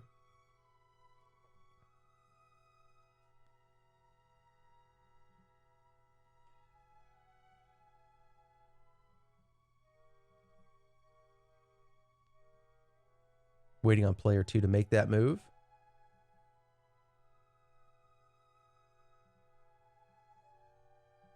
And player 2 does. Player 2 trades the invisible hand for the Devastator, and that at least allows player 2 to also search for a droid, although it looks like he may have missed that move. Is player 2 going to grab his droid from his deck? We're not seeing any deck movement over there. Nope, it looks like player 2 missed the effect on the invisible hand and did not pick up a droid, or chose not to for some reason. Piet attacks player 1. Piet attacks base of player 2. Player 2 flips Piet to the field. Now player 2 can get a -2 cost, 4 damage done to Piet. And now player 2 plays a Fulminatrix, which does 4 damage to a ground unit. That means that player 1's leader now has 5 damage on board in total. And this means that should player 2 choose, player 2 can kill the opponent's leader. Now player 1 kills player 2's leader, but HK-47 from player 2 kills player 1's leader. Both leaders have now been returned to their starting position. Player 1's board is clear. He claims the initiative. Player 2 has a Fulminatrix and a little HK-47 on the ground. And player 2 has 7 damage on base, and I think player 1 has 13 damage on base, though it's a little difficult to tell with that counter.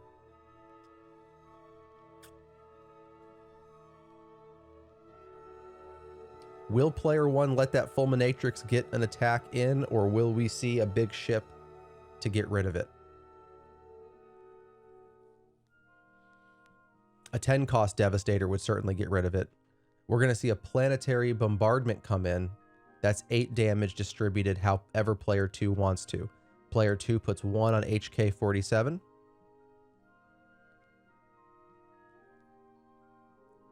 Let's see where the rest goes. Because player 1 did not have a capital ship out, it only does 8 damage. If a capital ship had been out, it would have done 12. And by the way, that means that if player 2 has a Planetary Bombardment in hand, that's 12 damage directly to base. So player 2, because player 1 just spent a bunch of resources on that, player 2 is in a pretty good position if he has anything meaningfully actionable in hand. Player 2 goes to player 1's base with Fulminatrix.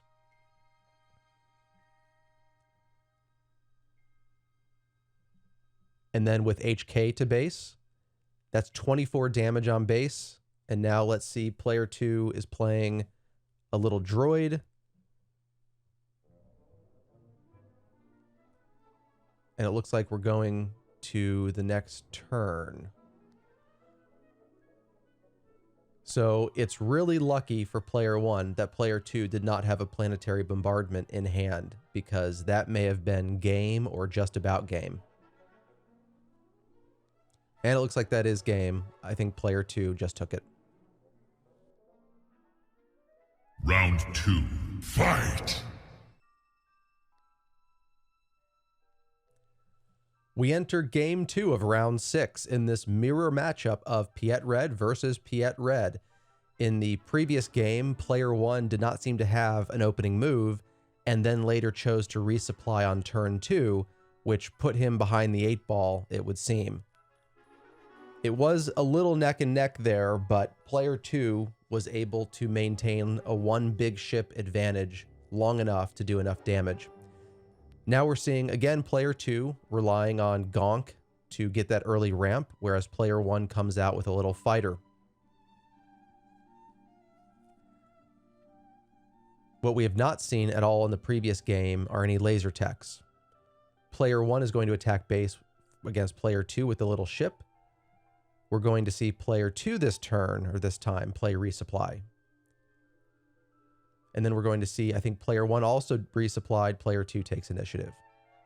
So player 2 has an opportunity to get yet another resource advantage if player 2 attacks with Gonk. I don't know if he has anything big in his hand, but you can get Gonk, you can flip Piet, and that can give you a 3 cost reduction. He could play an 8 cost Devastator on this turn by combining both Piet and Gonk.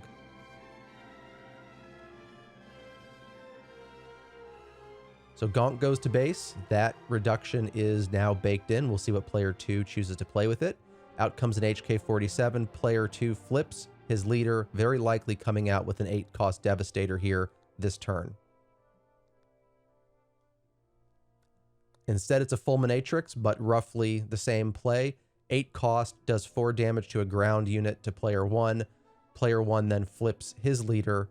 Player 1 attacks base with his leader and a little ship, while player 2 claims initiative. So this means that player 2 is going to at least get in 1 attack with the Fulminatrix while also doing 4 damage to the Piet leader, assuming that player 2 chooses to attack first rather than play something. And player 2 is now at 6 resources with Piet flipped.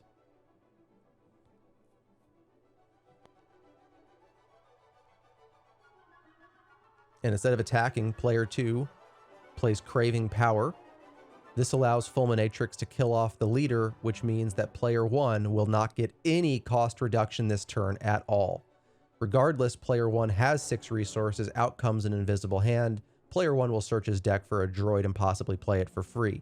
This is still a very advantageous position for player 2 because player 2 has a big ship ready to attack base, and player 1 has spent all resources on that Invisible Hand. A couple points of damage done by a space droid to player 2's base. Let's see if player 2 chooses to attack with that big Fulminatrix.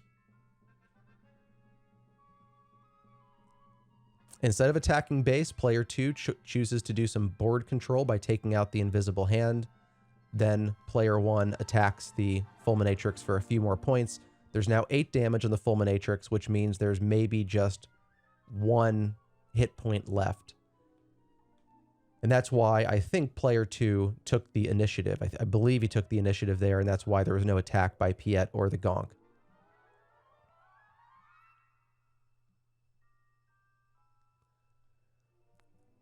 So if player 2 gets to start with the initiative, then we'll finally see the Fulminatrix attack, and we do. Now we get Fulminatrix to base.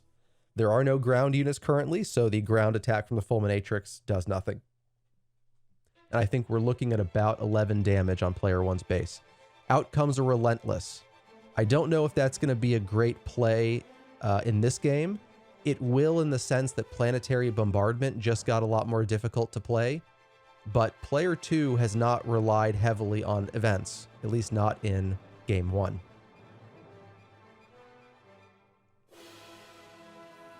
So now we're waiting to see what player 2 wants to do now that the first event played each round does nothing.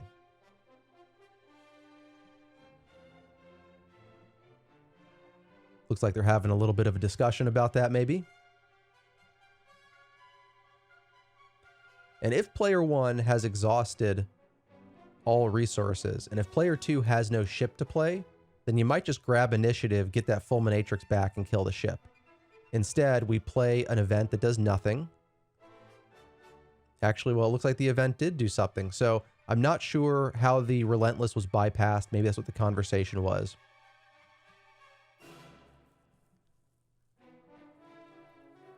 Oh, you know, I think what happened was the event did nothing. It was played to get rid of the effect. And then I think player 1 attacked with his little ship to take out the Fulminatrix. And they essentially traded. And so now the second event from player 2 was played. Player 2 is searching his deck for a couple of ships that he is going to take to hand. But they don't play for free or anything. I don't think they even play for a reduced cost. So the question is, does player 2 have enough resources to play any of those ships this turn? He does still have the 2 cost advantage from Piet. Out comes an Invisible Hand for 4, which will now allow player 2 to search for a droid and possibly play it for free if it costs 2 or less. And sure enough, player 2 found a droid. We can't see which one, but it went to ground. Possibly an HK-47. But also possibly one of the 3-3 droids, also possibly one of the 2-2 droids.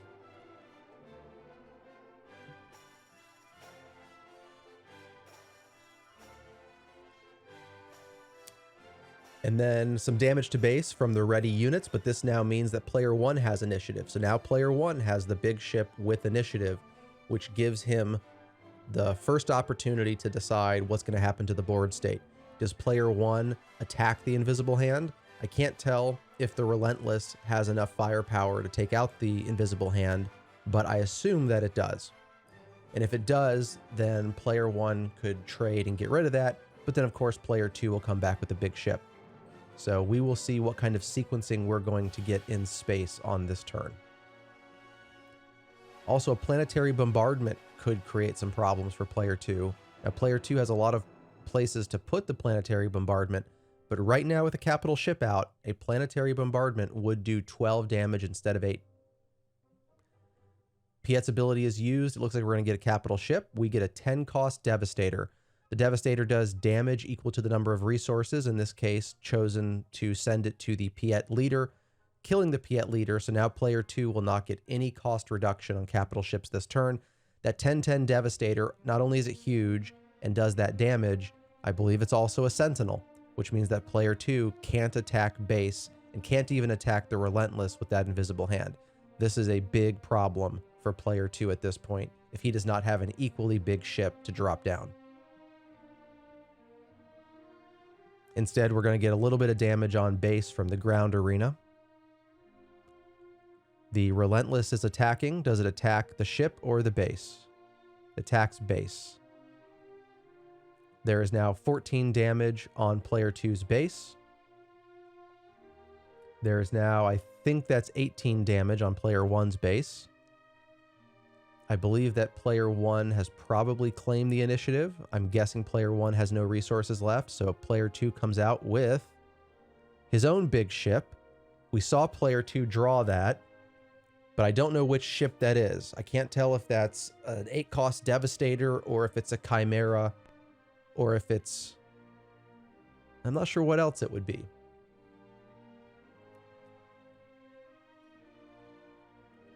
So I think... So that ship must... I'm guessing it was an 8-cost Devastator, which did 4 damage to the 10-cost Devastator, and then the Invisible Hand attacked the Sentinel for 6. That's 10 damage. That defeats the 10-10. And now both players have a big ship on the board. That said, I do believe the Relentless can kill the Devastator with one hit. So if player 1 wants to trade, that option is on the board. Then again, of course, the Relentless stopping player 2 from playing events might be something that player 1 wants to keep.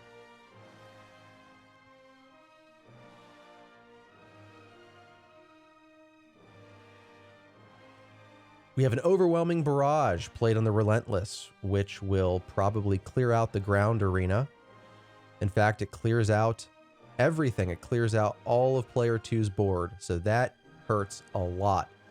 I think that's going to be 8 damage to base on top of that. I'm not sure player 2 has a great way to recover from that board wipe.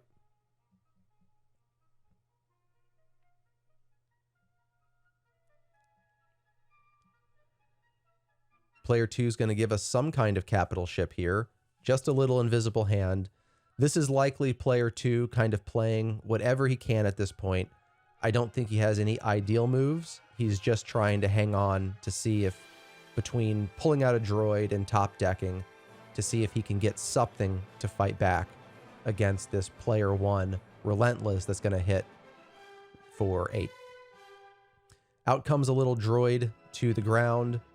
That's not going to make a meaningful difference unless somehow player 2 gets close. Well, that might be game. Craving Power now kills the invisible hand, and now we're hitting for almost lethal.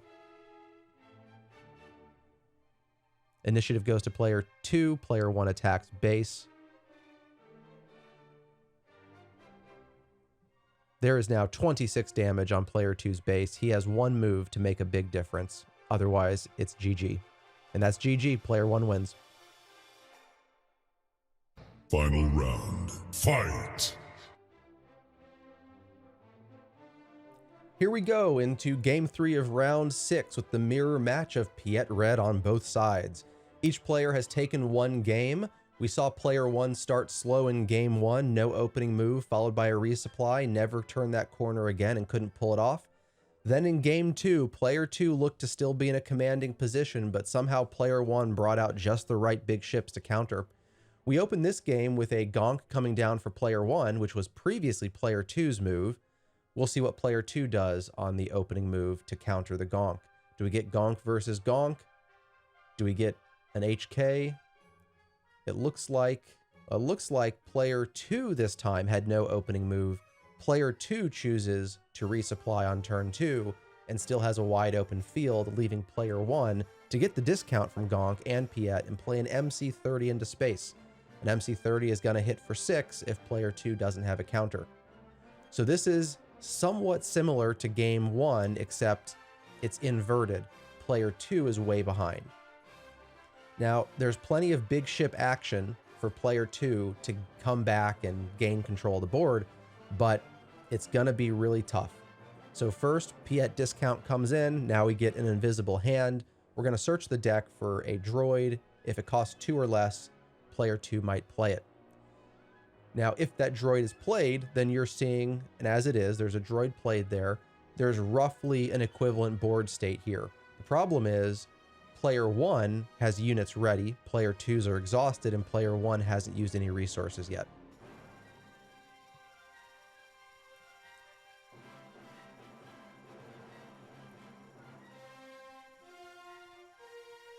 Player 1 chooses to trade the MC30 for the invisible hand.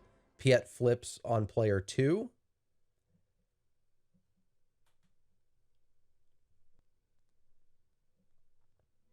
Player 1's deciding what to do here in response. Out comes a second gonk droid by player 1.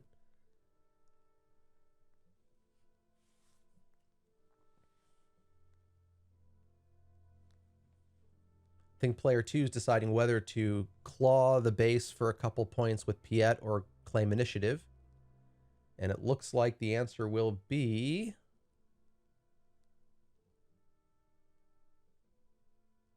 decisions. Piet will attack the exhausted gonk. And then I think, though it wasn't moved, I think player 1 took initiative. So we move into the next turn.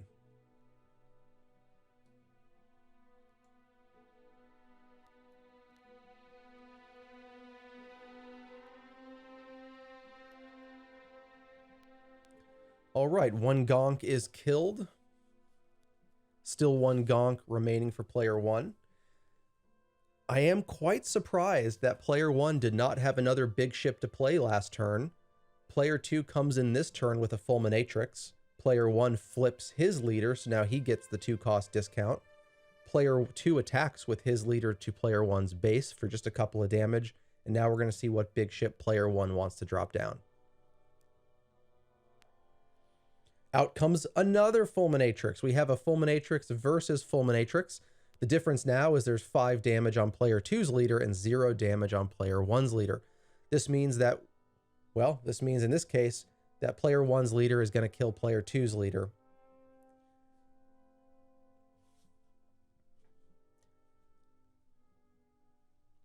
We're going to the next turn. Those fulminatrixes will ready. Player 2 will only get a 1-cost discount on capital ship this turn. Player 1 will get a 2-cost discount.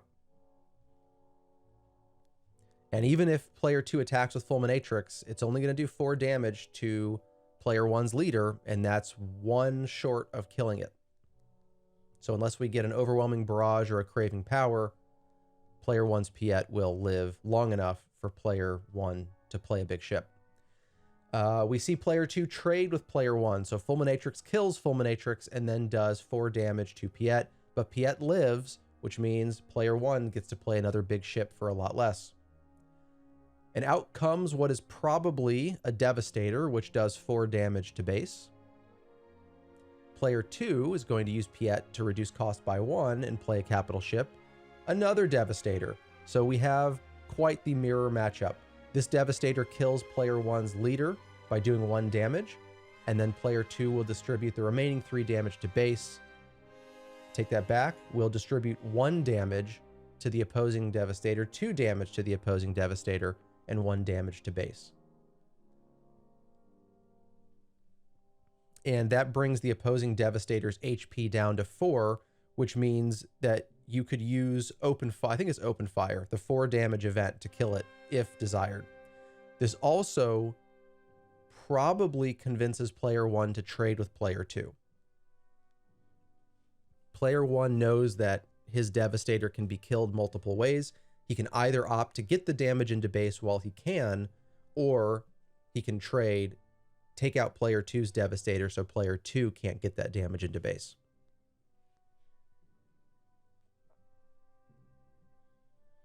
Looks like we're waiting for player 2 to resource. Now player 2 readies the board. And now player 1 gets to decide what the sequencing should be.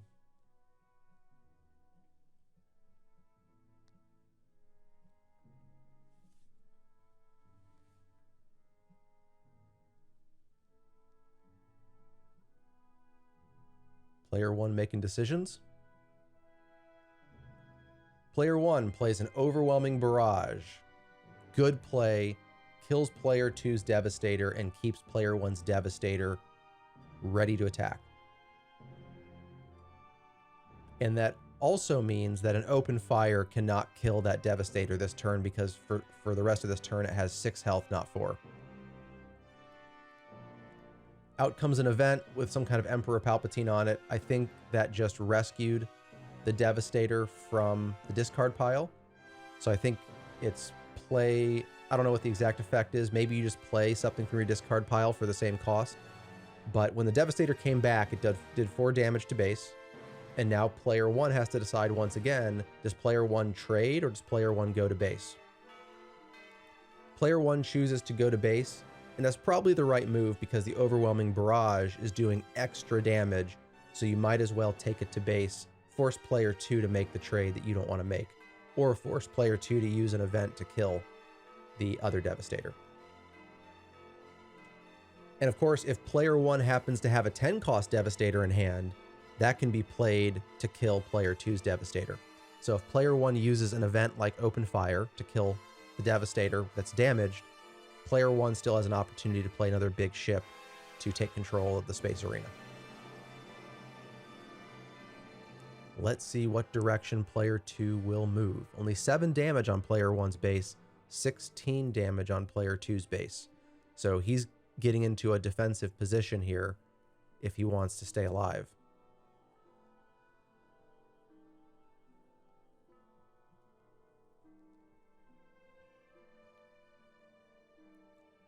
Looks like out, that's a great move. Out comes a Planetary Bombardment. Not only does it hit for 12, but because player 2 has that Devastator, player 2 assigns all of it. Player 2 decides where every bit of that damage goes. So he does just enough, does 4 damage to kill the opponent's Devastator, and then it looks like that's going to be 8 to base.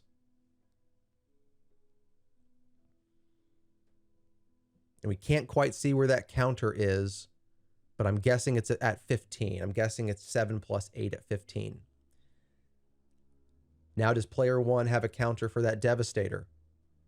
Player 1 plays yet another one of those Devastators, doing 4 damage to base. So does player 2 trade Devastators, or does player 2 go to base? Player 2 can take the base damage lead by attacking base, but next turn player 2 is going to be in a world of hurt.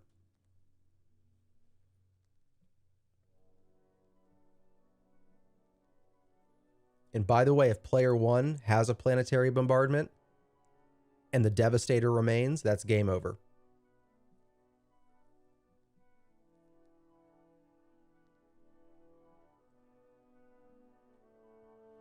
Player 2's weighing the options. What's most likely happening here?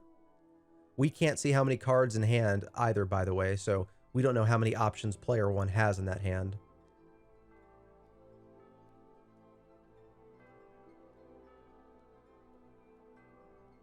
$20 damage on player 2's base, 15 damage on player 1's. Player 2 has the option to hit base for... there's Open Fire. Okay, so Open Fire kills the Gonk. It looks like player 2 must have done some very careful computation there of what the total hits would be. And it's smart from the perspective that if the Gonk hits... I guess the Gonk only hits for 1. And doesn't matter anyway what I was saying because they just traded big ships. So we're back to a clear board. Player 1 has the initiative. Player 1 has 15 damage on base. Player 2 has 20 damage on base and is going to be playing in a reactionary position.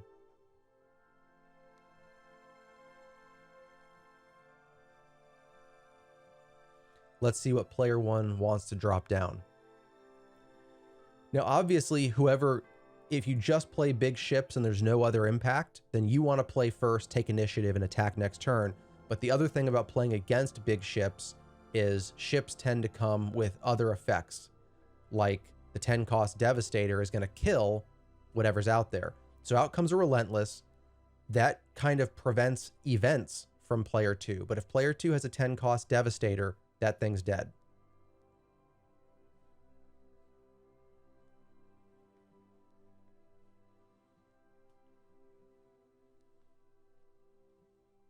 Does player 2 have anything to counter this?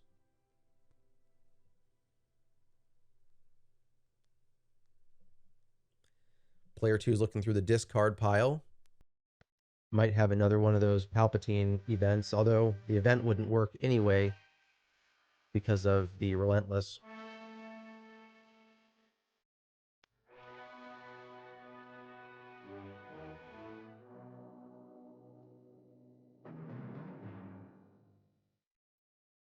Player 2's looking, player 2's trying.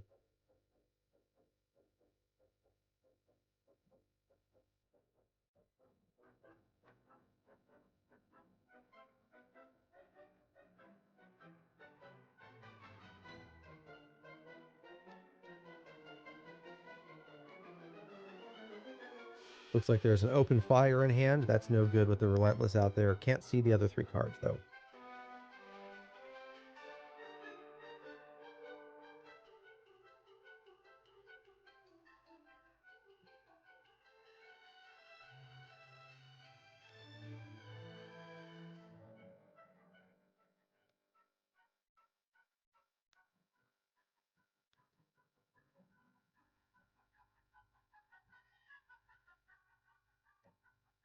All right, player 2, what you got? What you got? Gonna play Capital Ship. Which one are we playing?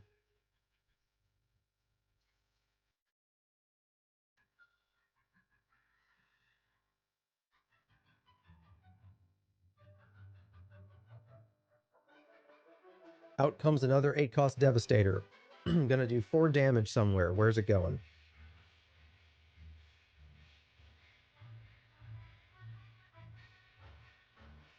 Looks like it's all gonna go to base. And we're going to the next turn. Looks like player 2 was going to try to top deck some kind of solution. I don't think he drew anything that's going to change the direction of the game. This might be it right here. This might be the last turn.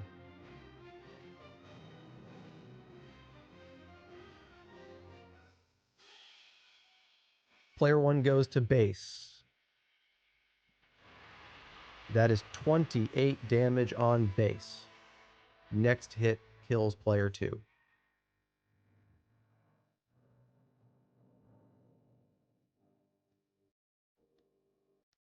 Player 2 has a maul, which could ambush, but there's nothing to ambush.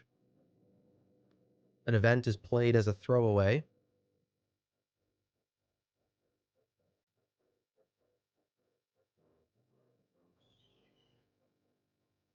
And that's GG, everybody. Player 1 takes it. All right, it's your boy, 90 Star Wars Kid. It's getting dark out here, no more sunglasses. We just finished round 6. So again, round 5 for me was a bye. So I had lunch, then I had a bye round. Like all my mental energy was gone, but I pulled out a win in game 6. Played against a double yellow Sabe. So there was some deck milling, there was some hand destruction, but I think the double yellow was just too hard to pull off. So pulled out that win. We're now 1 real win, 1 bye, and 4 losses. So we'll see what happens in the final round.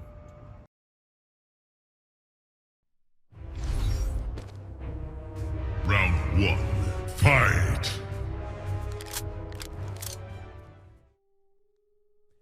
Round 7, game 1. This is a special one because I'm player 2 in this game.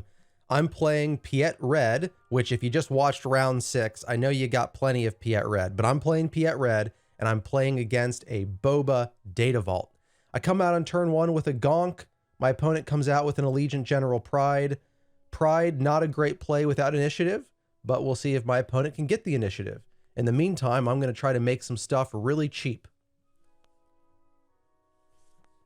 I have the initiative going into turn 2. I resource.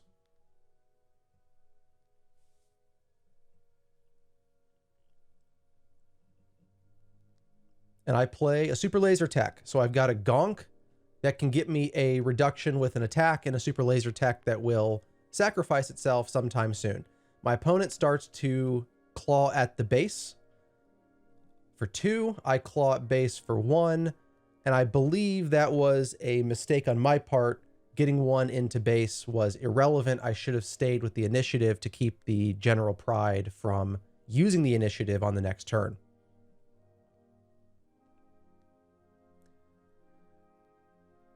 So now let's see. My opponent will probably attack base to get that indirect damage, which I will probably just use to sacrifice my Super Laser Tech.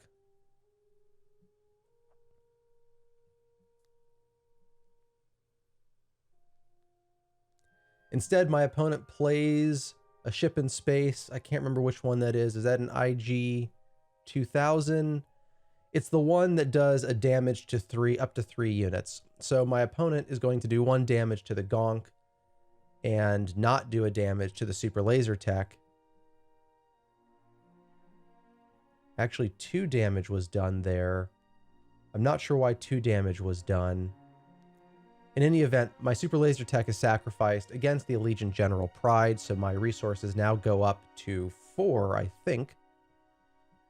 Opponent attacks my base with Allegiant General Pride with some indirect. There's now 6 damage on my base. I must have 5 resources at this point. I flip Piet. That gives me a discount of 2, so now I can play something up to 7 cost if I want, a capital ship. Waiting for my opponent to decide what to do. We'll probably just take initiative. I'm actually going to sacrifice the Gonk. It gets in my attack and gets rid of that annoying General Pride. This now allows me to play an 8-cost ship this turn. I'm explaining that to my opponent, and out comes a Fulminatrix. And I attempt to use the Fulminatrix ability in space. My opponent corrects me and says, no, that's just for ground units. Piet claws at base for 2. My opponent has initiative. We move to the next turn.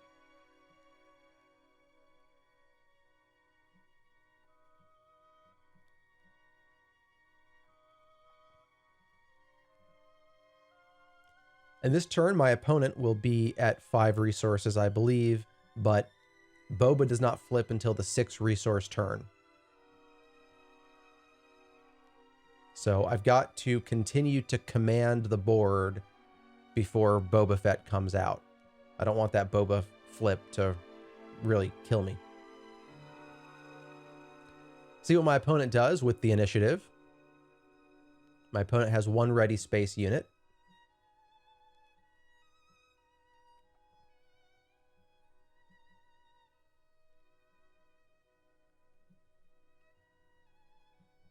Out comes an event.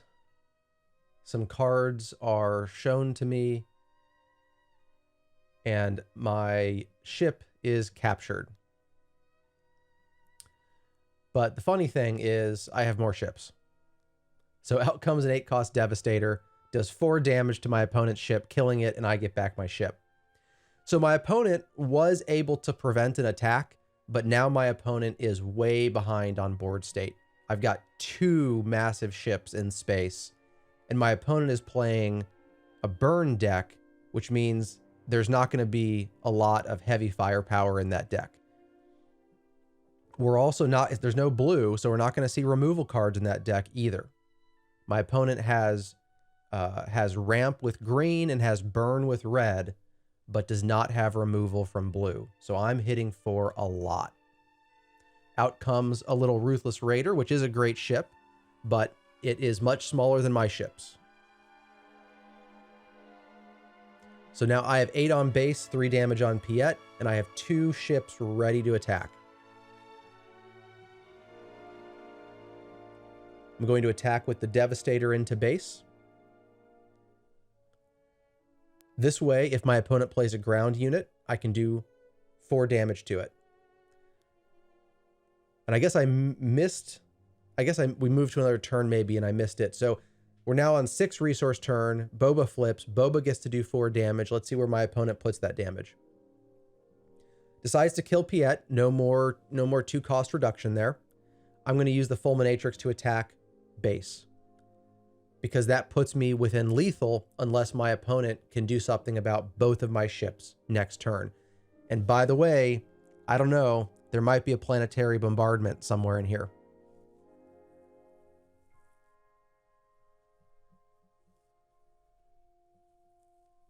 And that's what I do to base for 12. Ouch, I take game 1.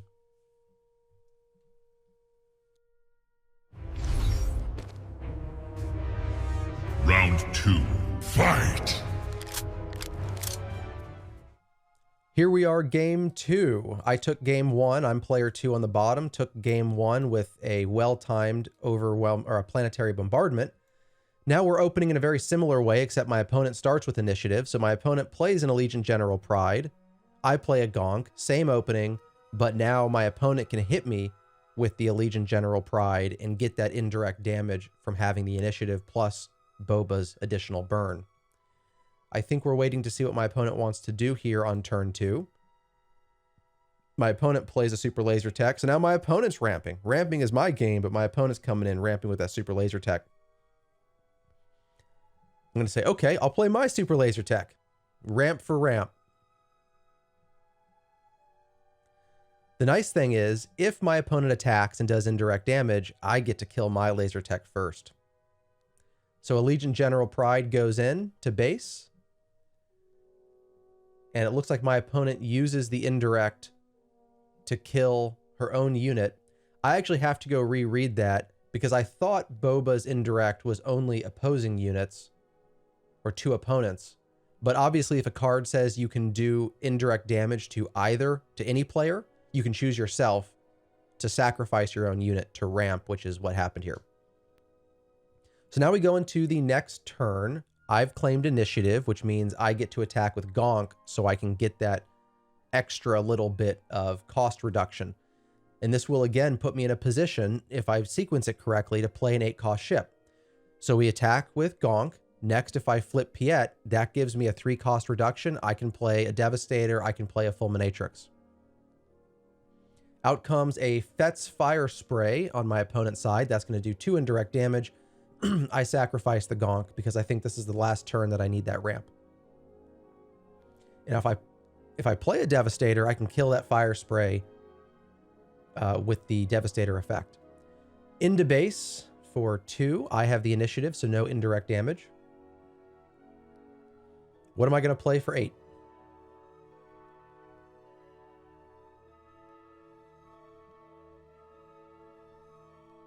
Fulminatrix.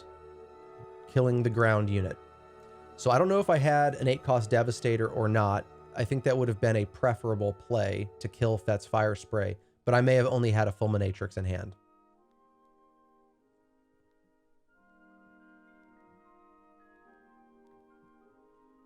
Here we go into the next turn. My opponent has the initiative. 3 damage on my opponent's base, 5 damage on mine.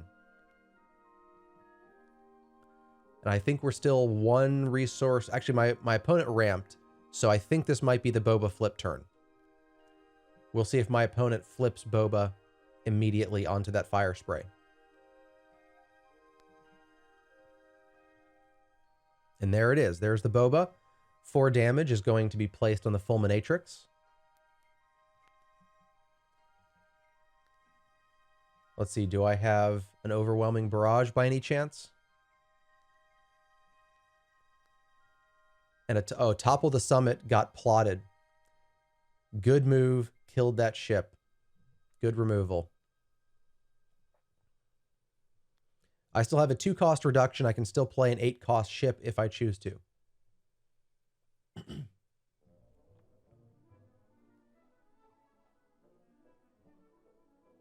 What will I play?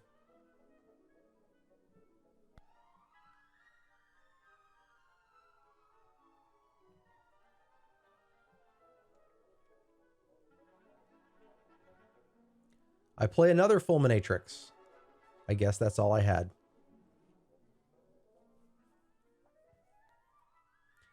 My opponent's going to attack into base for a bunch, probably 8. I'm now at 13 damage on base. And I'm going to put 2 indirect onto Piet. I claim initiative.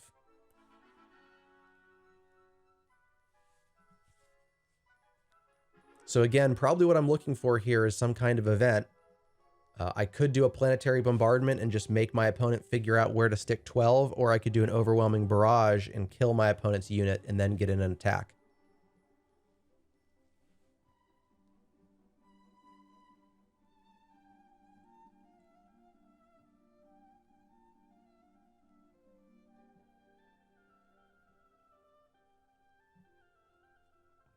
There's the overwhelming barrage. That's the move. So kill my opponent's unit, buff mine, and I'm still ready for an attack. Unless my opponent can somehow remove that card. But again, there's no... You can't play No Good to Me Dead. That's yellow. Can't play removal. That's blue. What does my opponent have to actually get rid of or stop that big ship? Open Fire ain't gonna do it. Daring Raid ain't gonna do it. Outcomes, maybe that's a punishing one. I can't tell what that is. But it's going to ping 1 damage, and then I'm going to attack for a bunch into my opponent's base. Now there's 14 damage on my opponent's base, 13 on mine. My opponent grabs the initiative. I'll probably hit with Piet for 2. That's what I do, and we will go to the next turn.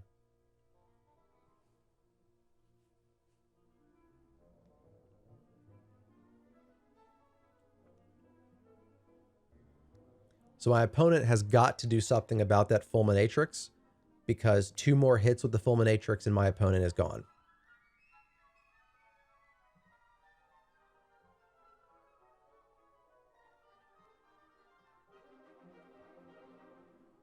And also, given last game, you have to keep in mind that I'm playing planetary bombardments. And I've got a capital ship out, which means it hits for 12.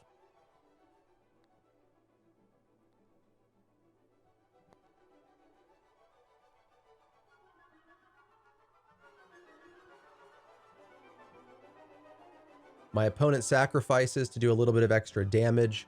That was probably a bit of a desperation move, because that really didn't help prevent the eventuality unless there's something unexpected happening after this. Because, okay, there's 4 damage on that ship, but that ship is still alive. So are we going to hit for 8? And I do. I hit base for 8. So here's the problem. If I have a planetary bombardment, it's game over. Unless my opponent can play something with enough health. Okay, my opponent plays a big ship. So finally my opponent joins me in the big ship game. My opponent does enough damage to kill my Fulminatrix, and then does a damage to my Piet. And I only see an invisible hand in my hand. So I think that's probably what I'm going to play here. And I do. So now I get to search my deck for a droid. If it costs 2 or less, I get to play it for free. And one of the reasons to do this at this stage is that there's only 5 damage left on my opponent's base. It doesn't take much to close that gap, and my opponent has had difficulty keeping things on the board. I can withstand an attack for 8. My opponent can't take an attack from my invisible hand at all. And I play another unit to space. So now I've got lethal 2 ways, in space and on the ground. This game is going to go to me, and I'm going to pull off the win with a 2-0 in this round 7 of the PQ.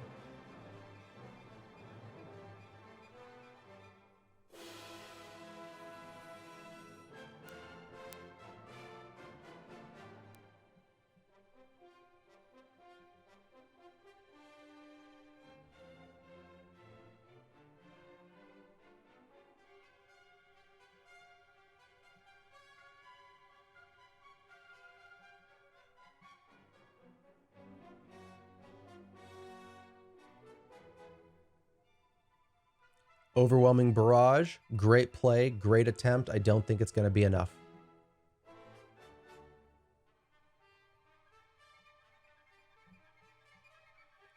I do 2 indirect on the way out.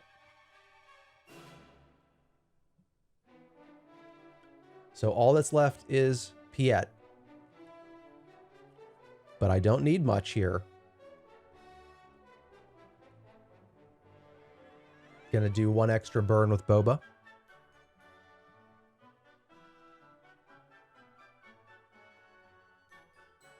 I'm gonna attack base for 2. Only 1 point left.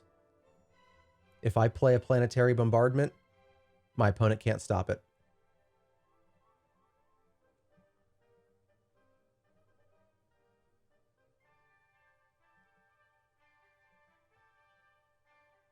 Nope, Devastator directly to base. That's game.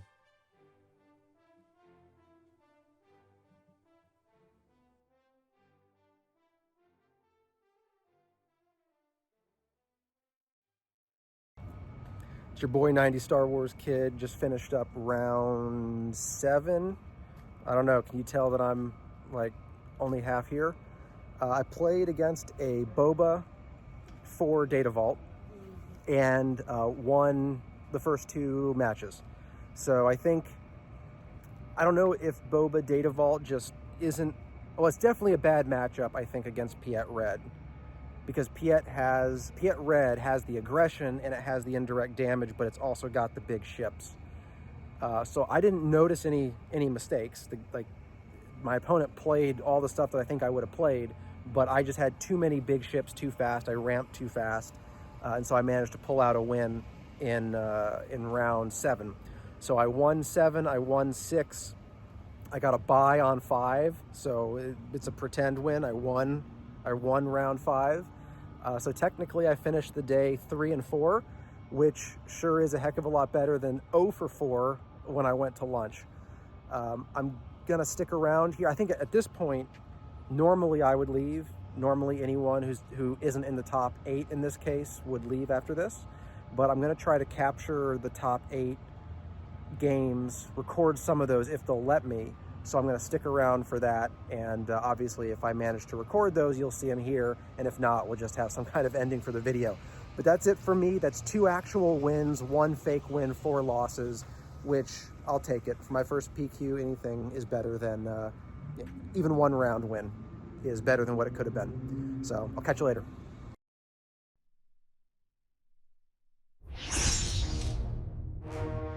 Round 1, fight!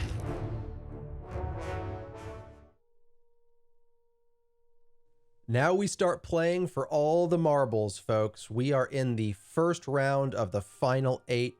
We have player 1 playing a Yoda Data Vault versus player 2 playing a Sabe, and I believe that's a Tarkin Town. So a very aggressive Sabe versus a Yoda Data Vault. Yoda's going to want to heal. There's a lot of damage that needs to be done to that base. This is going to be an uphill battle for the Sabe. Sabe's got to get off to a quick and painful start and beat down the Yoda before those bigger force units and restore units start coming out and taking over the game. Let's see what happens. Player 1 looks like is starting with the initiative, so we'll see what Yoda does first.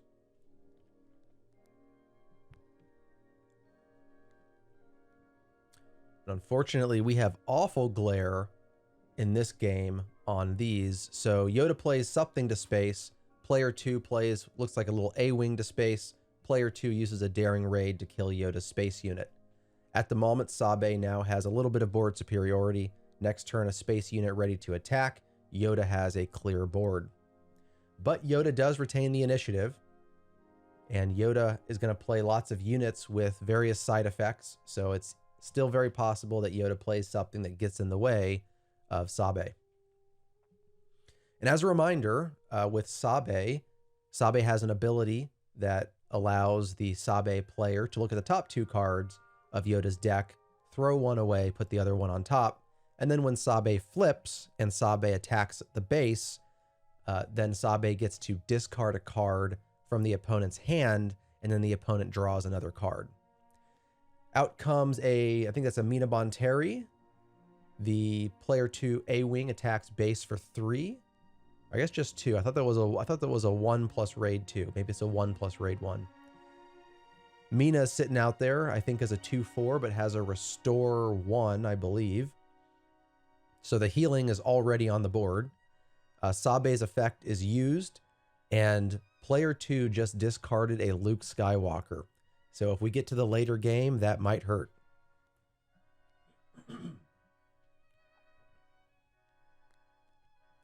Then player 2 plays a Millennium Falcon ready to attack, and it does attack base, which means that player 1 likely already has initiative.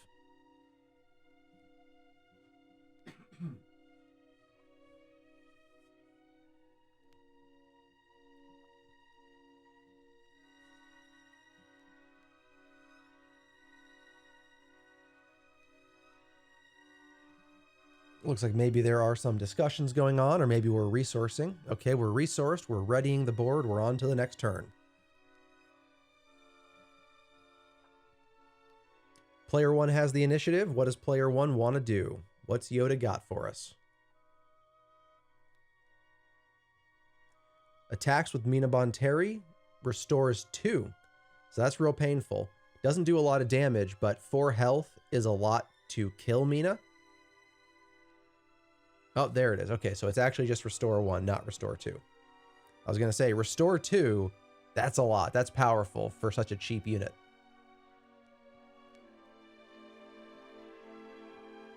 And player 2 chose to keep the Millennium Falcon out, so must have paid the maintenance cost on that. 2 damage is done to the Tarkin Town base. And by the way, we have not seen Tarkin Town used yet. Out comes a ground unit for Sabe. And it looks like that unit is going to allow for inspection of hand. I'm not sure if there's a discard taking place. With the glare, we can't see 3 of the 4 cards in Yoda's hand.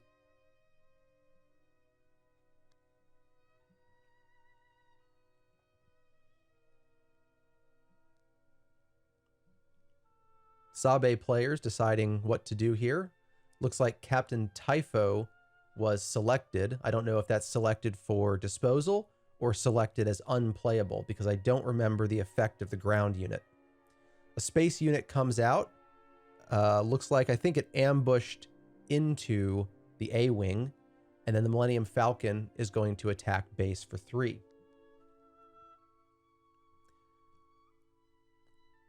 Player 1 is now using Yoda's ability. I do wonder if Sabe is going to Tarkin Town that X-Wing.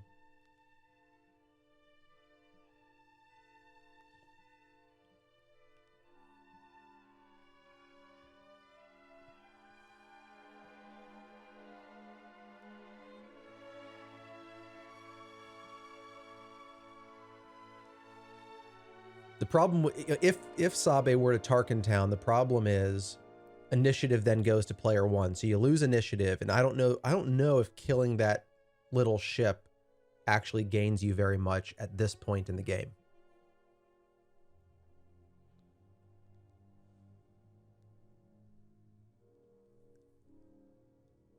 But sure enough, Sabe goes ahead and Tarkin Towns the ship.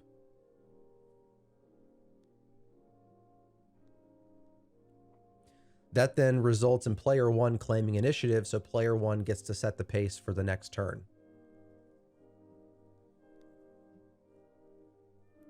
Player 2 continues to pay the maintenance cost on the Falcon.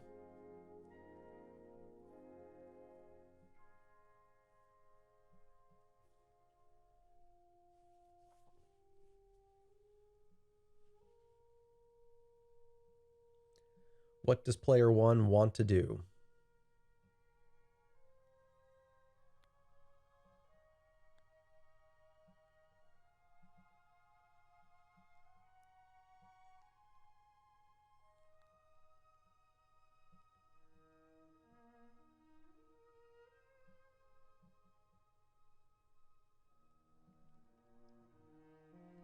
Still waiting on Yoda to make a move.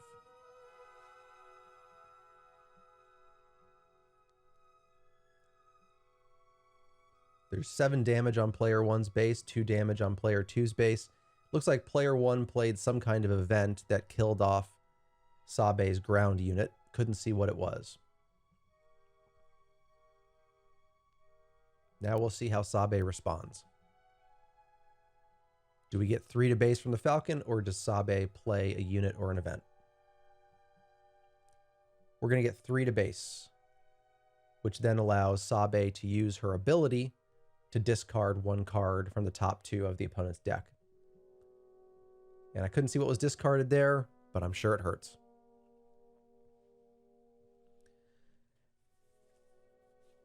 And one of the things, so Mina Bonteri goes into base, does restore. One of the interesting things about Sabe's ability against Yoda is that Yoda's busy trying to put something useful on the top of the Yoda deck.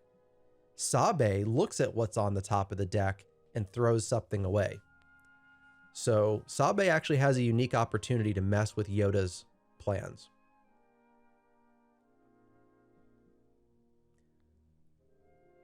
Now, does Sabe have anything to play? Contemplating a flip. Sabe does flip. And that's going to allow Sabe to attack base, which allows Sabe to discard from Yoda's hand. Sabe gets buffed up probably with plot. Looked like that came out of the resources, so pulled out with plot. And now we're going to see what Yoda does. Does Yoda have a response for Sabe flipping and buffing? Sabe plays another ground unit to further buff Sabe.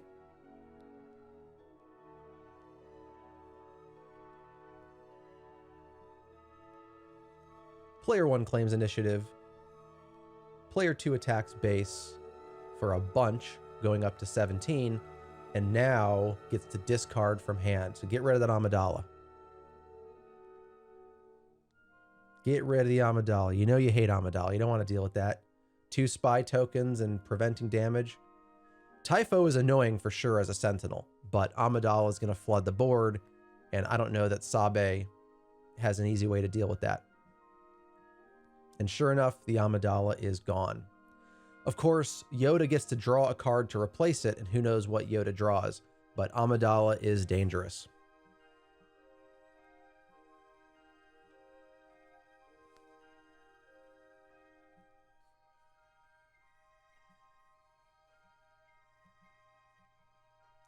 All right, we're moving into the next turn as the players choose what to resource, and then they will ready the board, and then we will see player 1 start with the initiative.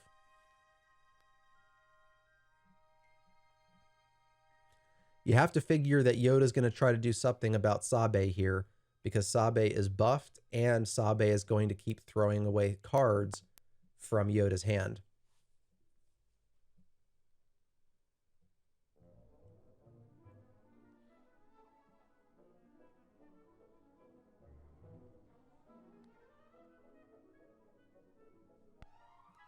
Out comes a resupply carrier. A little surprised to see that move this late in the game. Resupply carrier adds a resource, and it's a reasonably sized ship, but it costs a bit to play, and so it's kind of like, I mean, it's a ramp move. You kind of give up a turn to add 1 more resource to your pile. I'm not sure what they're negotiating here.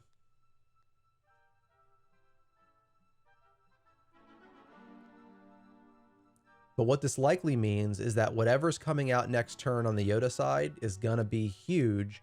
I also wonder if this turn is Yoda's flip.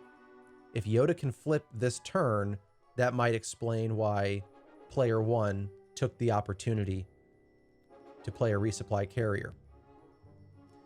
But the Falcon gets Han, which allows for an immediate attack. You can play Han and attack, so now there's 22 damage on that base. Player 1 then attacks Sabe for 2 damage.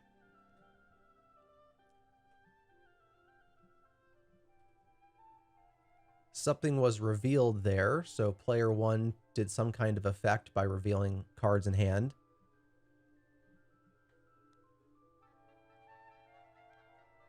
And now Sabe attacks base, which does quite a bit of damage, up to 31 on the 33 base. And then there's going to be a discard from hand. We're negotiating the total hit power here. Down to 30, only 30 on base. So close for Sabe, and yet something tells me that this might turn around in the other direction all of a sudden. Yoda flips, and now begins the real game for Yoda. Yoda kills the Falcon. Wait, now it's coming back. Are we renegotiating?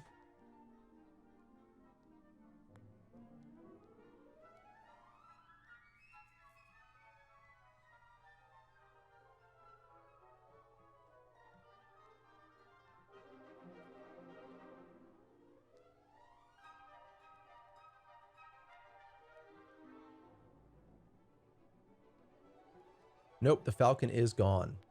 So space is wide open for player 1 to hit now.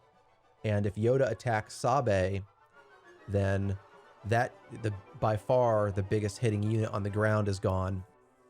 And all Sabe will be left with is a tiny little droid that's not going to threaten anybody.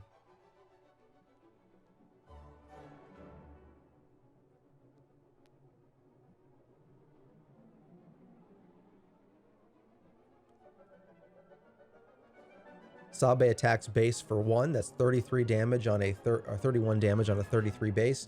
Yoda, leader, then attacks Sabe, killing Sabe. And I believe that's also going to do a restore on the base. And sure enough, we're now headed the wrong direction on that data vault base. So 29 on base now instead of 31. And now Sabe is in a world of hurt.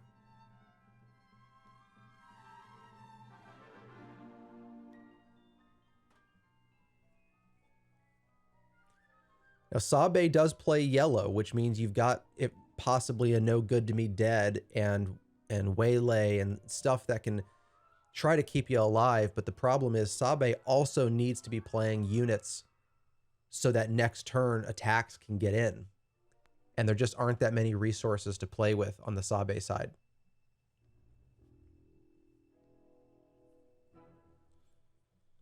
Daring Raid kills Yoda. That's a great use of a 1-cost event. That's about the cheapest death of Yoda you could possibly hope for. Let's see if player 1 attacks with the carrier or if player 1 plays something.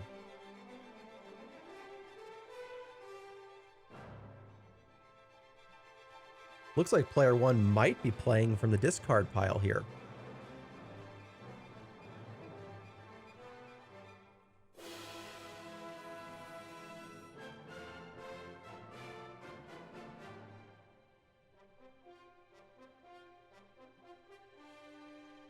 Couldn't tell if that came from discard or from hand. I also can't tell what the card is. It does look like a ground unit comes from the discard pile and comes in shielded.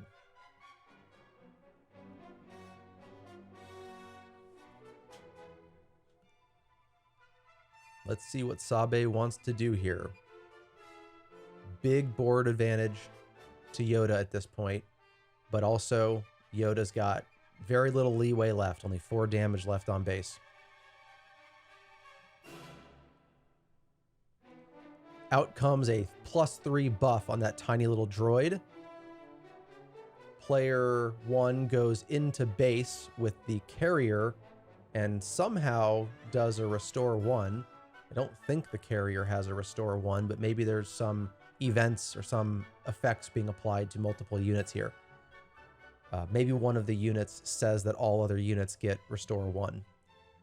And player 2 is going to claim the initiative, believing that he's going to get that attack in for 4. But the problem is there's 5 damage on that base. I don't know what all player 2 is seeing right there, but I feel, or maybe it's a sentinel. I can't tell why player 2 did not attack. But player 2 really needs to get damage in on that base.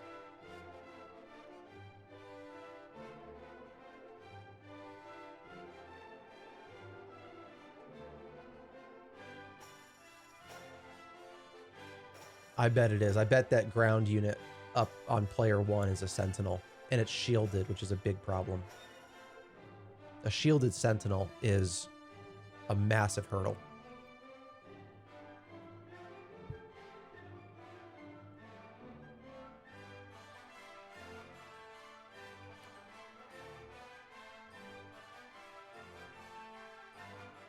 We see a waylay come out, and what are we bouncing back to hand? We're bouncing back to hand the space unit that we couldn't really see.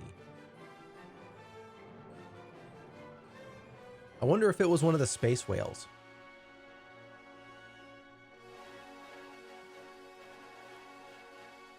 An event was played, not sure what it was, but it got rid of the buff on that little droid. Millennium Falcon comes out ready. Might force the resupply carrier to attack it.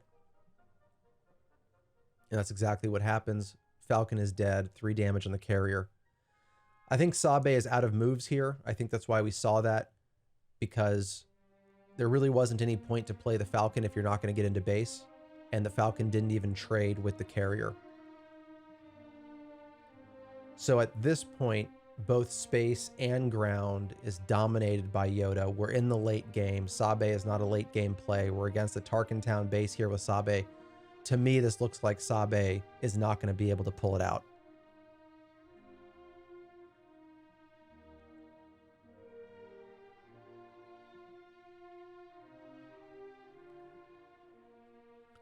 Looks like Sabe has a Sanctioner shuttle, but doesn't have enough units to capture an opponent's unit.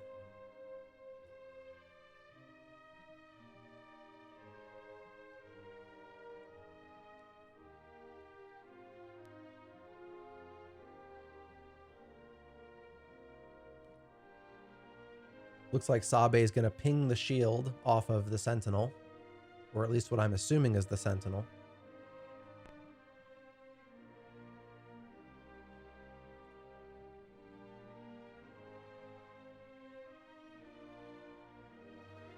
We're going to get a Restore 2 on Yoda's side. And I think that was an attack into base. There it is. We're getting 7 on base. So that hurts. 7 attack, 2 restore. And that means only 8 more to lethal for Sabe. And there just aren't enough moves that Sabe can make. Yoda is in full command at this point. Out comes a Cassian on the ground.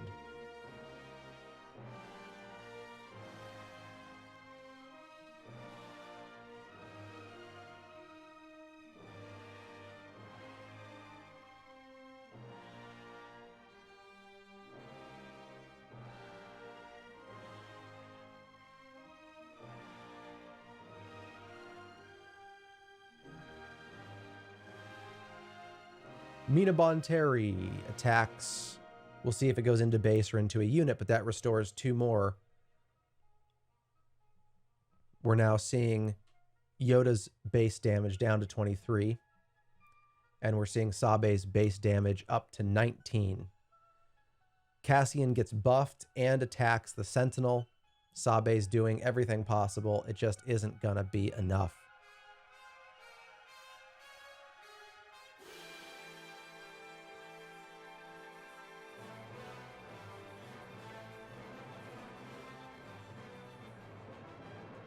$23 damage on the 25 base.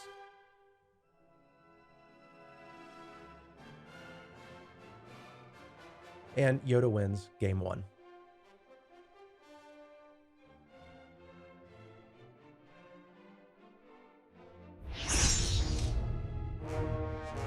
Round 2, fight! Here we are in game 2 of the final 8 round of this Planetary Qualifier. We are watching a Yoda Data Vault versus a Sabe Tarkin Town. This is kind of like maximum aggression with Sabe versus maximum late game with Yoda. Sabe wants to get in early and often, wants to throw cards out of your hand, throw cards out of your deck. Yoda wants bigger units in the mid to late game that start restoring damage off of the 33-point Data Vault base. So in the previous round, Sabe came out pretty strong, got all the way up to 31 damage on that opponent's base, and then things started going the opposite direction fast. The Yoda player, I think, ended the game with only 22 or 23 damage on base after removing a bunch of it. Here, Sabe starts with initiative, plays a little space unit, and Yoda counters with a space unit of his own.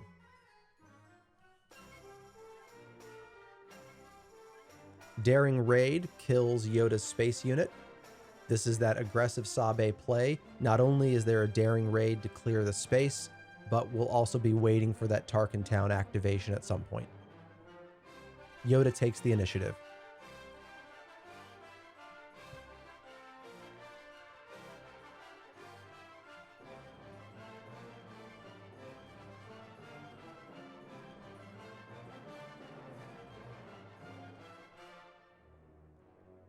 We go to the next turn. We are resourced and ready. Let's see what Yoda wants to do.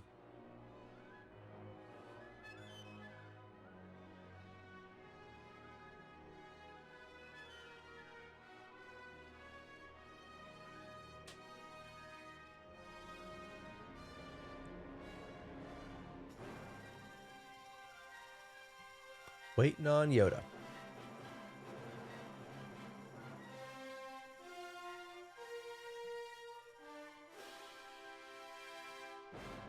Looks like maybe Yoda passed, so the space unit gets buffed up on the Sabe side.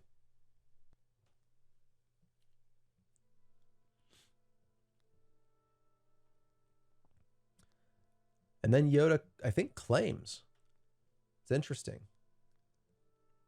So Sabe is going to get into base. Only for 2. I don't know how that's possible. It looks like they're missing the buff on that damage. Sabe's ability is used to discard a card from the top of the deck, but that 2 to base, I don't think that's correct. I think that, I can't tell what the plus is on the buff, but I think that should be at least 3, if not more than that.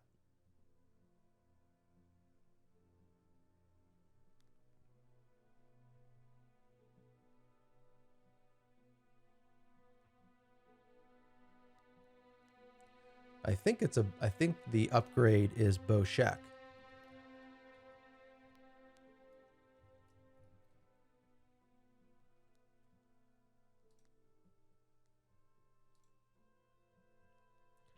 Yeah, so Boshek should be a +1 on the attack.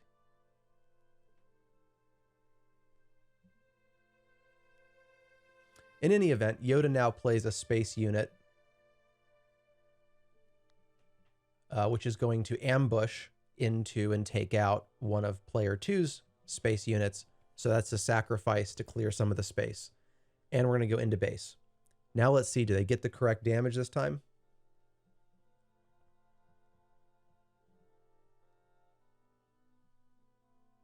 There they go. They finally got it. So now there's 6 on base. That is the correct amount. And you have to be really pedantic in this game because remember last game, Sabe got to 31 damage on base before things turned around.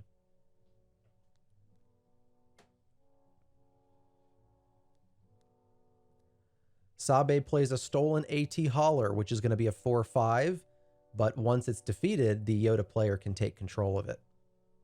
Mina Bonteri comes out on the ground for Yoda, which is going to start this restore cycle. We'll see if Sabe tries to do something about that Mina before she gets in the way of base damage.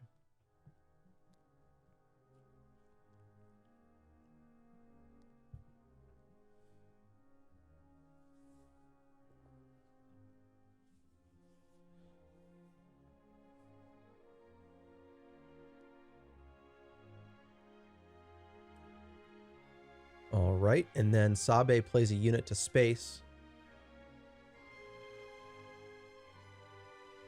I think maybe player 1 thought the turn was over, and then player 2 said, wait a second, I've got more.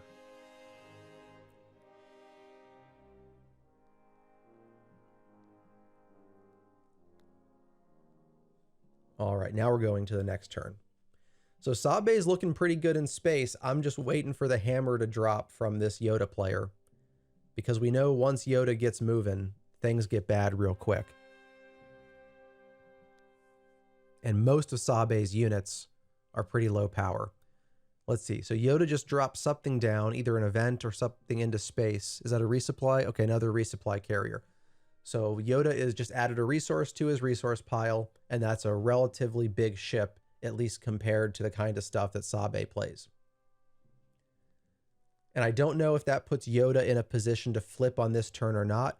We haven't seen Sabe flip. We haven't seen Yoda flip. We're waiting for all that madness.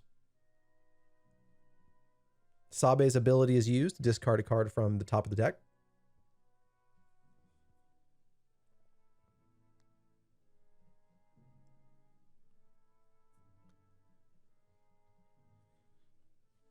Waiting to see what Yoda wants to do.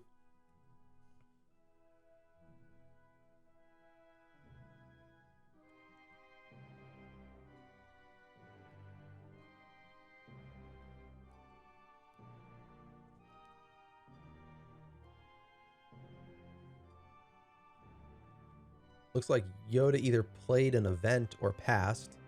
Sabe is going to attack base for 3, then 2. Actually, so it looks like initiative was claimed. I don't know why Yoda did not attack with Mina Bonteri. Not only would that have been 2 to base against the Tarkin Town base, but it would have been a restore 1. So I'm not sure what the plan was there. I'm sure Yoda knows what he's doing. I don't know how to play the Yoda deck, but it seemed like an odd time to claim initiative, given that obviously the Sabe player was going to attack with multiple units.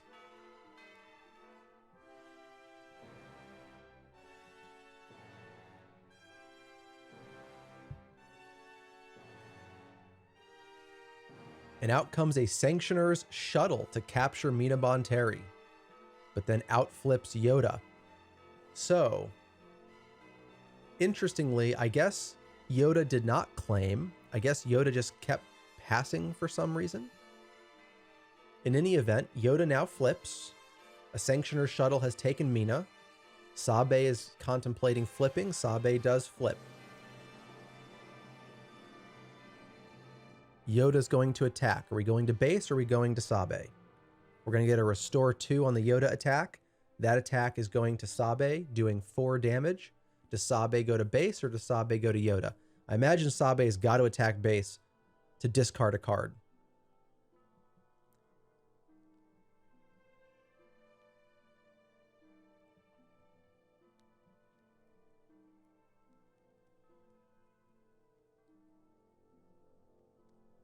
What does Sabe want to do?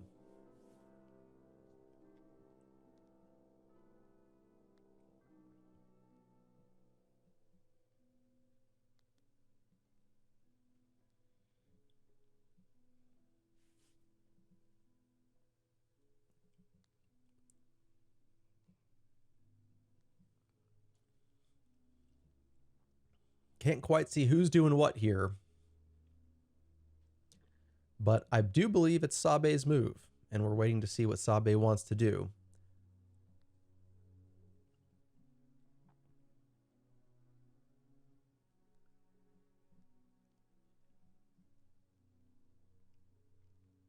Looks like we're going to have a Sabe attack. And Sabe is going to sacrifice against Yoda. So will we see a daring raid come out the same way we did last game to kill Yoda? Initiative is taken by player 1. Daring raid, there it is. Second time Yoda was killed by a daring raid.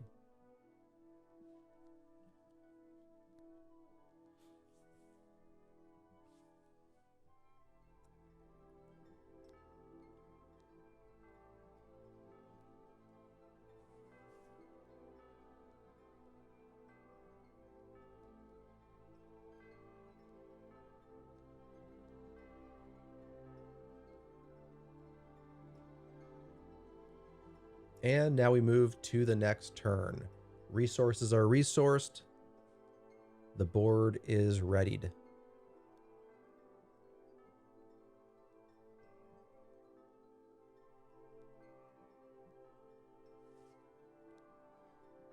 Yoda has the initiative here, so Yoda can either play something or attack with that pretty beefed up carrier. Not that it's buffed, it's just a reasonably large ship. So I can't tell if it hits for 4 or 5. It might just be 4.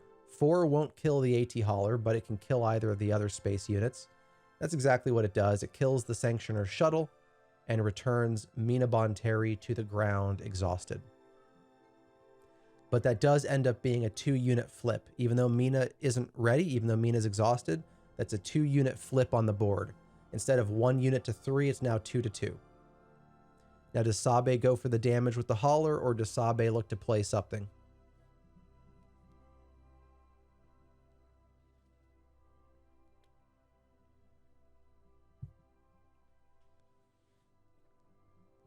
Sabe buffs up the AT Hauler.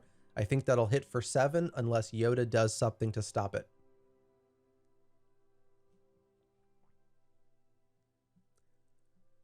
Now Yoda's blue, so technically there could be removal in there.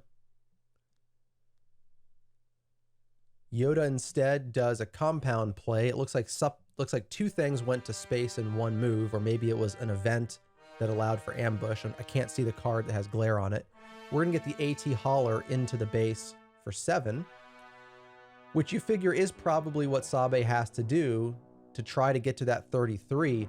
Unfortunately, the space arena is now, in 1 turn, dominated by Yoda, and Sabe is left with just 1 vehicle. And that space vehicle, when it's defeated, can be claimed by the Yoda player. So right now, this is a very scary place for the Sabe player. Fortunately, Sabe is able to kill 1 unit and waylay another. That's a great kind of response to that, and we finally see Tarkentown used. So that's a great way to get closer to an even field. I still don't know if I'm real comfortable if I'm the Sabe player, but that's a much better position than Sabe was in a moment ago. We move to the next turn. Things are resourced. The board is readied. And I'm guessing that Yoda has the initiative here. So Yoda has a relatively small ship out in space, has Mina Bonteri on the ground with Restore 1. Yoda's already been used. What might we see? Might we see a Yoda unit? Might we see a Typho, an Amidala?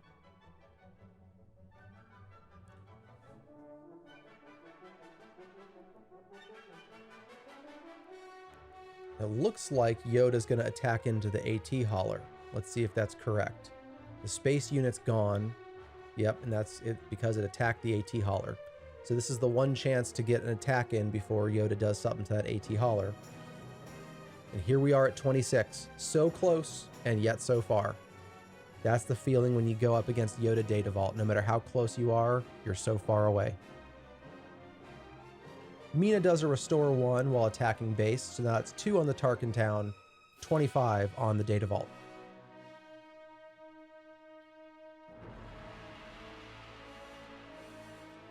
Out comes a Cassian on the ground.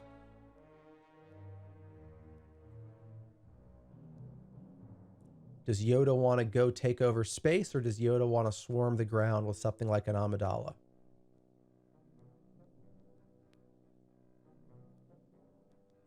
Into space we go, but I can't see what ship that is.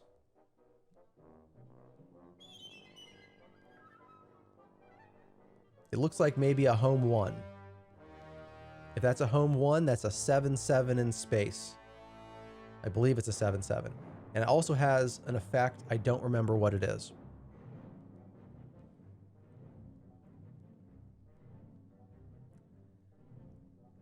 And whatever that effect was, I think it allowed a ship to come down and ambush.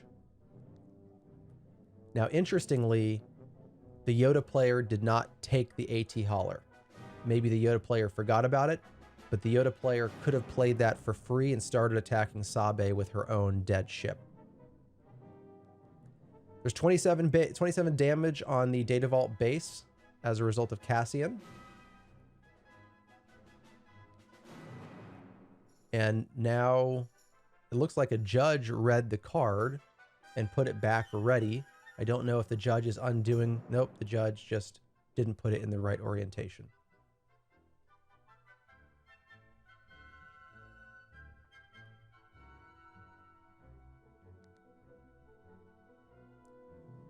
Waiting to see what, if anything, Sabe can do.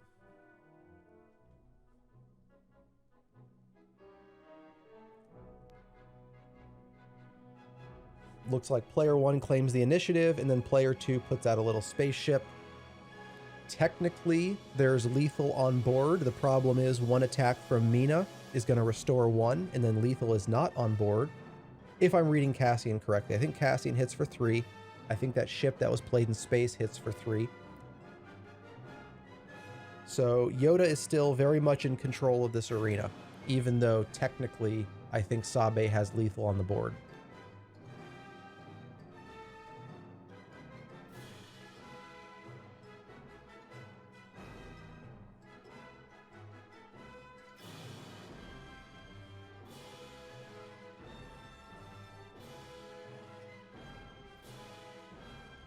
We're just waiting here for Yoda to decide what he wants to do with the initiative.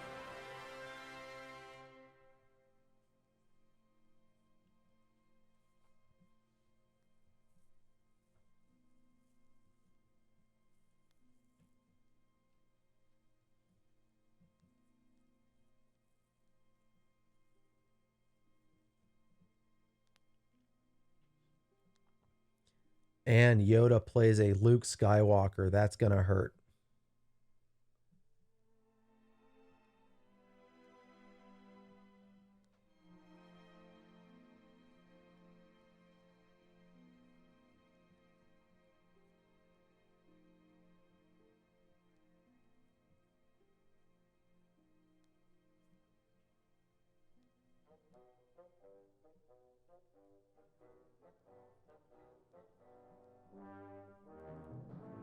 Okay, so we get some restore happening here. Cassian's gone.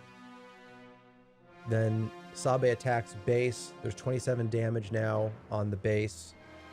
So barely keeping the damage up. The question is, what can be done against Home 1 and Luke Skywalker? And there's yet another unit played off screen. So this looks like the corner has been rounded by Yoda, and there's probably no way back for Sabe.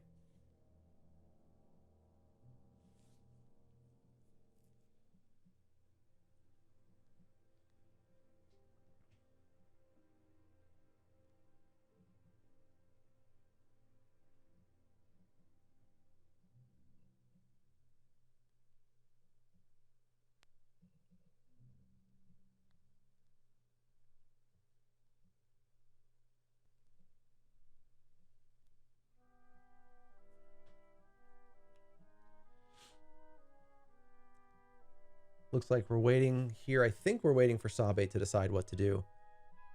But again, I don't know how you claw back from where you are. Obviously, all focus has to be on getting damage to the base. The problem is there are restore units that are going to get in your way, and the big hitters are going to start taking out all of your units. And then it's just a matter of waiting for the Tarkin Town base to collapse. Initiative is taken by the Sabe player.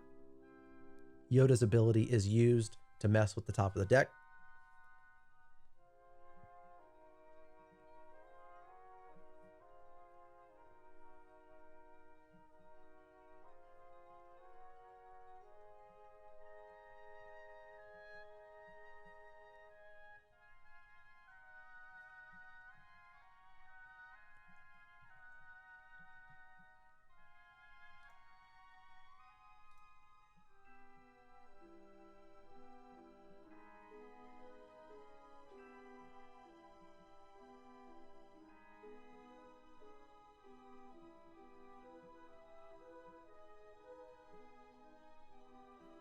All right, we're into the next turn. This might be the last turn. Sabe will do the best that Sabe can. And that was definitely a good move. Han on a ship gets an attack in for free. That's 31 damage on base. If Sabe attacks with any other unit to base, that's going to be lethal. The problem is Yoda can now just kill the ground unit, and Sabe has no more units ready to attack. So we're going to get, the ground unit is going to be killed by Mina Bonteri and a Restore 1. So now the base is at 29. Actually, I guess somehow that became a Restore 2.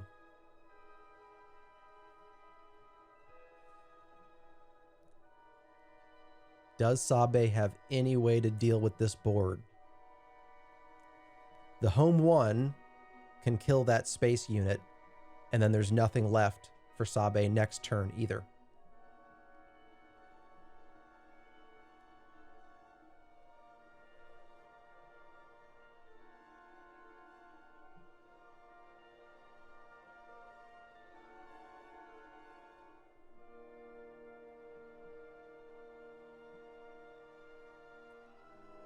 Is there a last gasp for Sabe?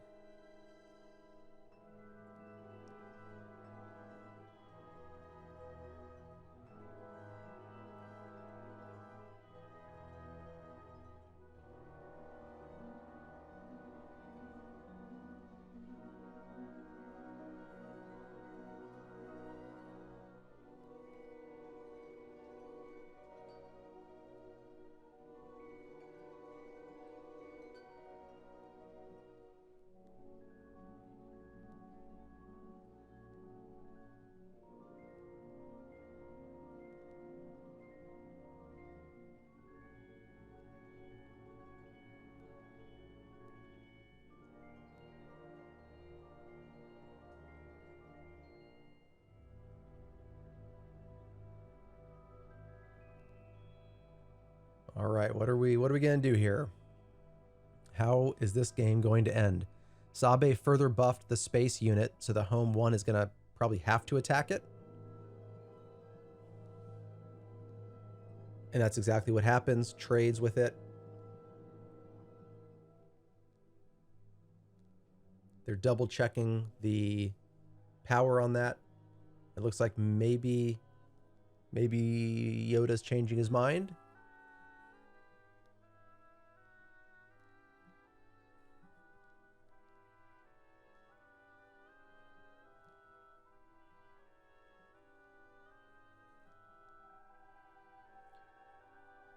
Instead, we're going to get a Luke attack, which restores all the way down to 25 on the base.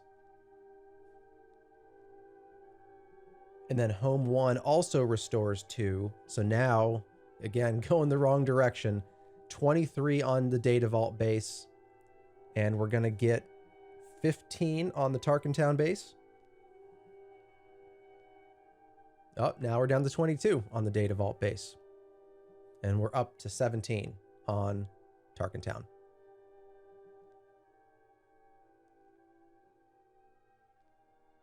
And that's going to be game. Yoda takes it.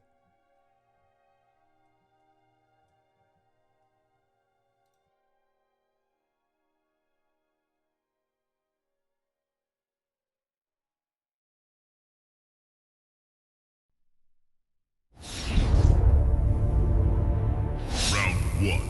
Fight! Welcome to the Final Four matchup for this Planetary Qualifier.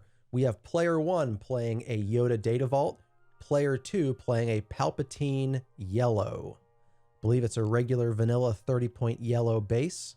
So we're going to see a bunch of shenanigans from the Palpatine player, and we're going to see if Yoda can survive those shenanigans in a way that allows the big hitting and restore units to take over the field. I expect that both players will be doing a lot of restore in these matchups, but we will have to wait and see. Players shuffle their decks, they cut each other's decks, and then we'll see where we go from here. I don't see an initiative token on the board at the moment. It might be off camera, so we'll have to wait to see who starts the game.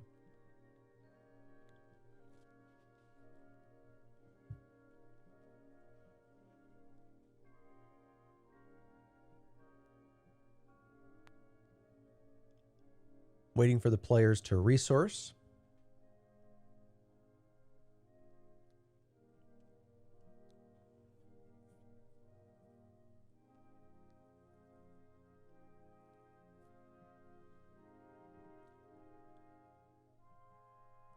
We are resourced, and here we go.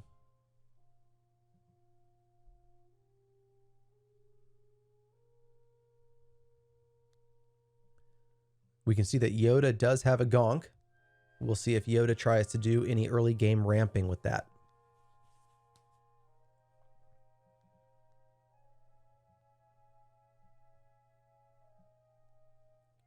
There's the initiative token.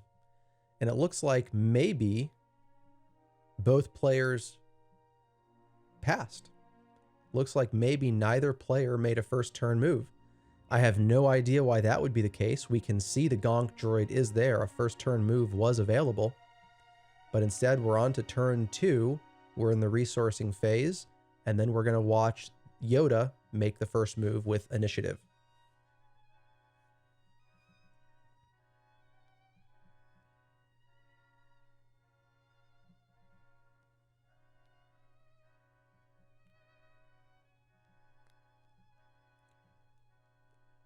And oddly enough, maybe Yoda passed. The Yoda player clearly took the initiative token, but we see Palpatine coming in with the first move of this turn by playing a super laser tech. Out comes a Gonk, so we've got 2 different forms of ramp about to happen here. Palpatine takes the initiative.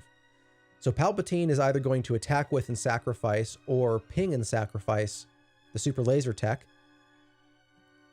And ideally, Yoda wants to get an attack in with the Gonk to make something cost less.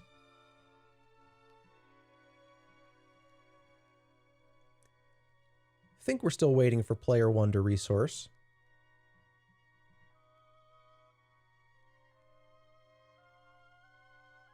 Okay, player 1 resources. Gonk is ready, and it's Palpatine's turn. Palpatine plays a unit. I don't know what the effect is, but it caused the Gonk to be killed.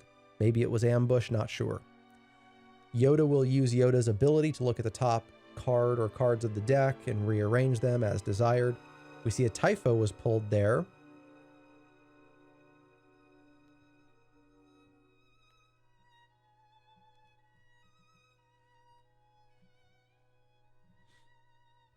What does Yoda want to do with rearranging the cards?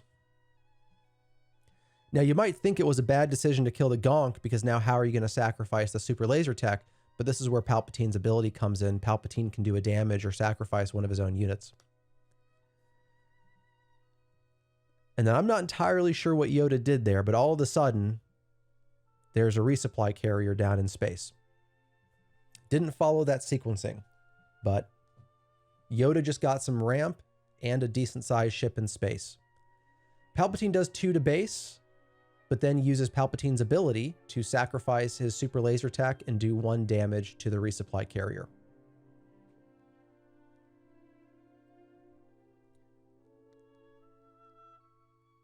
And somehow another ground unit seemed to be sacrificed to do damage to the resupply carrier. I didn't follow that one either. I'm not sure what ability was used there.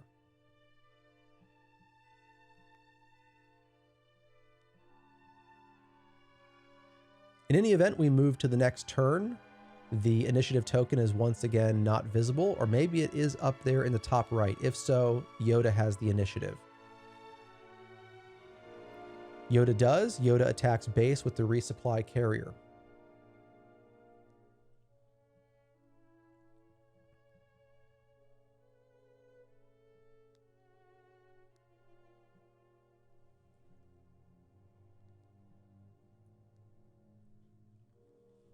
Palpatine comes out with another super laser tech, doing lots of ramp.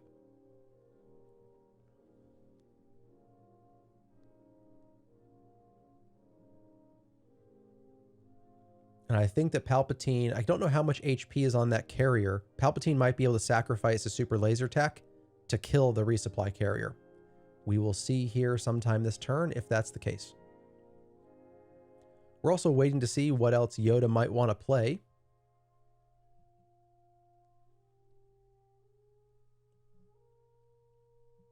Yoda plays a Captain Typho to ground. That creates a Sentinel, and it's a 4/5.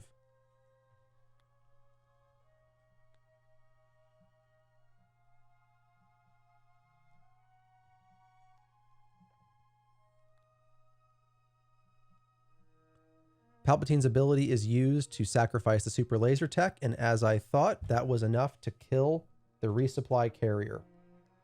So that was both ramp and board control. Good move by Palpatine.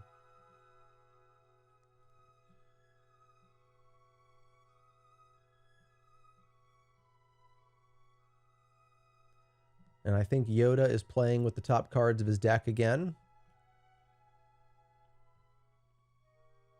And at the moment, Yoda does still have the initiative token. We will see if Palpatine reaches over and grabs that.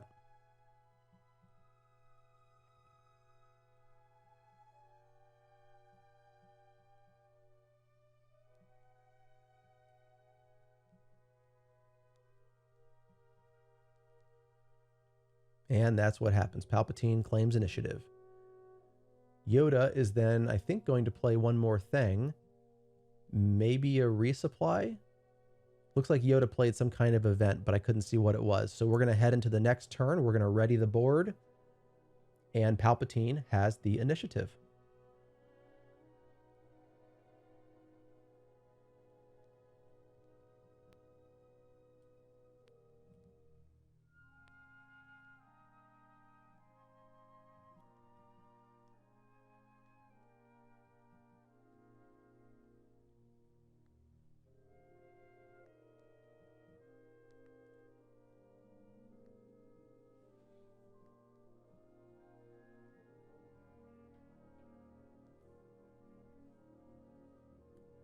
All right, what are we going to see Palpatine do here at the start of the turn? Out comes a Vader. Okay, so this Vader, I think, also allows Palpatine to possibly bring out a couple villainy units, if I remember correctly. So all of a sudden, there's going to be a number of units on the ground here for Palpatine. That's a Bazine. That's going to be annoying. So Bazine is going to allow Palpatine to inspect the opponent's hand and discard a card. There's the hand. Also, this Palpatine player always writes down the names of everything that he sees in the hand. So we're going to provide time for that. And then once it's written, Palpatine will decide what to throw out. That Luke is looking pretty scary. I can't see the other cards, but I wouldn't be surprised if Luke is the one that goes.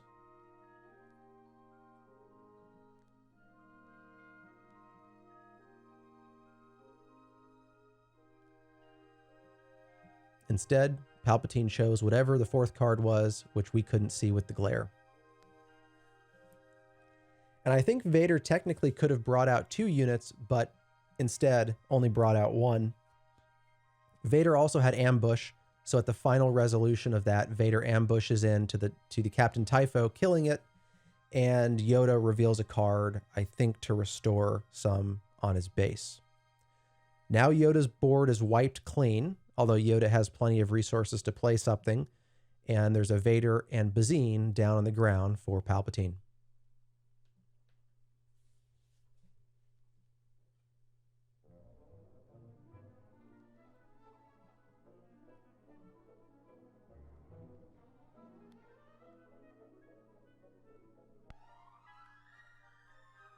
Waiting on Yoda here to decide what he wants to do to counter this. Yoda's just going to use his ability to look at the top of the deck. Probably a safe thing to do. I think most of Palpatine's resources are used. Probably not a lot Palpatine can do. And if you're Yoda, you want to make the best move you can. So you might as well take anything from your deck you can, put away anything you don't need, and then make the most informed decision possible. Though it is worth noting that Palpatine's ability remains, so Palpatine can throw away a unit to damage the opponent. It looks like what we're going to get is a Yoda flip, and for some reason a Gonk was shown. Maybe Gonk was discarded. In any event, whatever the Yoda player just did caused Bazine to be discarded. So now it's a ready Yoda versus an exhausted Vader. Now, one nice thing about getting rid of Bazine is that Palpatine at this moment has nothing to sacrifice, because Palpatine almost certainly is not going to sacrifice Vader. But Palpatine does play a very cheap ground unit, which might be what's used for sacrifice. 1 damage is done to Yoda somehow.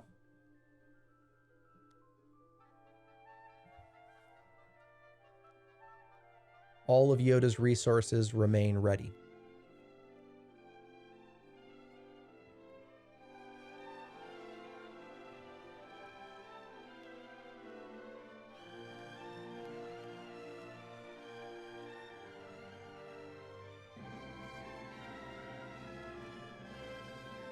Yoda plays, I always forget the name of that ship, but plays a ship to ground with 5, it's a 5/5 and ambushes into Vader. So Vader's dead and Yoda attacks base.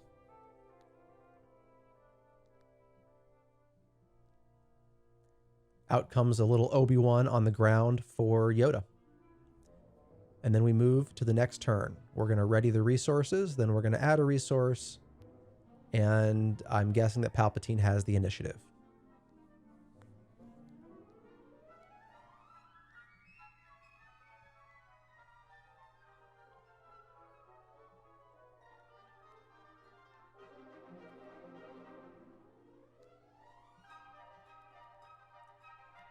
Yoda's board is now ready. We're waiting on Palpatine to finish resourcing and to ready his board.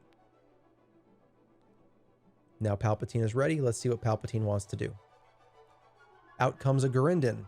And because Palpatine wrote down the names of all the cards in hand, Palpatine says a name. And I don't remember if Gurindin discards or just disables. I don't remember.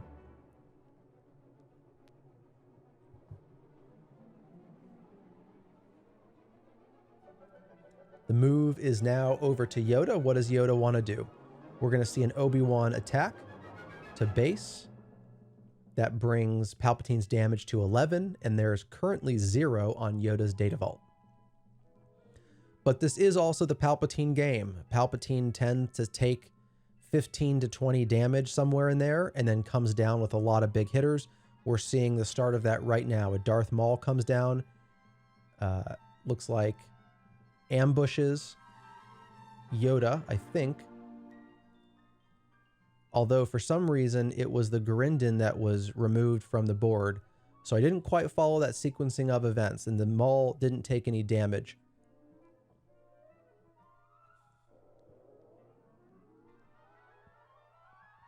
So it looked as if both of the units other than the Maul were used to kill Yoda. I'm not sure how an attack and playing Maul happened at the same time. Again, maybe there are some unit effects or abilities that I'm not aware of that were on the board. In any event, both players have 1 unit on the ground. Both are exhausted. Maul is much bigger than Obi-Wan, but we at least have a little bit of a thematic setup here with Obi-Wan versus Darth Maul.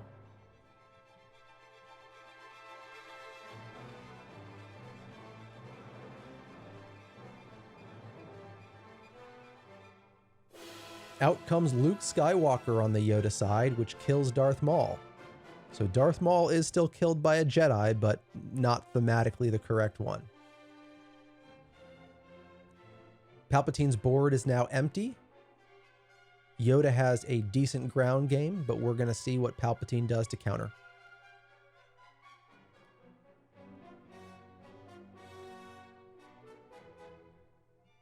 Looks like actually we're going to the next turn. I assume that Palpatine has the initiative, so Palpatine will have an opportunity to do something about this Obi-Wan and this Luke. And Change of Heart comes down. Palpatine takes Luke. Now this is deadly when Palpatine does it because Palpatine can sacrifice one of his own units, and for this turn, Luke belongs to Palpatine. Obi-Wan is going to get damage to base while possible because Luke is going to kill Obi-Wan, and then in the next move, Palpatine's going to sacrifice Luke. Yoda's going to use Yoda's ability to inspect the top of the deck. And for what it's worth, Luke also provided a Restore 2 to Palpatine.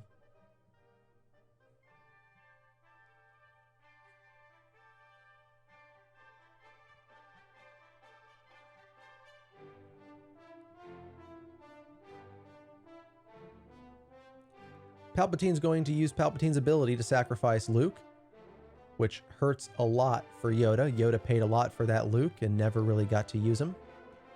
Change of Heart is just deadly in a Palpatine deck.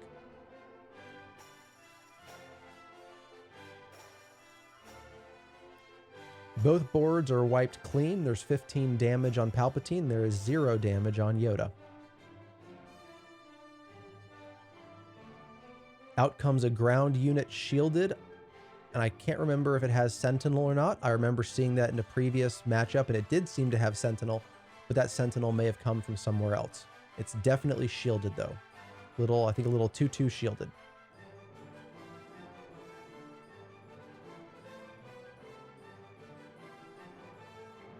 All right, and I think we might be going into the next turn, and we are. The board is being readied.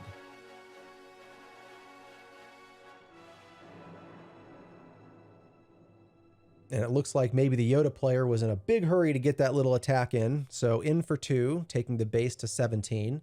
And we'll see what Palpatine wants to do in response. Now, Palpatine at some point here is going to flip. And when Palpatine flips, Palpatine, I believe, steals a unit as well. But it's a permanent steal. Out comes Legacy Run. This is also a deadly play for Palpatine, because Legacy Run does 6 damage divided up among units any way you choose, and Palpatine can sacrifice it. Now that said, there's only one little 2/2 unit on the board, and it's shielded. So all that Legacy Run could do is 1 damage to the shielded unit and nothing else. But we expect that Yoda's going to play more units here, and at the end of the turn, Palpatine can sacrifice the Legacy Run and either do a bunch of damage to a unit, or maybe even kill multiple units depending on how large they are. And instead, okay, so Yoda defeats the Legacy Run. Says, I'm not going to wait for Palpatine to do it. I'm going to do it myself. And the only thing the Legacy Run can do is pop a shield. Then Palpatine plays a ground unit, which is going to kill Yoda's ground unit. Yoda activates the card rearrangement ability.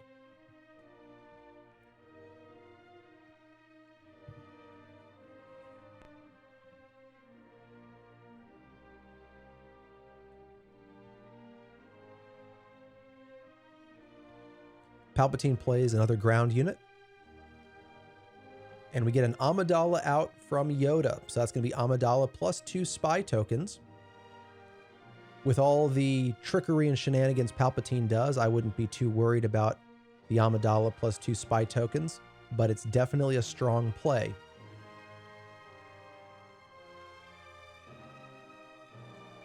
Palpatine's going to sacrifice a unit to try to do damage to Amidala, but Yoda says not so fast. I'm going to sacrifice a spy token instead. Yoda claims the initiative, and we move to the next turn. Each player will resource something, then we will ready the board state, and we will see what Yoda wants to do with that Amidala on board. I'm going to assume that Yoda wants to attack with Amidala to get that damage into base before Palpatine does something unexpected.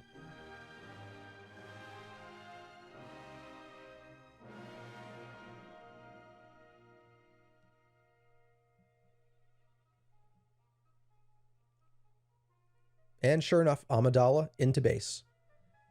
That is now 22 damage on the Palpatine base. 8 more to go, but no doubt Palpatine will start playing things that restore. I assume that Palpatine has multiple reinforcement walkers. It's possible there's already one in hand. Palpatine plays a ground unit. The Yoda player doesn't know what it is, neither do I. But it looks like it's going to do something to the spy token, probably. It's going to take the spy token. Interesting. So I'm aware of Palpatine stealing units. I'm aware of Change of Heart stealing units. I don't know what that ground unit is that stole the spy token. What this means is that damage can no longer be prevented from hitting Amidala. And Amidala only has 3 health. In fact, Amidala's own spy can do 2 of the 3 damage. So Amidala is gone this turn unless Yoda does something to defeat one or both of those ready ground units. Out comes a little 2/2 shielded ground unit again. We've already seen one of those so far. Let's see if Palpatine opts to do damage to Amidala.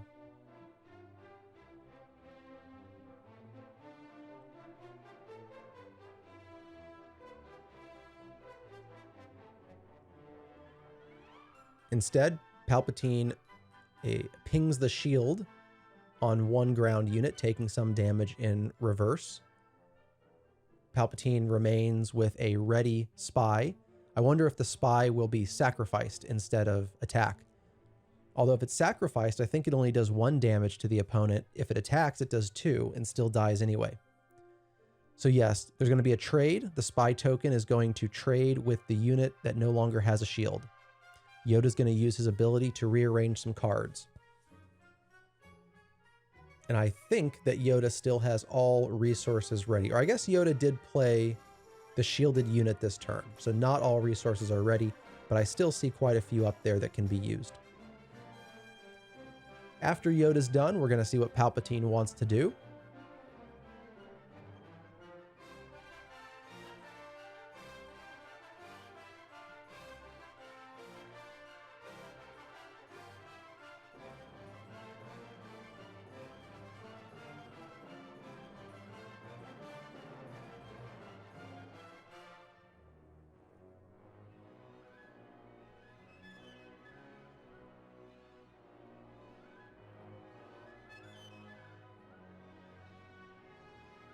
And there's that reinforcement walker I was telling you about. Not surprised to see that at all. So I think we're going to get a restore on play. I think we also get a restore on attack. But Palpatine hasn't taken damage off base yet. I don't know if he's waiting or if the restore is only on attack. But this is where the direction of the game really changes. Now that Palpatine is in the big unit mode, Yoda's going to have to start doing something big as well to try to counter this. And remember, Palpatine still has not flipped. That is a looming problem for Yoda. So if Yoda's already overwhelmed on the board and Palpatine has yet to flip, that is going to be a tough place for Yoda to come back from. And I mentioned earlier, let's see, You're My Only Hope is what just was played, I think. I think that just put something into space. But I mentioned earlier that somewhere in that, around that 20 damage range is where Palpatine suddenly kicks it into high gear. And it's real tough to deal with that. Yoda's looking through the discard pile, I think looking for something to play. Out comes that 2/2 shielded unit again. So something in space that we can't see with the glare, and then the 2/2 shielded on the ground. Oh, it's a home 1 in space. So I think You're My Only Hope may have been what was played. So I think home 1 may have been played from You're My Only Hope, and then I think home 1 triggered bringing that 2/2 shielded back from the discard pile. We're moving into the next turn. Yoda's board is ready. We're waiting for Palpatine to resource and ready his board. I believe Palpatine has initiative. Palpatine plays a 10-cost Devastator. That's going to do a bunch of damage. I think probably 11 damage to 1 unit. He's going to use all of that on Amidala. And the reason it wasn't used on the home 1 is because that Devastator also has Sentinel. So the home 1 is now forced, if it's going to attack, is forced to attack into the 10/10 Devastator. There's now a 10/10 Devastator in space and a 6/9 Walker with Restore 3 on the ground. This is a very scary place to be. We're going to get a measly 2 damage into base, which is going to be... Oh, yep, okay. 2 damage into base, which is going to be undone by that Walker by the end of the turn.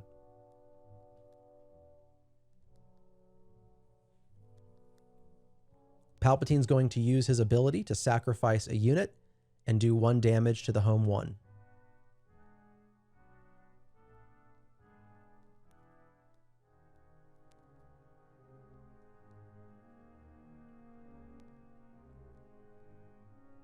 How does Yoda want to respond? Yoda's going to sacrifice the home 1 by attacking the Devastator for 7. Devastator has 3 left.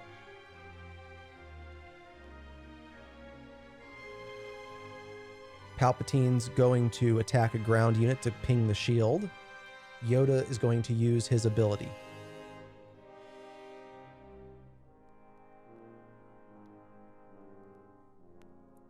The Walker, even though it hits for 6, is going to be used to take out the tiny little ground unit, and we'll see if the Restore 3 is applied.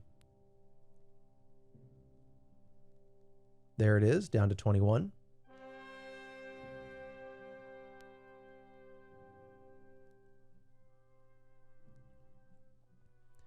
Right, Yoda played something. I missed it, but it killed the Devastator.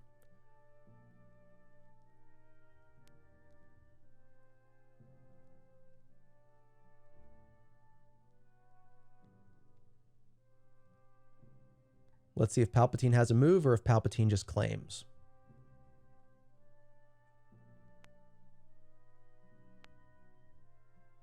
And again, remember, Palpatine has not flipped.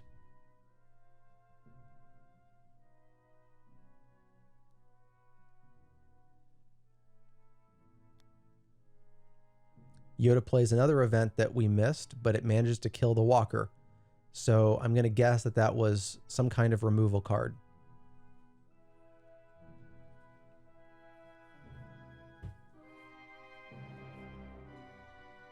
Yoda's done a good job of clawing back to a decent spot on the board. Obviously, Yoda's board is wiped, but there was a lot of heavy machinery on that Palpatine side. So Yoda successfully dealt with all the big hitters.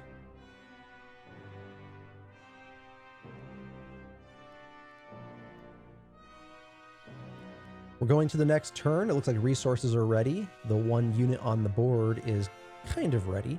It's at a little bit of an angle. And now Palpatine's going to attack base for 3. And that is the first 3 damage on that base. Or at least it was previously restored, and now we're going back up. Out comes, is that another Amidala? I can't quite tell. I think it is, but then we're looking for 2 spy tokens. And I think a Cad Bane is then played by Palpatine. Cad Bane, I guess, captures Amidala and somehow killed the spy tokens. Again, not sure what exactly did that, but I trust that that's what it was supposed to happen there.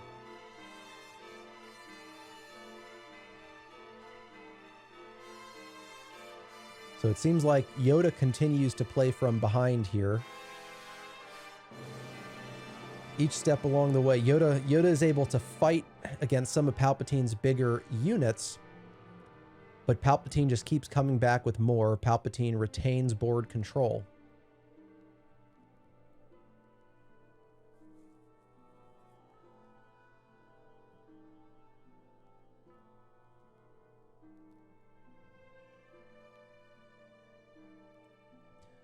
We get some kind of removal card there. Amidala comes back to Yoda, but is now exhausted. I guess Amidala was already exhausted, so remains exhausted.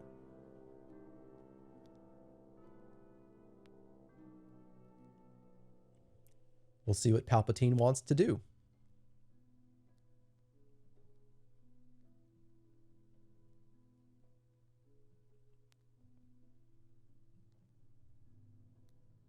Looks like we just moved to the next turn.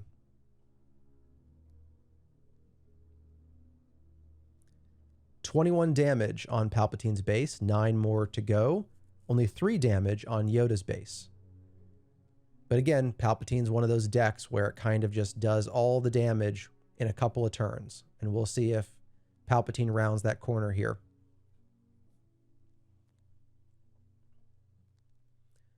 Palpatine trades with Amidala.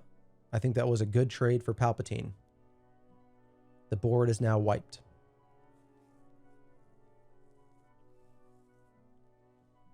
Yoda will use his ability.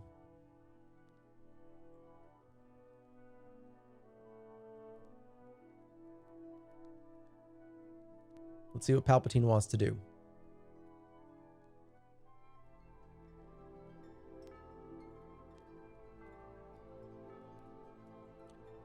We get a Bazine, which is going to show the hand and throw away a card. We have an Amidala and maybe another home one. I can't quite tell what that other card is. We'll see what Palpatine wants to get rid of.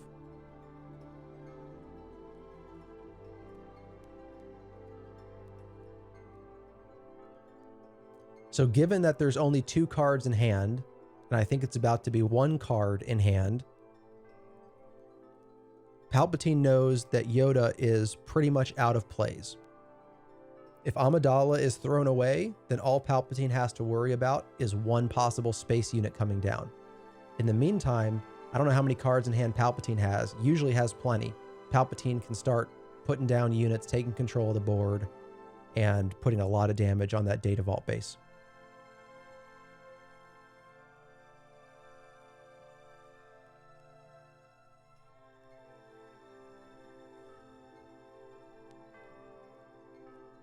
And I didn't see anything go to the discard pile, so I think that maybe Bazine did not remove a card. Clearly there's the Amidala. And I think maybe if Bazine allows you to draw another card, maybe that's why Palpatine opted not to.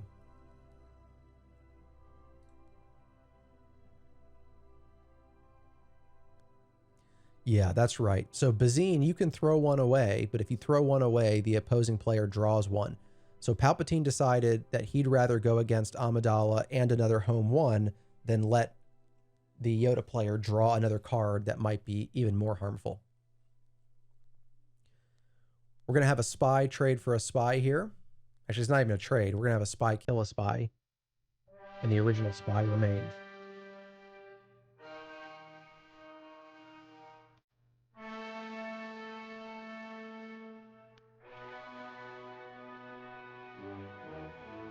Yoda has the initiative, so we're waiting for Palpatine to decide what he wants to do.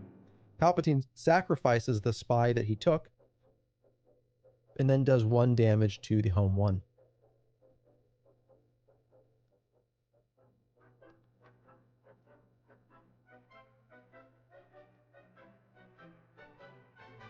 Yeah, Palpatine has a whole bunch of cards in hand. Palpatine has a massive hand advantage at this point. Palpatine plays a unit off camera on the ground, which does a restore 1 on the base.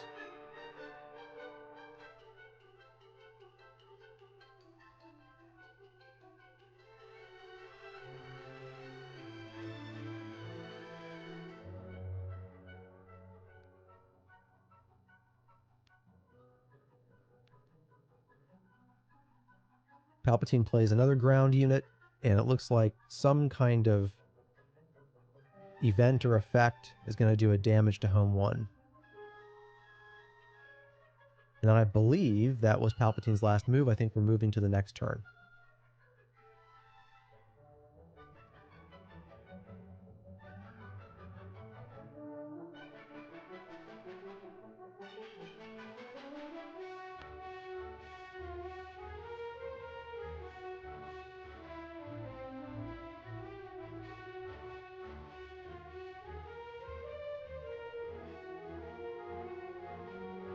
Here we go into the next turn. It looks like Yoda has the initiative. Maybe not. So Yoda has the initiative token, but it looks like Palpatine's making the first move. Now, I don't know why the home one is exhausted. I don't know if there was a no good to me dead put on it or what, but I expected home one to be in a ready state, and it's not. Out comes a Captain Typho. That's going to put a Sentinel on the ground, forcing Palpatine to attack into Captain Typho instead of into the base.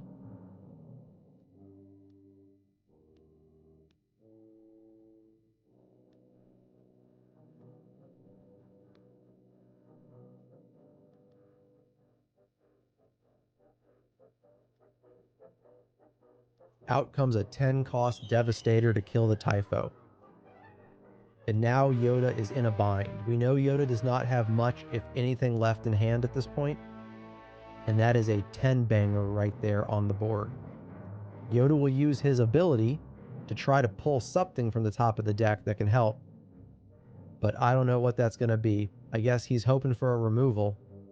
We'll see if Yoda can draw the removal.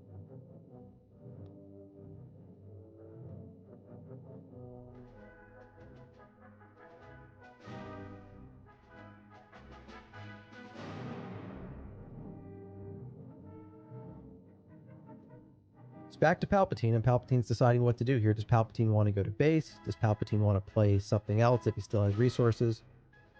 And something happened there with the Devastator, so I'm guessing that Yoda played something off camera that managed to get rid of it. So I think Yoda was able to top deck some kind of removal, and now Palpatine is just going into base for a few points.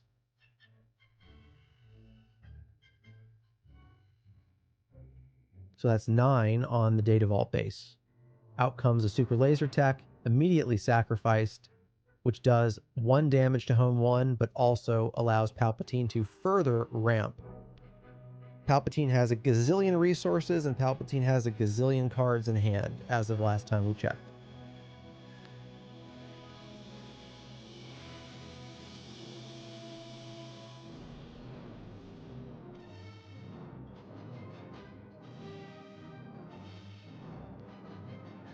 Waiting for the players to resource and ready the board, and we'll see what happens next.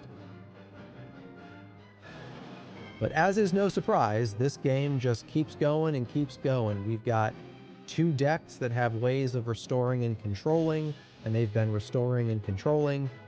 And so here we are, deep into this game between Yoda and Palpatine.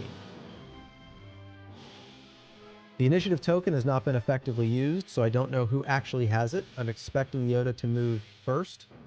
Yoda attacks base with home 1. For some reason, only 1 damage was added to the base. I don't know what I missed there. Unless that unit is not what I think it is, home 1 should have hit for 7.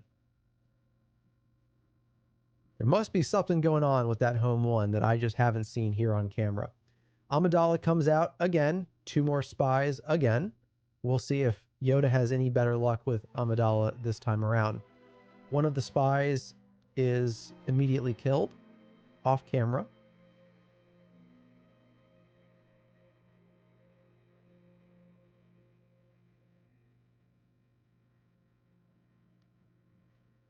Another home 1 is played, which removes the first home 1.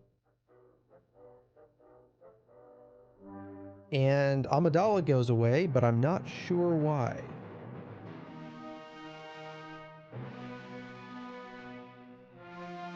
Palpatine kills a spy with one of his ground units. Yoda plays a Mina Bonteri.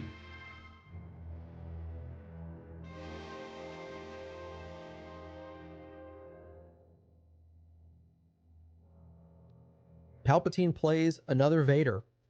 So now Palpatine will also be able to put up to a couple villainy units down, depending on the cost, I think, or possibly depending on the HP or the power. Out comes a Gurindin. So that's going to be some more hand destruction, I think. And we can't really see what those cards are. I don't know if Palpatine knew enough to guess one of them. It looks like one's a small ground unit. I can't tell what the one on the right is.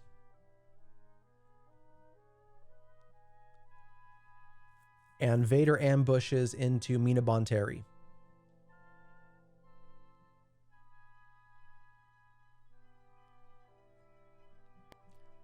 Yoda just claims initiative. Now Yoda thinks he has lethal with the home 1, but any restore, I think, will be enough to prevent lethal. Palpatine also has yet to flip. I don't know what the rules are on Palpatine taking a unit. I don't know if Palpatine can take the home 1 or not. Maybe the home 1 is too big. So does Palpatine have any move to prevent lethal next turn, now that Yoda has the initiative?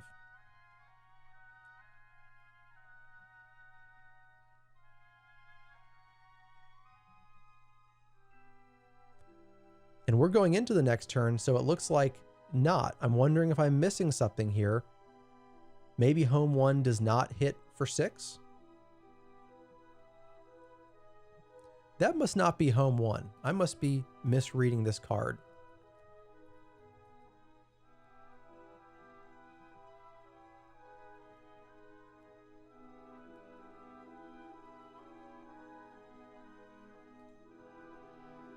So Yoda goes to ground. I'm trying to look up home 1.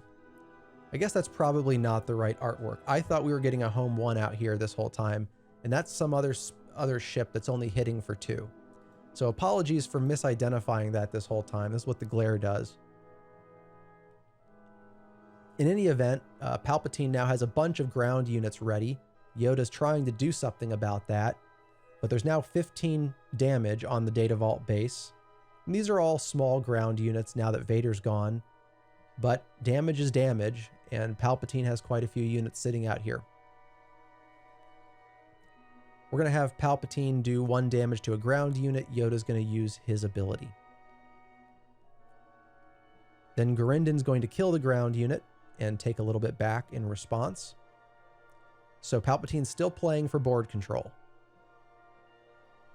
Yoda claims the initiative.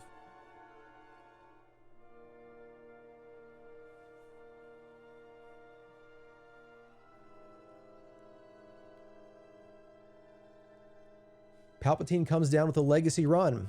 That's going to be a problem because now it's sacrificed and it kills Yoda's last remaining unit. That is why legacy run is so powerful in a Palpatine deck.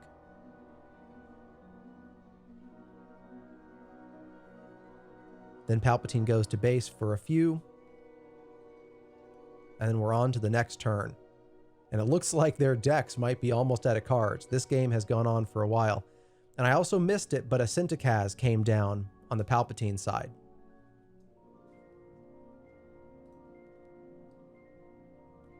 So in my mind, this is looking like probably good game here.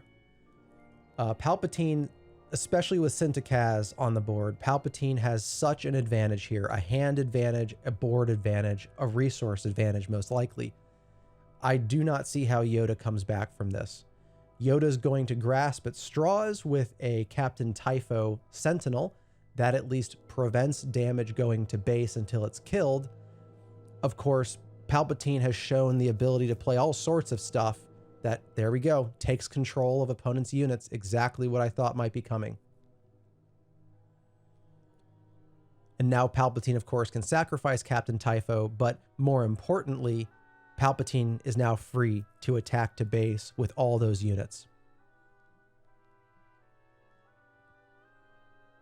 And there's 15 health left in the Yoda base, but even if Yoda manages to survive this turn, how can Yoda possibly survive next turn? This looks insurmountable, in my opinion, in terms of what Yoda can possibly hope to do. Anything short of a Super Laser Blast. And I'm not even sure Super Laser Blast is in the deck. Yoda plays a resupply carrier.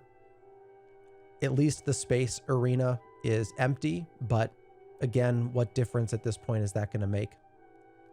Well, I should say technically it hits for 4. So technically, Yoda has lethal in space. Yoda takes the initiative. That's game. Palpatine wins. So what happened there is Yoda had lethal, but the moment that Palpatine flips, I think Palpatine's going to take the resupply carrier, and then Yoda has absolutely nothing. So that was a heck of a fight. That took a long time, but congratulations to Palpatine taking the first game in this second to last round of the PQ.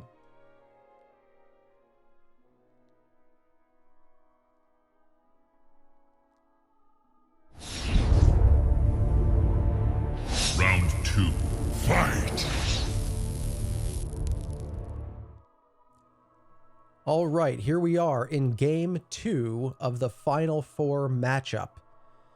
After a very long game 1, Palpatine pulled out the win. You got to imagine these players are exhausted coming into game 2. I'm kind of exhausted after just commenting on game 1. I would not want to be either of these players in this game. But we come out on turn 1 with, I believe that's a Yaddle on the Yoda side, and then Garindin comes out on the Palp side. Garindin's going to look at the hand. I thought Garindin made you guess first, but maybe there was already a guess. In any event, it looks like Yoda's going to claim the initiative with Yaddle on the board.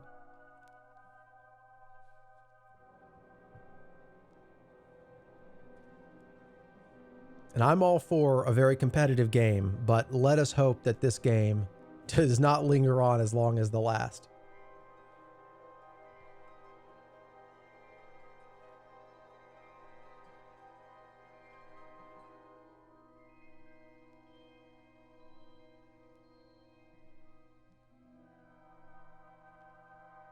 Okay, we're on to the next turn. The players have readied their boards. I believe Yoda has the initiative, and out comes this 2/2 shielded unit. Let's see how Palpatine chooses to respond. I think Palpatine may have just passed, and then Yoda does 2 damage to base.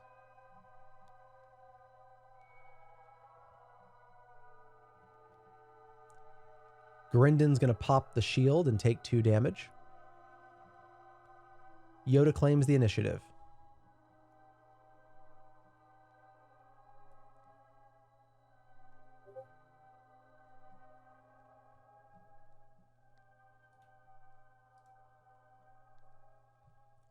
Here we are, next turn. The board is ready. Yoda starts with the initiative.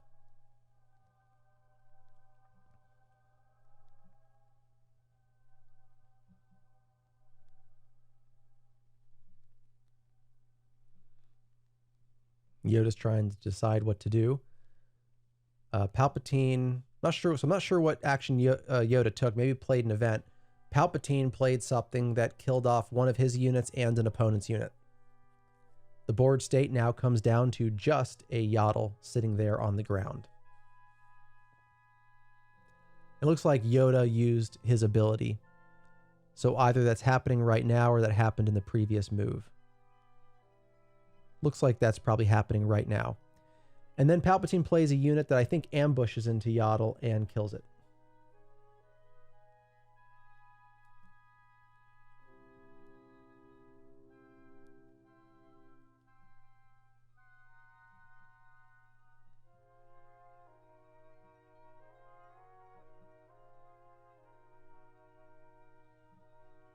We're moving into the next turn. The players ready the board.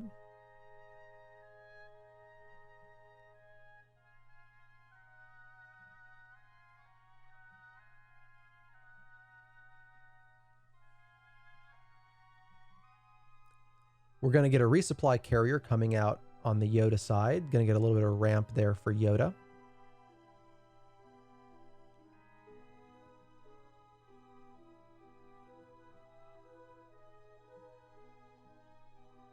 Palpatine plays a little fighter in space, which pings the carrier for 1 damage.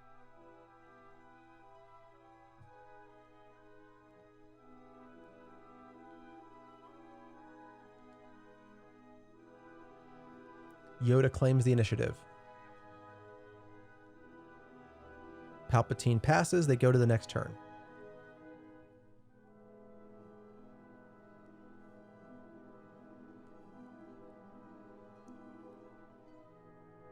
We'll see if we get an attack in here by this carrier on base, or we'll see if Yoda tries to control the board by taking out the opposing space unit. Looks like we're going to get 4 to base. That's 6 damage on Palpatine's base. Palpatine attacks the carrier. The carrier is dead. Yoda uses his ability to rearrange the top of his deck.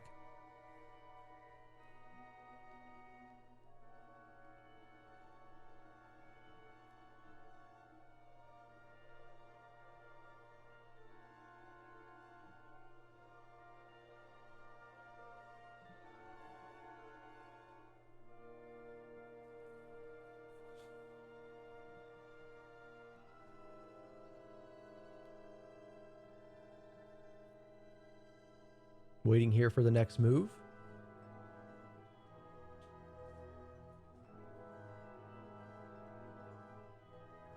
Yoda comes out with an Amidala. That's going to add 2 spy tokens as well.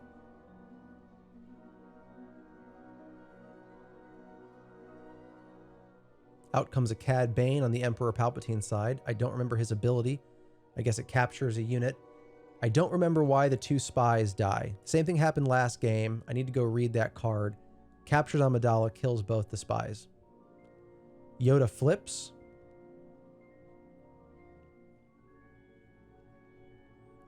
Palpatine claims the initiative. Yoda plays an event which captures Cad and then returns Amidala. And that was accomplished by revealing a couple cards. Amidala is exhausted, Yoda attacks, and we move to the next turn.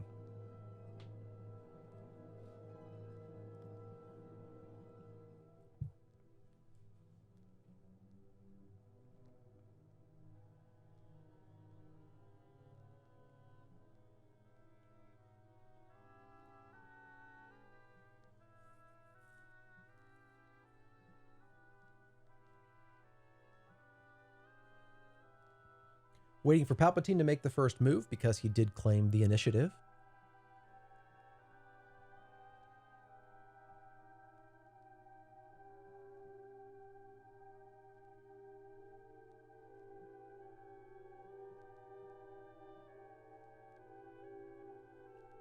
What will Palpatine give us?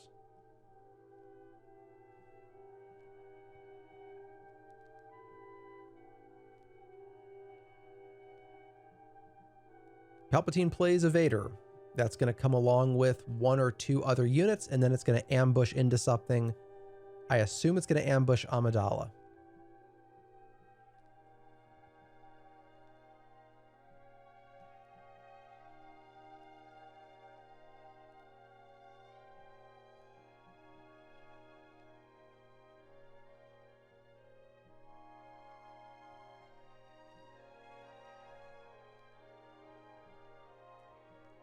Palpatine comes out with 2 units. I can't, they have some abilities and keywords. I can't see what they are.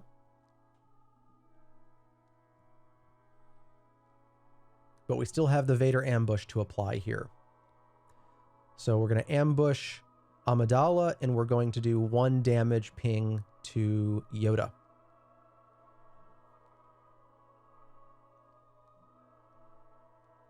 Yoda's going to attack base. And I can understand wanting to get the damage in, but given that Palpatine is playing control, I do wonder if Yoda would have been better off trying to remove some of these units from the board.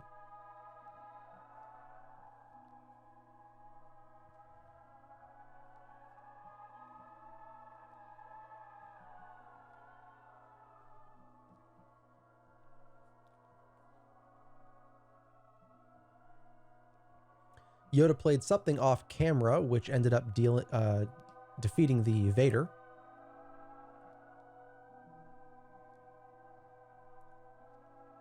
And I think we're now waiting on Palpatine to decide what to do. Does he want to make another move or claim initiative?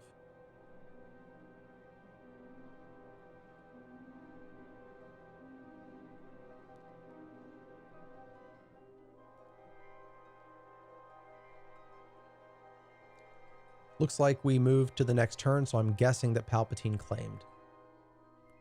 Now we're waiting on Palpatine to resource and to ready.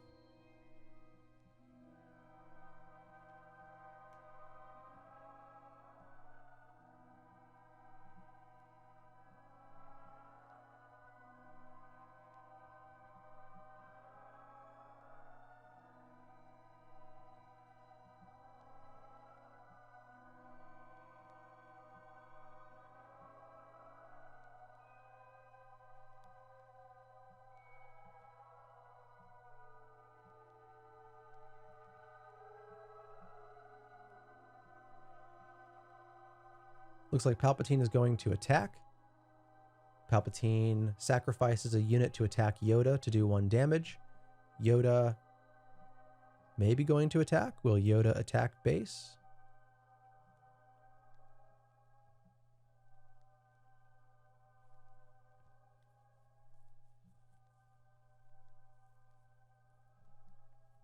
Yoda attacks. Yoda defeats the remaining ground unit and has 3 total damage on Yoda. And I think Yoda's a 4/8. Can't read the card, but I think Yoda's a 4/8. That also, I think, restored some damage off the base back to 0. Palpatine plays a Palpatine, which brings back Vader from the discard pile, I believe, which also now allows up to 2 more units to be played on the ground, refilling the ground arena that Yoda just tried so hard to clear. And of course, Vader also has an ambush, and I believe he ambushes for 5, which is going to be enough to kill that Yoda. Out comes Chancellor Palpatine. I am the Senate.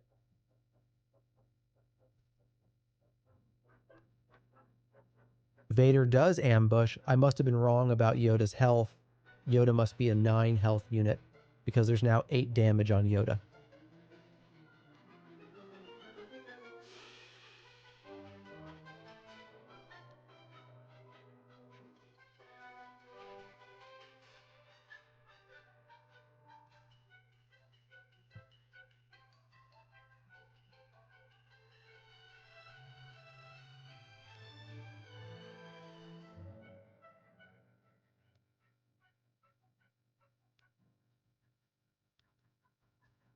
A ship is played to ground with ambush to kill Vader. And now Palpatine sacrifices his own unit to ping Yoda, which is the 9th and final hit point to kill Yoda. That also releases Cad Bane back to the ground for Palpatine. So Palpatine still retains a unit on the ground while Yoda's field is now cleared. Palpatine plays a Bazine, so once again we've got hand inspection and possibly throwing something out. I think I saw a Luke in there. He might want to get rid of that. Let's see what he chooses. Instead, I think that ship was actually a home 1, even though I kept getting the ship wrong last time, and I think that's what was thrown out.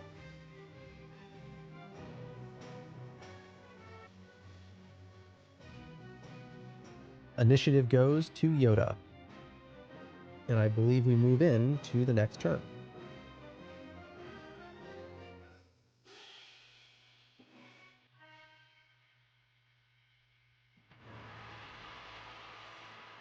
The board is readied, and we wait for Yoda to make the first move.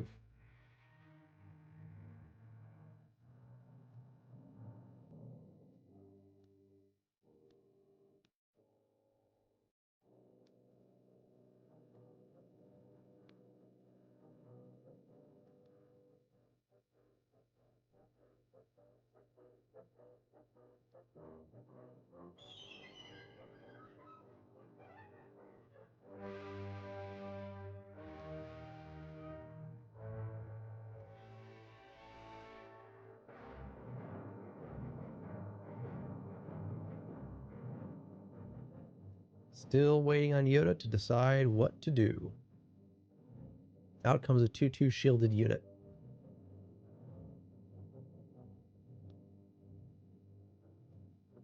Bazine is going to hit that unit to remove the shield and take 2 damage back.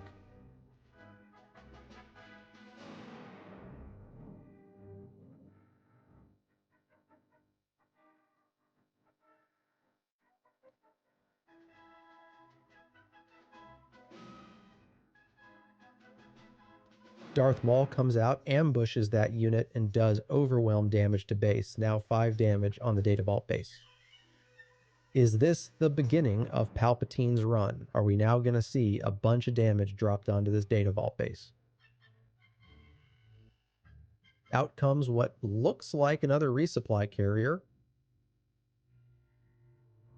Though it's difficult to tell with the glare. I think it's a resupply. I think we saw that in hand. Palpatine's going to attack base with Cad Bane. There's now 12 damage on base. Yoda uses his ability. I get the sense that these resupply carriers are kind of moves of desperation, because so late in the game, I don't know there's any value to ramp. I almost feel like Yoda's just playing whatever Yoda can play.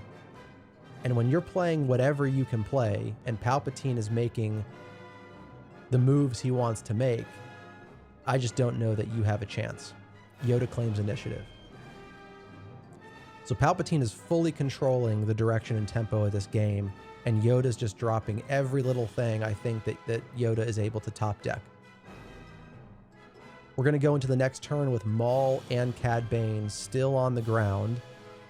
Palpatine has not yet flipped, and all Yoda has is a 4-hitter in space.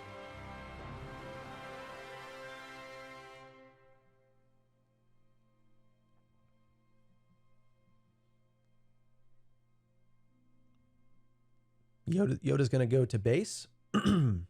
18 on base. Cad Bane's going to go to base. And that's now 19 on the Data Vault base.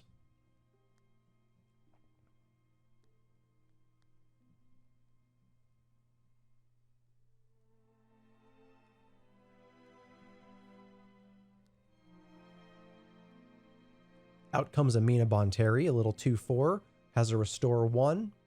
Again, just feels like too little, too late at this point. Though Palpatine might expend Maul to kill Amina. Instead, no, he does go for the base damage. So that's 26 on base. That is 7 left, which means either of Palpatine's units will have lethal next turn. Is there anything Yoda can do about that?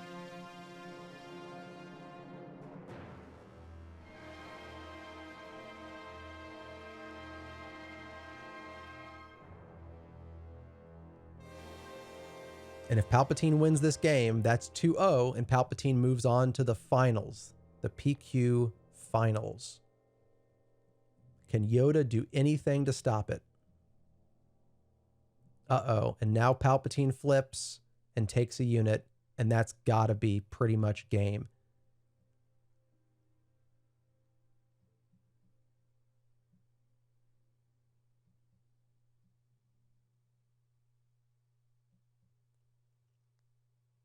And game. Palpatine takes it onto the finals.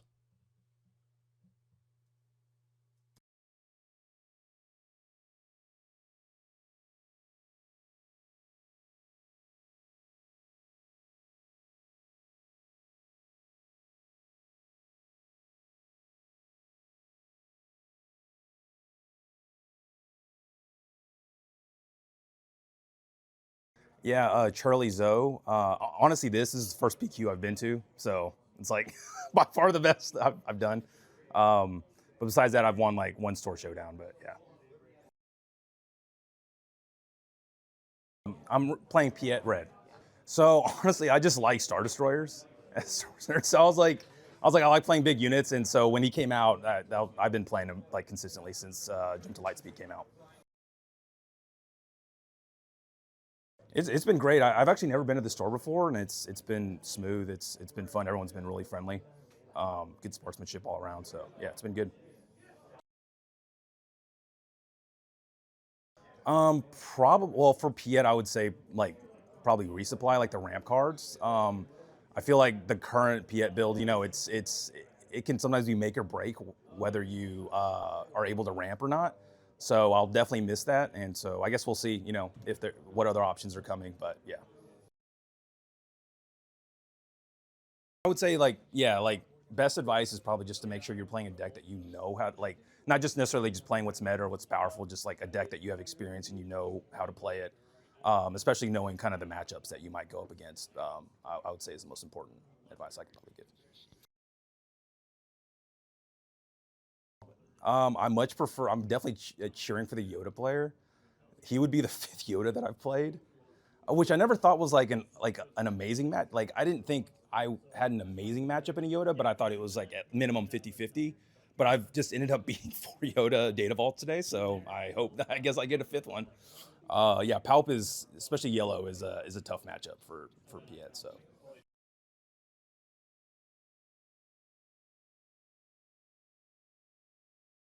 I'm Andrew Kadak. I've made several. This is going to be my 3rd finals at OPQ, and hopefully this will be the first one I take.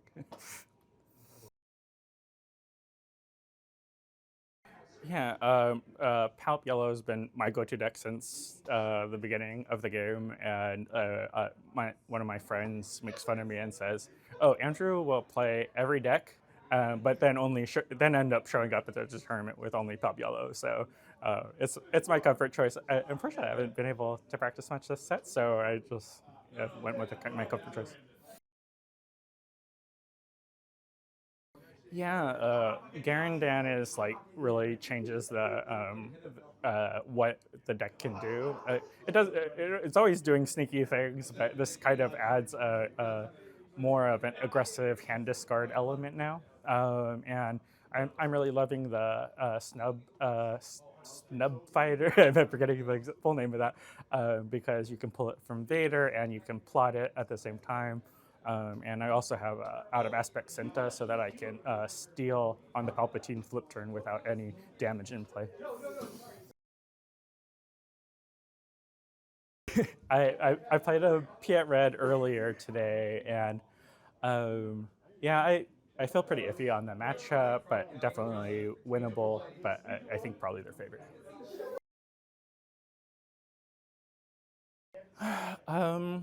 I I think the biggest hurdle is just going to putting yourself out there. I know like a lot of people that play TCGs at home or just at locals may like the next step sounds scary, but I hope you put yourself out there and see if it's for you.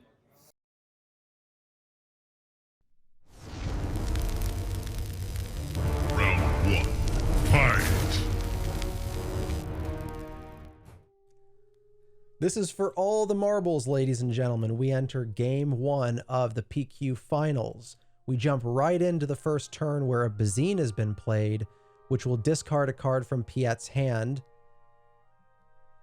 I didn't catch which one it was, but to mention who we're playing here, if you just watched the previous round, you know that Palpatine Yellow won the previous round that we had on camera. We now bring in a Piet Red as the other opponent in these finals for the PQ. So Palpatine comes down turn 1 with a Bazine, which is going to throw away a card. And actually, I missed the card, but if I remember correctly, what was just thrown away was either a resupply or a super laser tech. Because I remember when I watched this game live, at the beginning of actually both of the first 2 games, Bazine came in and destroyed ramp. Nonetheless, Piet comes back with a Gonk, which, if it survives, will allow Piet to attack and play something for 1 less on the next turn. Then a Super Laser Tech comes out from Palpatine, so to add insult to injury, Palpatine destroys Piet's ramp and then brings his own. Of course, Palpatine also has an ability if he wants to sacrifice that Super Laser Tech.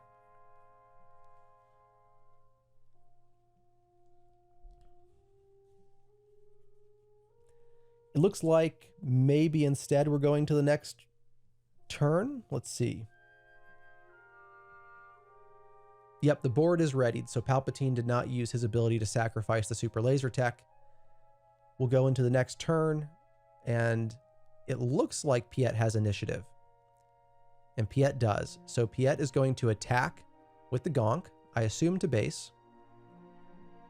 That's 1 to base, and now Piet gets that 1 extra resource to spend on something.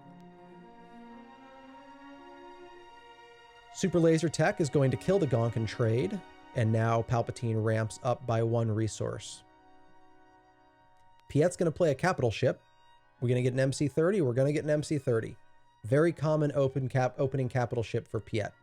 That's a 5 with raid 1, so it's good to hit for 6 next turn if Piet doesn't, or if Palpatine doesn't do anything about it.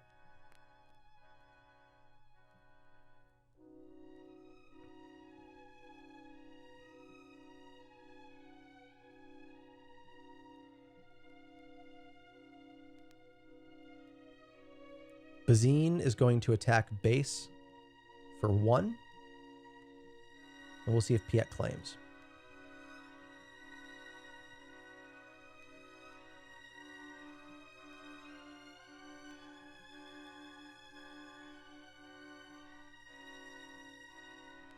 And Piet must have claimed because Palpatine is making a move. Palpatine sacrifices Bazine to somehow do 3 damage to the MC-30. I must have missed something there.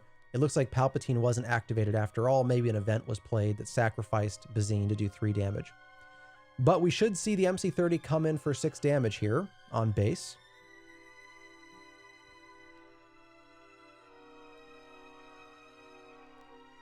Instead, Piet's going to play another capital ship before attacking. Out comes an invisible hand. This is going to allow Palpatine to look, or I keep saying the wrong name, they're both P names. Piet is going to look for a droid, and if it's 2 or less, is going to play it. And a little spaceship was played, which does 2 damage to the enemy's base, and now there's a change of heart. And that is why he probably should have attacked first.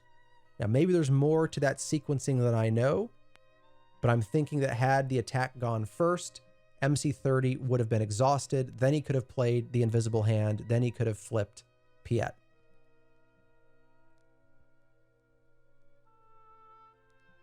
So 2 to base from Piet.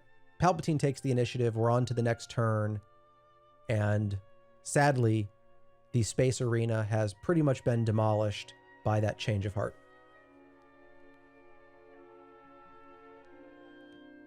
So even though Piet has a couple units out, I still feel like Piet is on the reactionary side here. I feel like Palpatine is probably in a place that he's very comfortable with, especially after what we saw Palpatine do in the last round. So can Piet get and maintain any kind of meaningful space presence? Palpatine brings out a legacy run, so you know that's going to be immediately sacrificed. That means if Piet plays a ship now, that ship is probably going to get a bunch of damage put on it. So I would probably attack for base, try to get some damage into the base before legacy run is thrown away. And just like that, legacy run is sacrificed to do 6 damage to Piet. I don't know why that defeated Piet. Oh, I think it's probably because of Palpatine's ping. Piet can take 7 damage, but Palpatine added the 7th on top of the 6 from legacy run. A Ruthless Raider comes out, wonderful unit, does 2 damage to the base. It would do 2 damage to a unit as well, except there is no enemy unit. And next turn, if it's still there, it'll hit for 4. Out comes Bazine. We're going to throw more stuff away from the hand. We have a Planetary Bombardment, a Fulminatrix, a Darth Maul, and an HK-47. What will Palpatine choose to throw away? I'm guessing the Planetary Bombardment.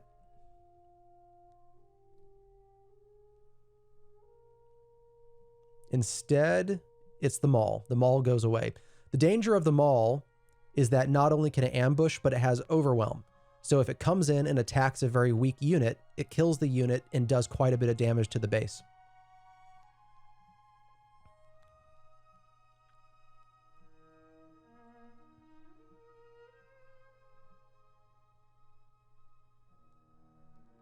Now, I don't know if Piet has any interest in doing this, but next turn, if his capital ship is still there, his Planetary Bombardment is going to be good for 12.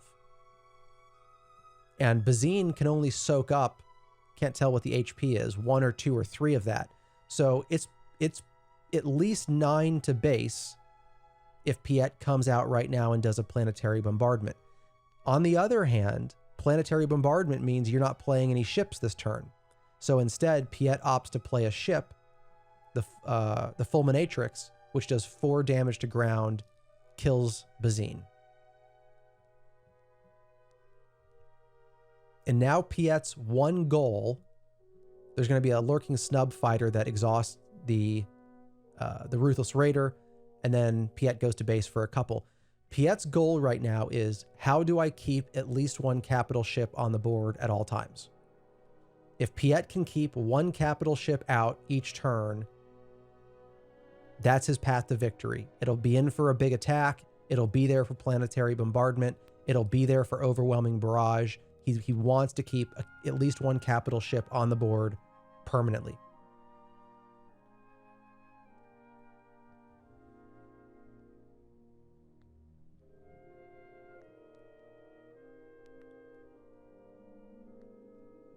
We have some discussion going on. Out comes another legacy run. That's going to hurt. That's going to do 6 damage. So Palpatine uses his ability, going to sacrifice legacy run, going to do 6 damage plus 1. That's going to be enough to take out anything he wants. The Ruthless Raider or the Fulminatrix.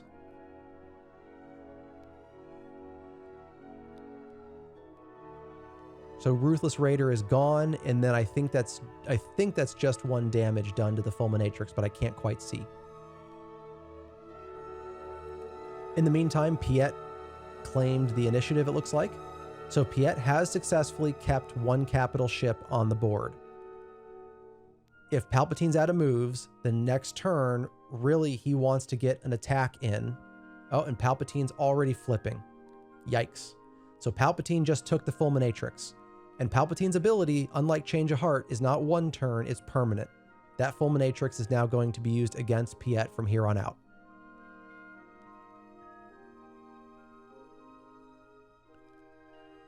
So even if Piet plays an 8-cost Devastator, that's not enough to kill the Fulminatrix. There's no way he's in a position to play a 10-cost Devastator yet. He might just have to spam the board with Invisible Hand plus droids. I'm not sure that there's any single ship he can play to really get this board state back.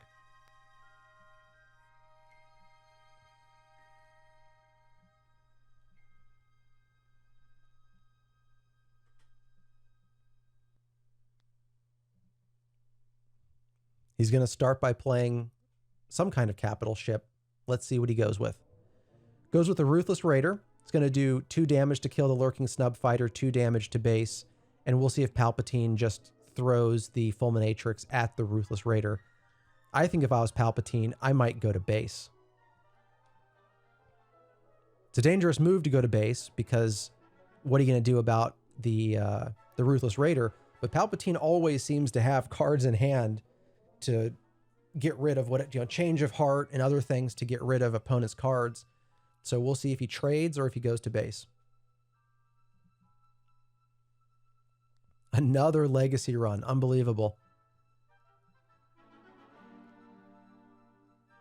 That legacy run is going to do enough damage to wipe all the space units out on Piet's side of the board. So Piet just says, forget it. I'm going to shoot one of my ships into the Fulminatrix. Fulminatrix does go to base, and that's because, as I mentioned, Palpatine always seems to have a move to remove opponent's units. Legacy run is going to kill the Ruthless Raider on the way out. Now, at least on the way out, the Ruthless Raider will do 2 more damage to base and 2 damage to a unit. Now, a droid is played. I don't know that that helps, though. Maybe there might be just enough. No, I think if we're going to get a ping from Palpatine, Legacy Run plus a ping is enough to wipe the board, but maybe I'm off by 1 in my count.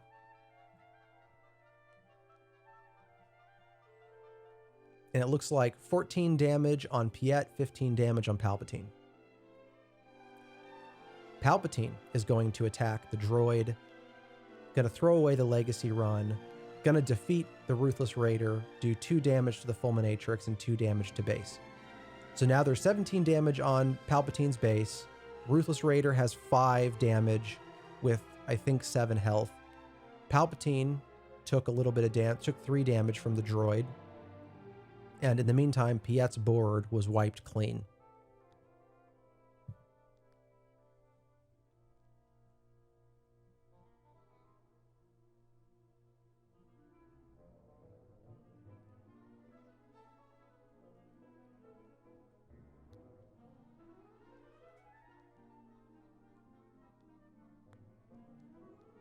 So we're waiting for Piet to decide what to do. If Piet can play an 8-cost Devastator, that would be enough to kill off the Fulminatrix and then do a little bit either to base or a little bit to Palpatine. And that is exactly what he does. There's the 8-cost Devastator. It's enough to kill the Fulminatrix, and he's going to send the Overflow to base. So the base damage is 19.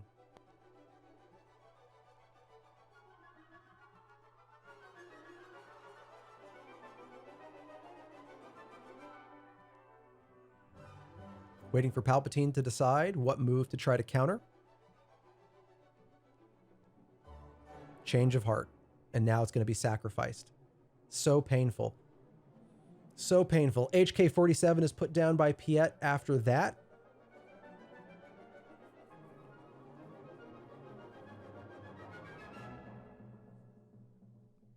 Palpatine's going to attack HK and sacrifice the Devastator. HK does a couple of damage to base on the way out because of its ability. That's now 20 damage on Palpatine's base, 14 damage on Piet's. And I imagine Piet is just going to claim because it probably cost a lot to play that Devastator.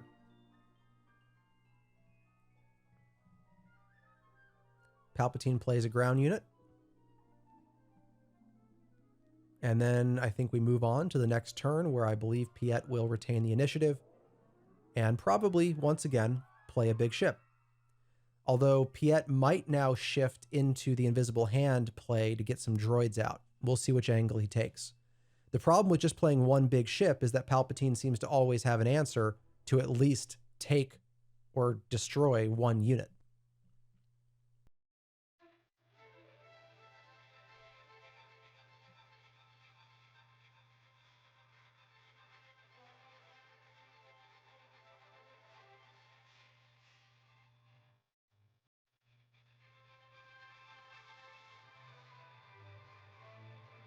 Here comes a capital ship. And there it is, the invisible hand, as I mentioned. So probably trying to get a little bit of diversity of units out here to create more targets for Palpatine to try to control, instead of going all in on the biggest of big ships, which just get taken away. A spaceship comes out that does a couple damage to base when it's played. We'll see what Palpatine wants to do in response.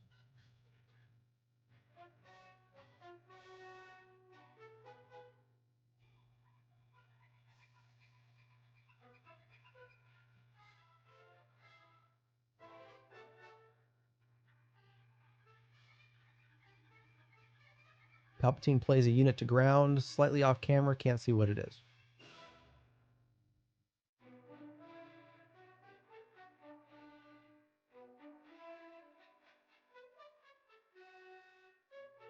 Threw away a card. It looks like Palpatine threw away his own 10-cost Devastator to heal some damage off of base. So we're down to 19 damage on Palpatine's base. Piet probably doesn't have a whole lot of resources left. Out comes a Gonk.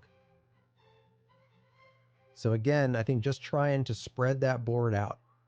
Palpatine's taken too many units away, trying to spread out the units. And it looks like Palpatine is going to claim. Palpatine claims the initiative. Out comes, I couldn't see what that was, but possibly a second Gonk.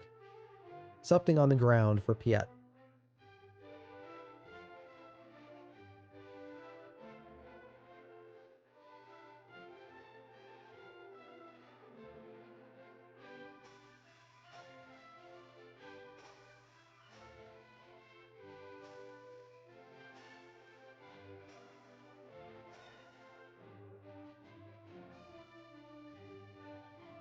Looks like we're waiting for Palpatine to decide what he wants to do for resourcing.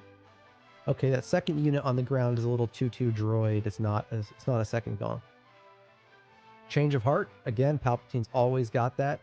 So there goes the invisible hand. Doesn't even get to attack for 6 and it's already gone. Can Piet do anything to stop the 6 damage of his own unit coming at him? Maul's going to come in, ambush Palpatine. And the reason that that was a perfectly timed play is because Palpatine is now exhausted. Change of heart goes away at the end of the turn. Palpatine cannot sacrifice the invisible hand. The invisible hand is going to go back to Piet at the end of the turn. Now the question is, do you go invisible hand to base or invisible hand to kill the spaceship? But of course, by the way, on attack, if Palpatine has any droids either, Palpatine can find them and pull them out. Now, the card that Palpatine played off camera that I couldn't see is now on camera. That's a reinforcement walker. That's a big problem for Piet to deal with.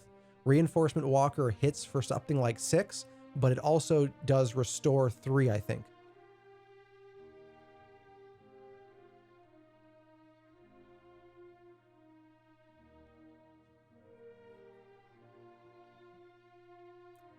Invisible hand takes out the other space unit, takes some damage back, and we'll see if Vader bothers looking for droids. And Vader does. Not Vader, Palpatine. Palpatine looks for droids.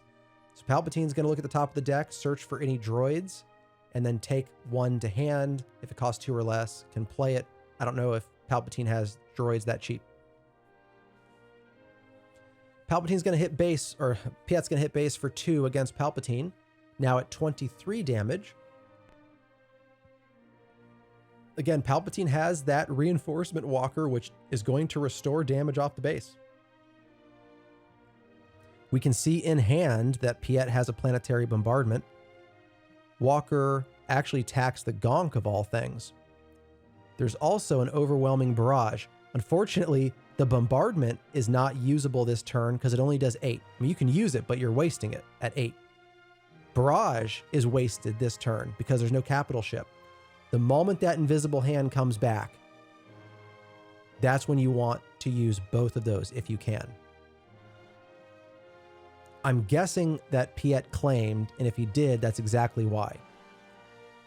Unfortunately, there's Gurindin. Did he just lose a card from hand?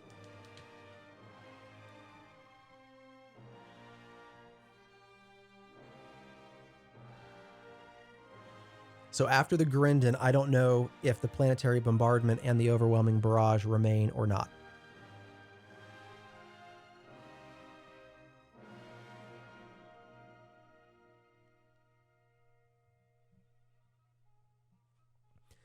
Now, if he plays Overwhelming Barrage, that's going to be 8 damage to distribute around those units. That's probably just enough to kill the walker. And then he's got to hope that he still gets to attack with the Invisible Hand.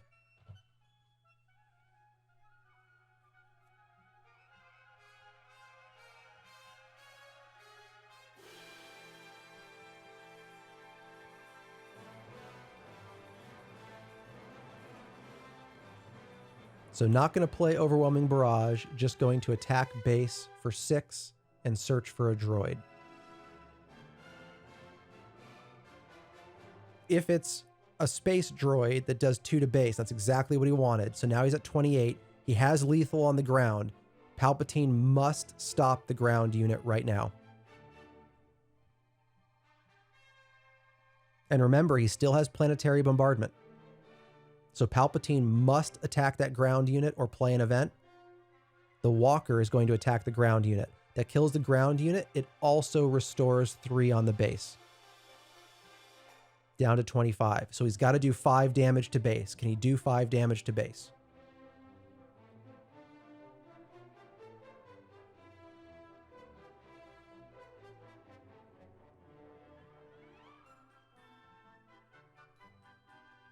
There's the Overwhelming Barrage we saw before. We're going to see it kill everything or almost everything. The walker's gone. Gurindin's gone. I think that might be a board clear. Nope, almost. So Gurindin takes 1 damage. The other 2 units are gone. Piet is in a very strong position here, depending on how many things Palpatine can play, because that Planetary Bombardment is still in hand. And out comes an MC-30. I don't think Palpatine has what it takes to stop that board. That's game. Good job to Piet.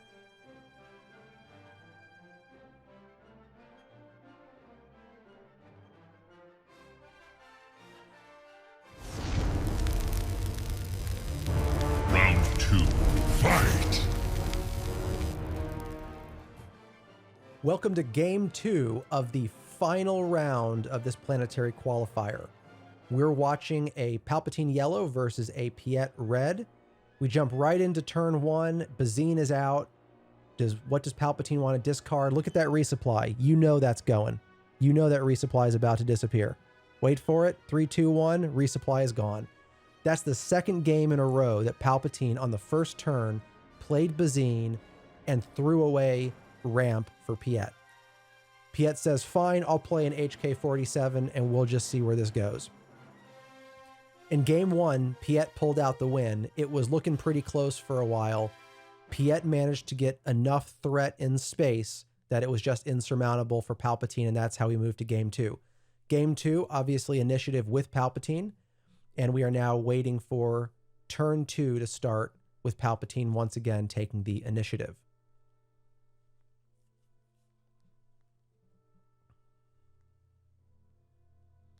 Board is in the ready state. Palpatine's deciding attack, ability, pass. What does he want to do? A resupply is played by Palpatine to ramp.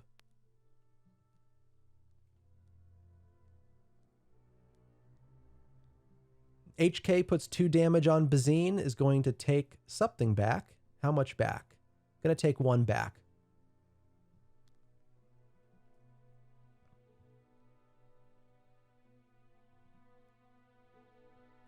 And it looks like Palpatine just played some kind of... Nope, take that back. So what Piet did was play a second HK. It's a unique unit, so the new HK replaces the old HK, but that means at least there's no damage on it now.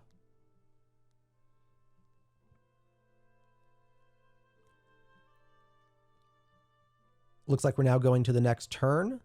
I assume that Palpatine has the initiative.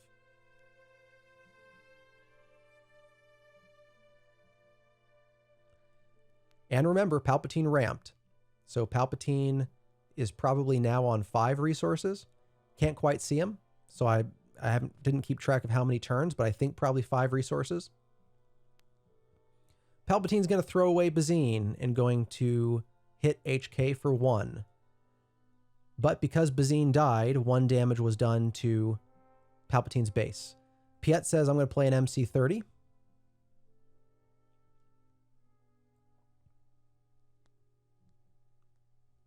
It's a little interesting that he didn't attack with HK first.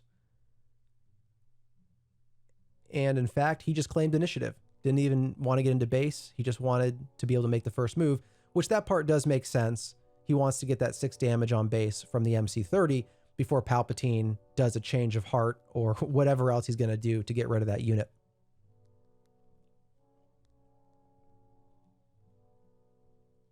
Six to base from the MC30, and let's see if Palpatine steals it. Because if Palpatine steals it, Palpatine's going to sacrifice it. Instead, we get a Legacy Run. Legacy Run is going to be sacrificed instead of the MC30, and that Legacy Run is then going to do 6 damage to the MC30 to kill it. That's my guess as to where this is going.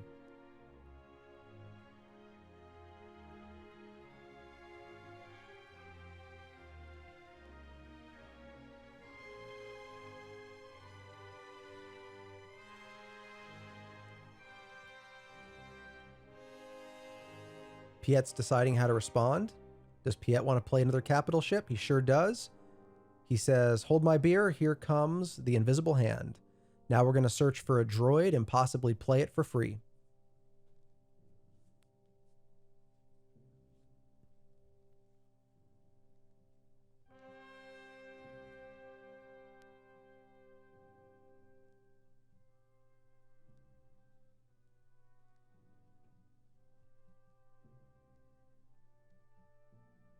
Does he find what he's looking for? It looks like either he took it to hand or he whiffed and didn't find anything. Because Palpatine is now already using his ability. So he's going to throw away the Legacy Run. He's going to kill HK with the Legacy Run. And then he's going to spread 1 damage on each of the other units. Takes a damage on his base because of HK. And then I think we're probably moving to the next turn.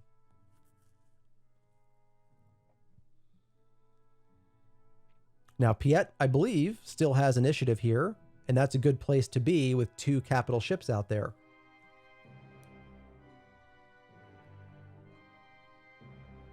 What would be really great is if he had a planetary bombardment right now and send 12 to base. That would be a game-changing move.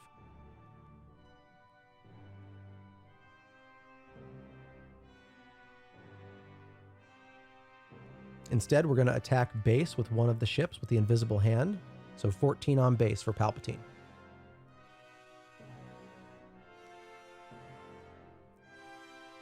Visible hand ability is used to bring out a 3/3 droid on the ground.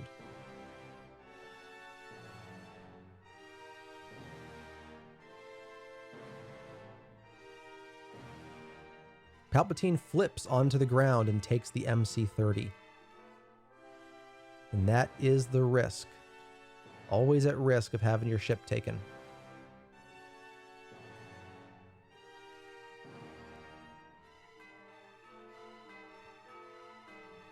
And what that means is the MC30 can now attack the invisible hand, and all the capital ships are gone for Piet. Piet is going to flip to ground to get more of a discount on future ships.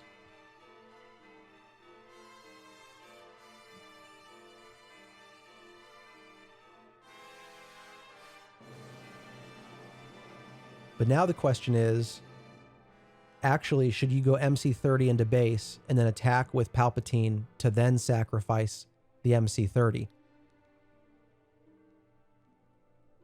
Do you want the base damage and the sacrifice, or do you want the trade?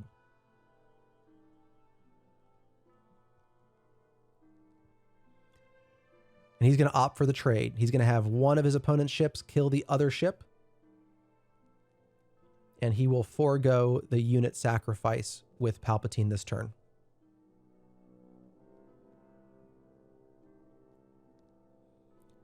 And now Piet responds, says, okay, I'll play an 8-cost Devastator. And he's going to do 1 damage to Palpatine and 3 damage to base.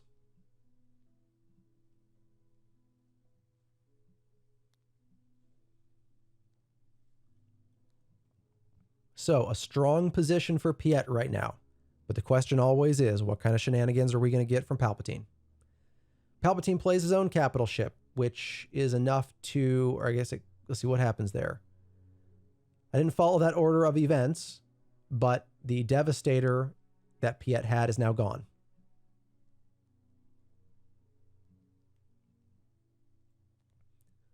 Palpatine kills the 3/3 droid, takes 3 back.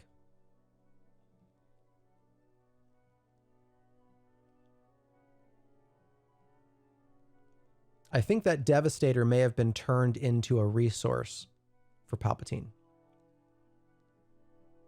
In any event, we go to the next turn, and we'll see what Piet has to try to replenish his space game. Can't tell what ship that is. I'm guessing... actually, that might be a Ruthless Raider. I was going to say Devastator doing damage, but no, it's a Ruthless Raider, I think, doing 2 to base and 2 to Palpatine. 10-10 Devastator comes down from Palpatine. Palpatine now has the biggest ship in the game, and that's enough to kill off Piet. No more discount. Then Palpatine goes to base, and I think we're already on to the next turn. So not only is that a big ship, bigger than anything that Piet currently has, but that ship has Sentinel, which means that Piet is not going to be attacking into base, not until he does something about that ship.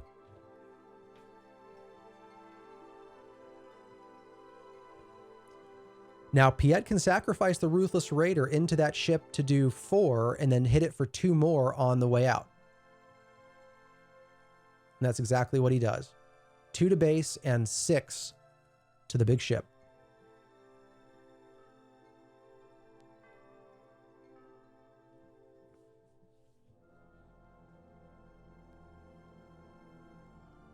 The big ship hits for 10.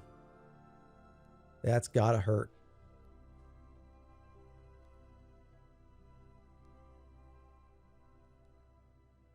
See how Piet responds.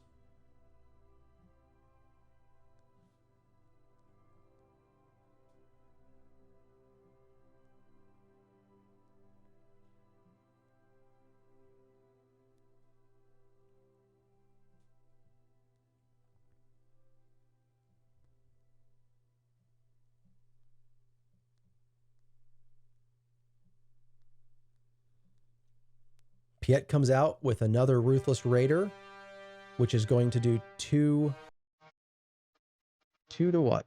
Which one does he want to do? Probably to Palpatine, because he's going to try to shoot that Ruthless Raider into the Devastator next turn.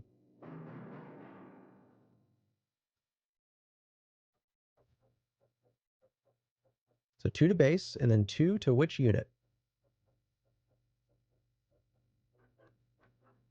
2 to Palpatine. Now that works out as long as he gets a chance to hit the big ship with his Ruthless Raider. But if Palpatine gets rid of that Ruthless Raider, then it's not going to work. Then the big ship remains.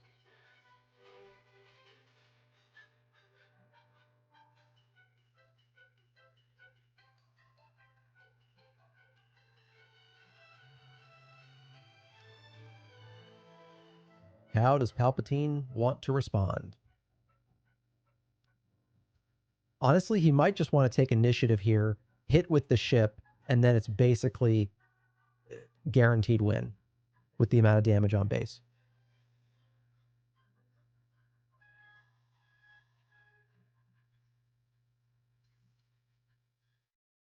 Actually, well, yeah, that's right, because it only hits for 4. Oh, but there's an overwhelming barrage. So that's going to be a big problem.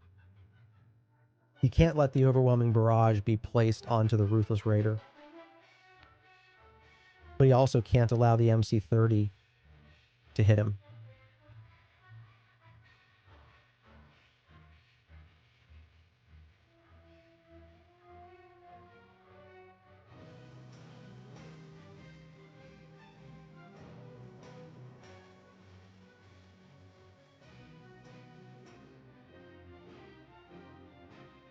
Change of heart, and that has pretty much got to be it.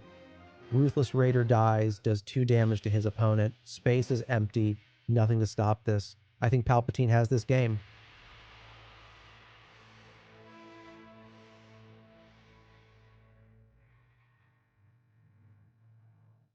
And heals a little bit of damage off of his base.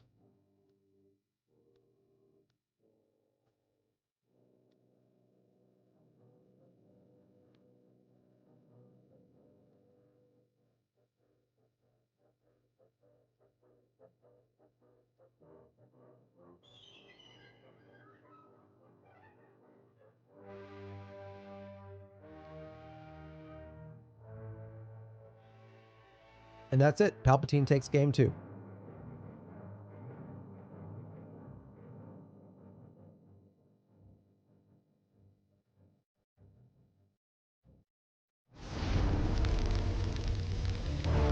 Final round. Fight.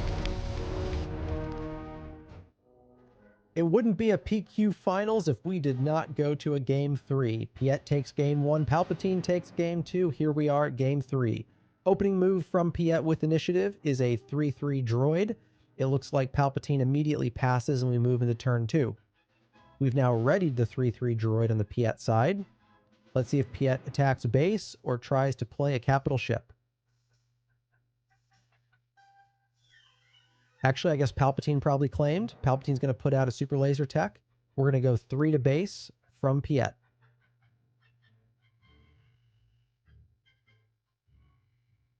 Out comes Piet's own super laser tech. This is the first game where Piet has had an opportunity to ramp. In the first 2 games, Palpatine came out with Bazine on turn 1 and killed Piet's ramp. We move into the next turn, waiting for Palpatine to resource and ready his board. We'll see if Piet sacrifices the Technician with an attack or with Palpatine's ability. He chooses to attack, does 2 damage to the 3/3 droid. That's going to ramp. Piet is now facing a challenge of how does he ramp? There are no units to attack. I'm guessing he hits the base with the 3/3 droid. He does. Now 6 damage on Palpatine's base. And now he's waiting for something to attack with that super laser tech. We're going to get an MC-30 capital ship at a discount of 1 thanks to Piet. Then we're going to get 2 to base with the super laser tech because the super laser tech did not have anything to attack and sacrifice itself. Into the next turn we go.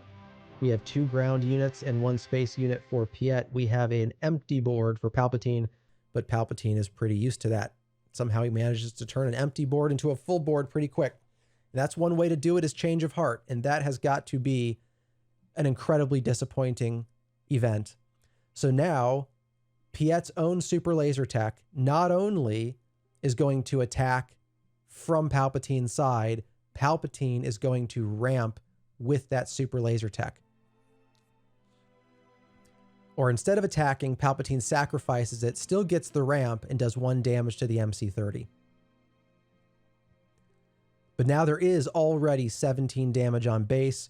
Palpatine flips, MC-30 is stolen.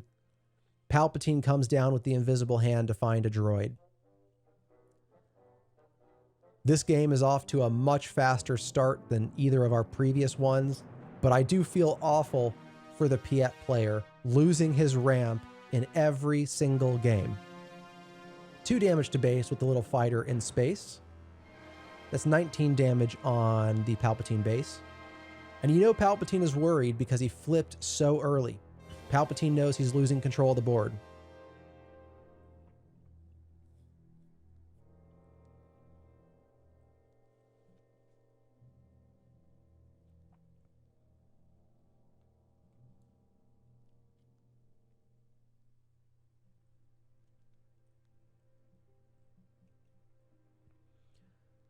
Piet flips, does 2 damage to base. That's 21 damage. Palpatine claimed the initiative. Only 9 damage left on that base. Palpatine is not yet in a position to do much restore. We'll see if he plays a walker, but that's overwhelming force on the Piet side, and all Palpatine has is 4 attack on Palpatine, can use the MC-30 to trade with one of Piet's space units. Other than that, we'll see if Palpatine has a reinforcement walker or something to create some pressure and also do some restore. 0 damage at this moment on Piet's base. And I'm thinking that Palpatine has got to trade in space to get rid of one of those big ships.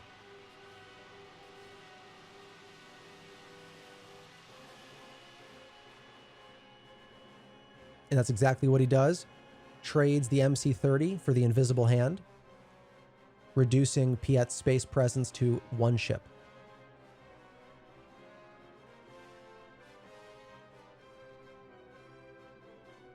Right now, if Piet had a planetary bombardment, that would be a nice play.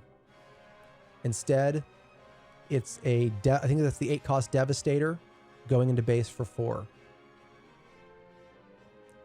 Piet is in an excellent position right now. It is tough to see how Palpatine comes back from this.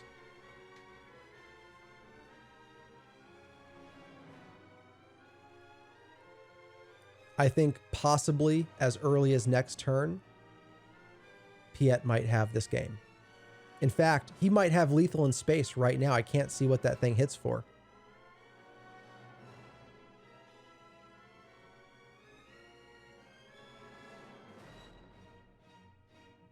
Legacy run, okay.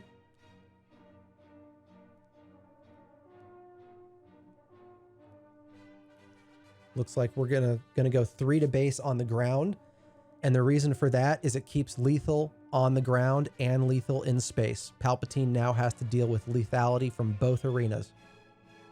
Is this the end of the game? Is this the end of the PQ? Is this your winner for Game Castle Redwood City?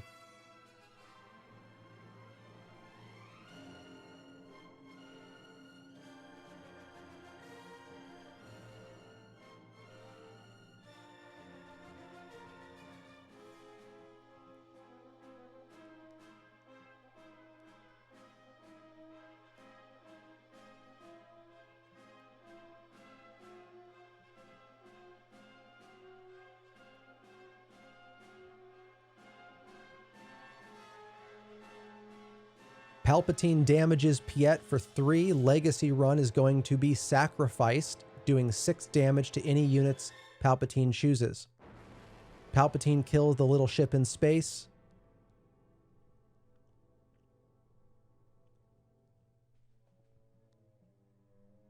But was there enough damage to kill Piet? If Piet's there, that's lethal.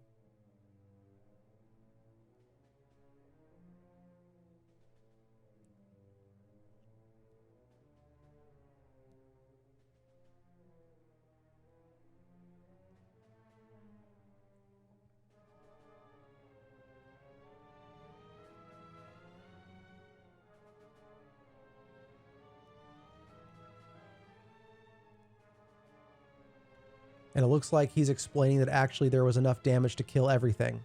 So it looks like Piet was dead, but it was missed. So I think Palpatine lives for one more move, but that's game. Piet Red is your winner of the Game Castle Redwood City PQ.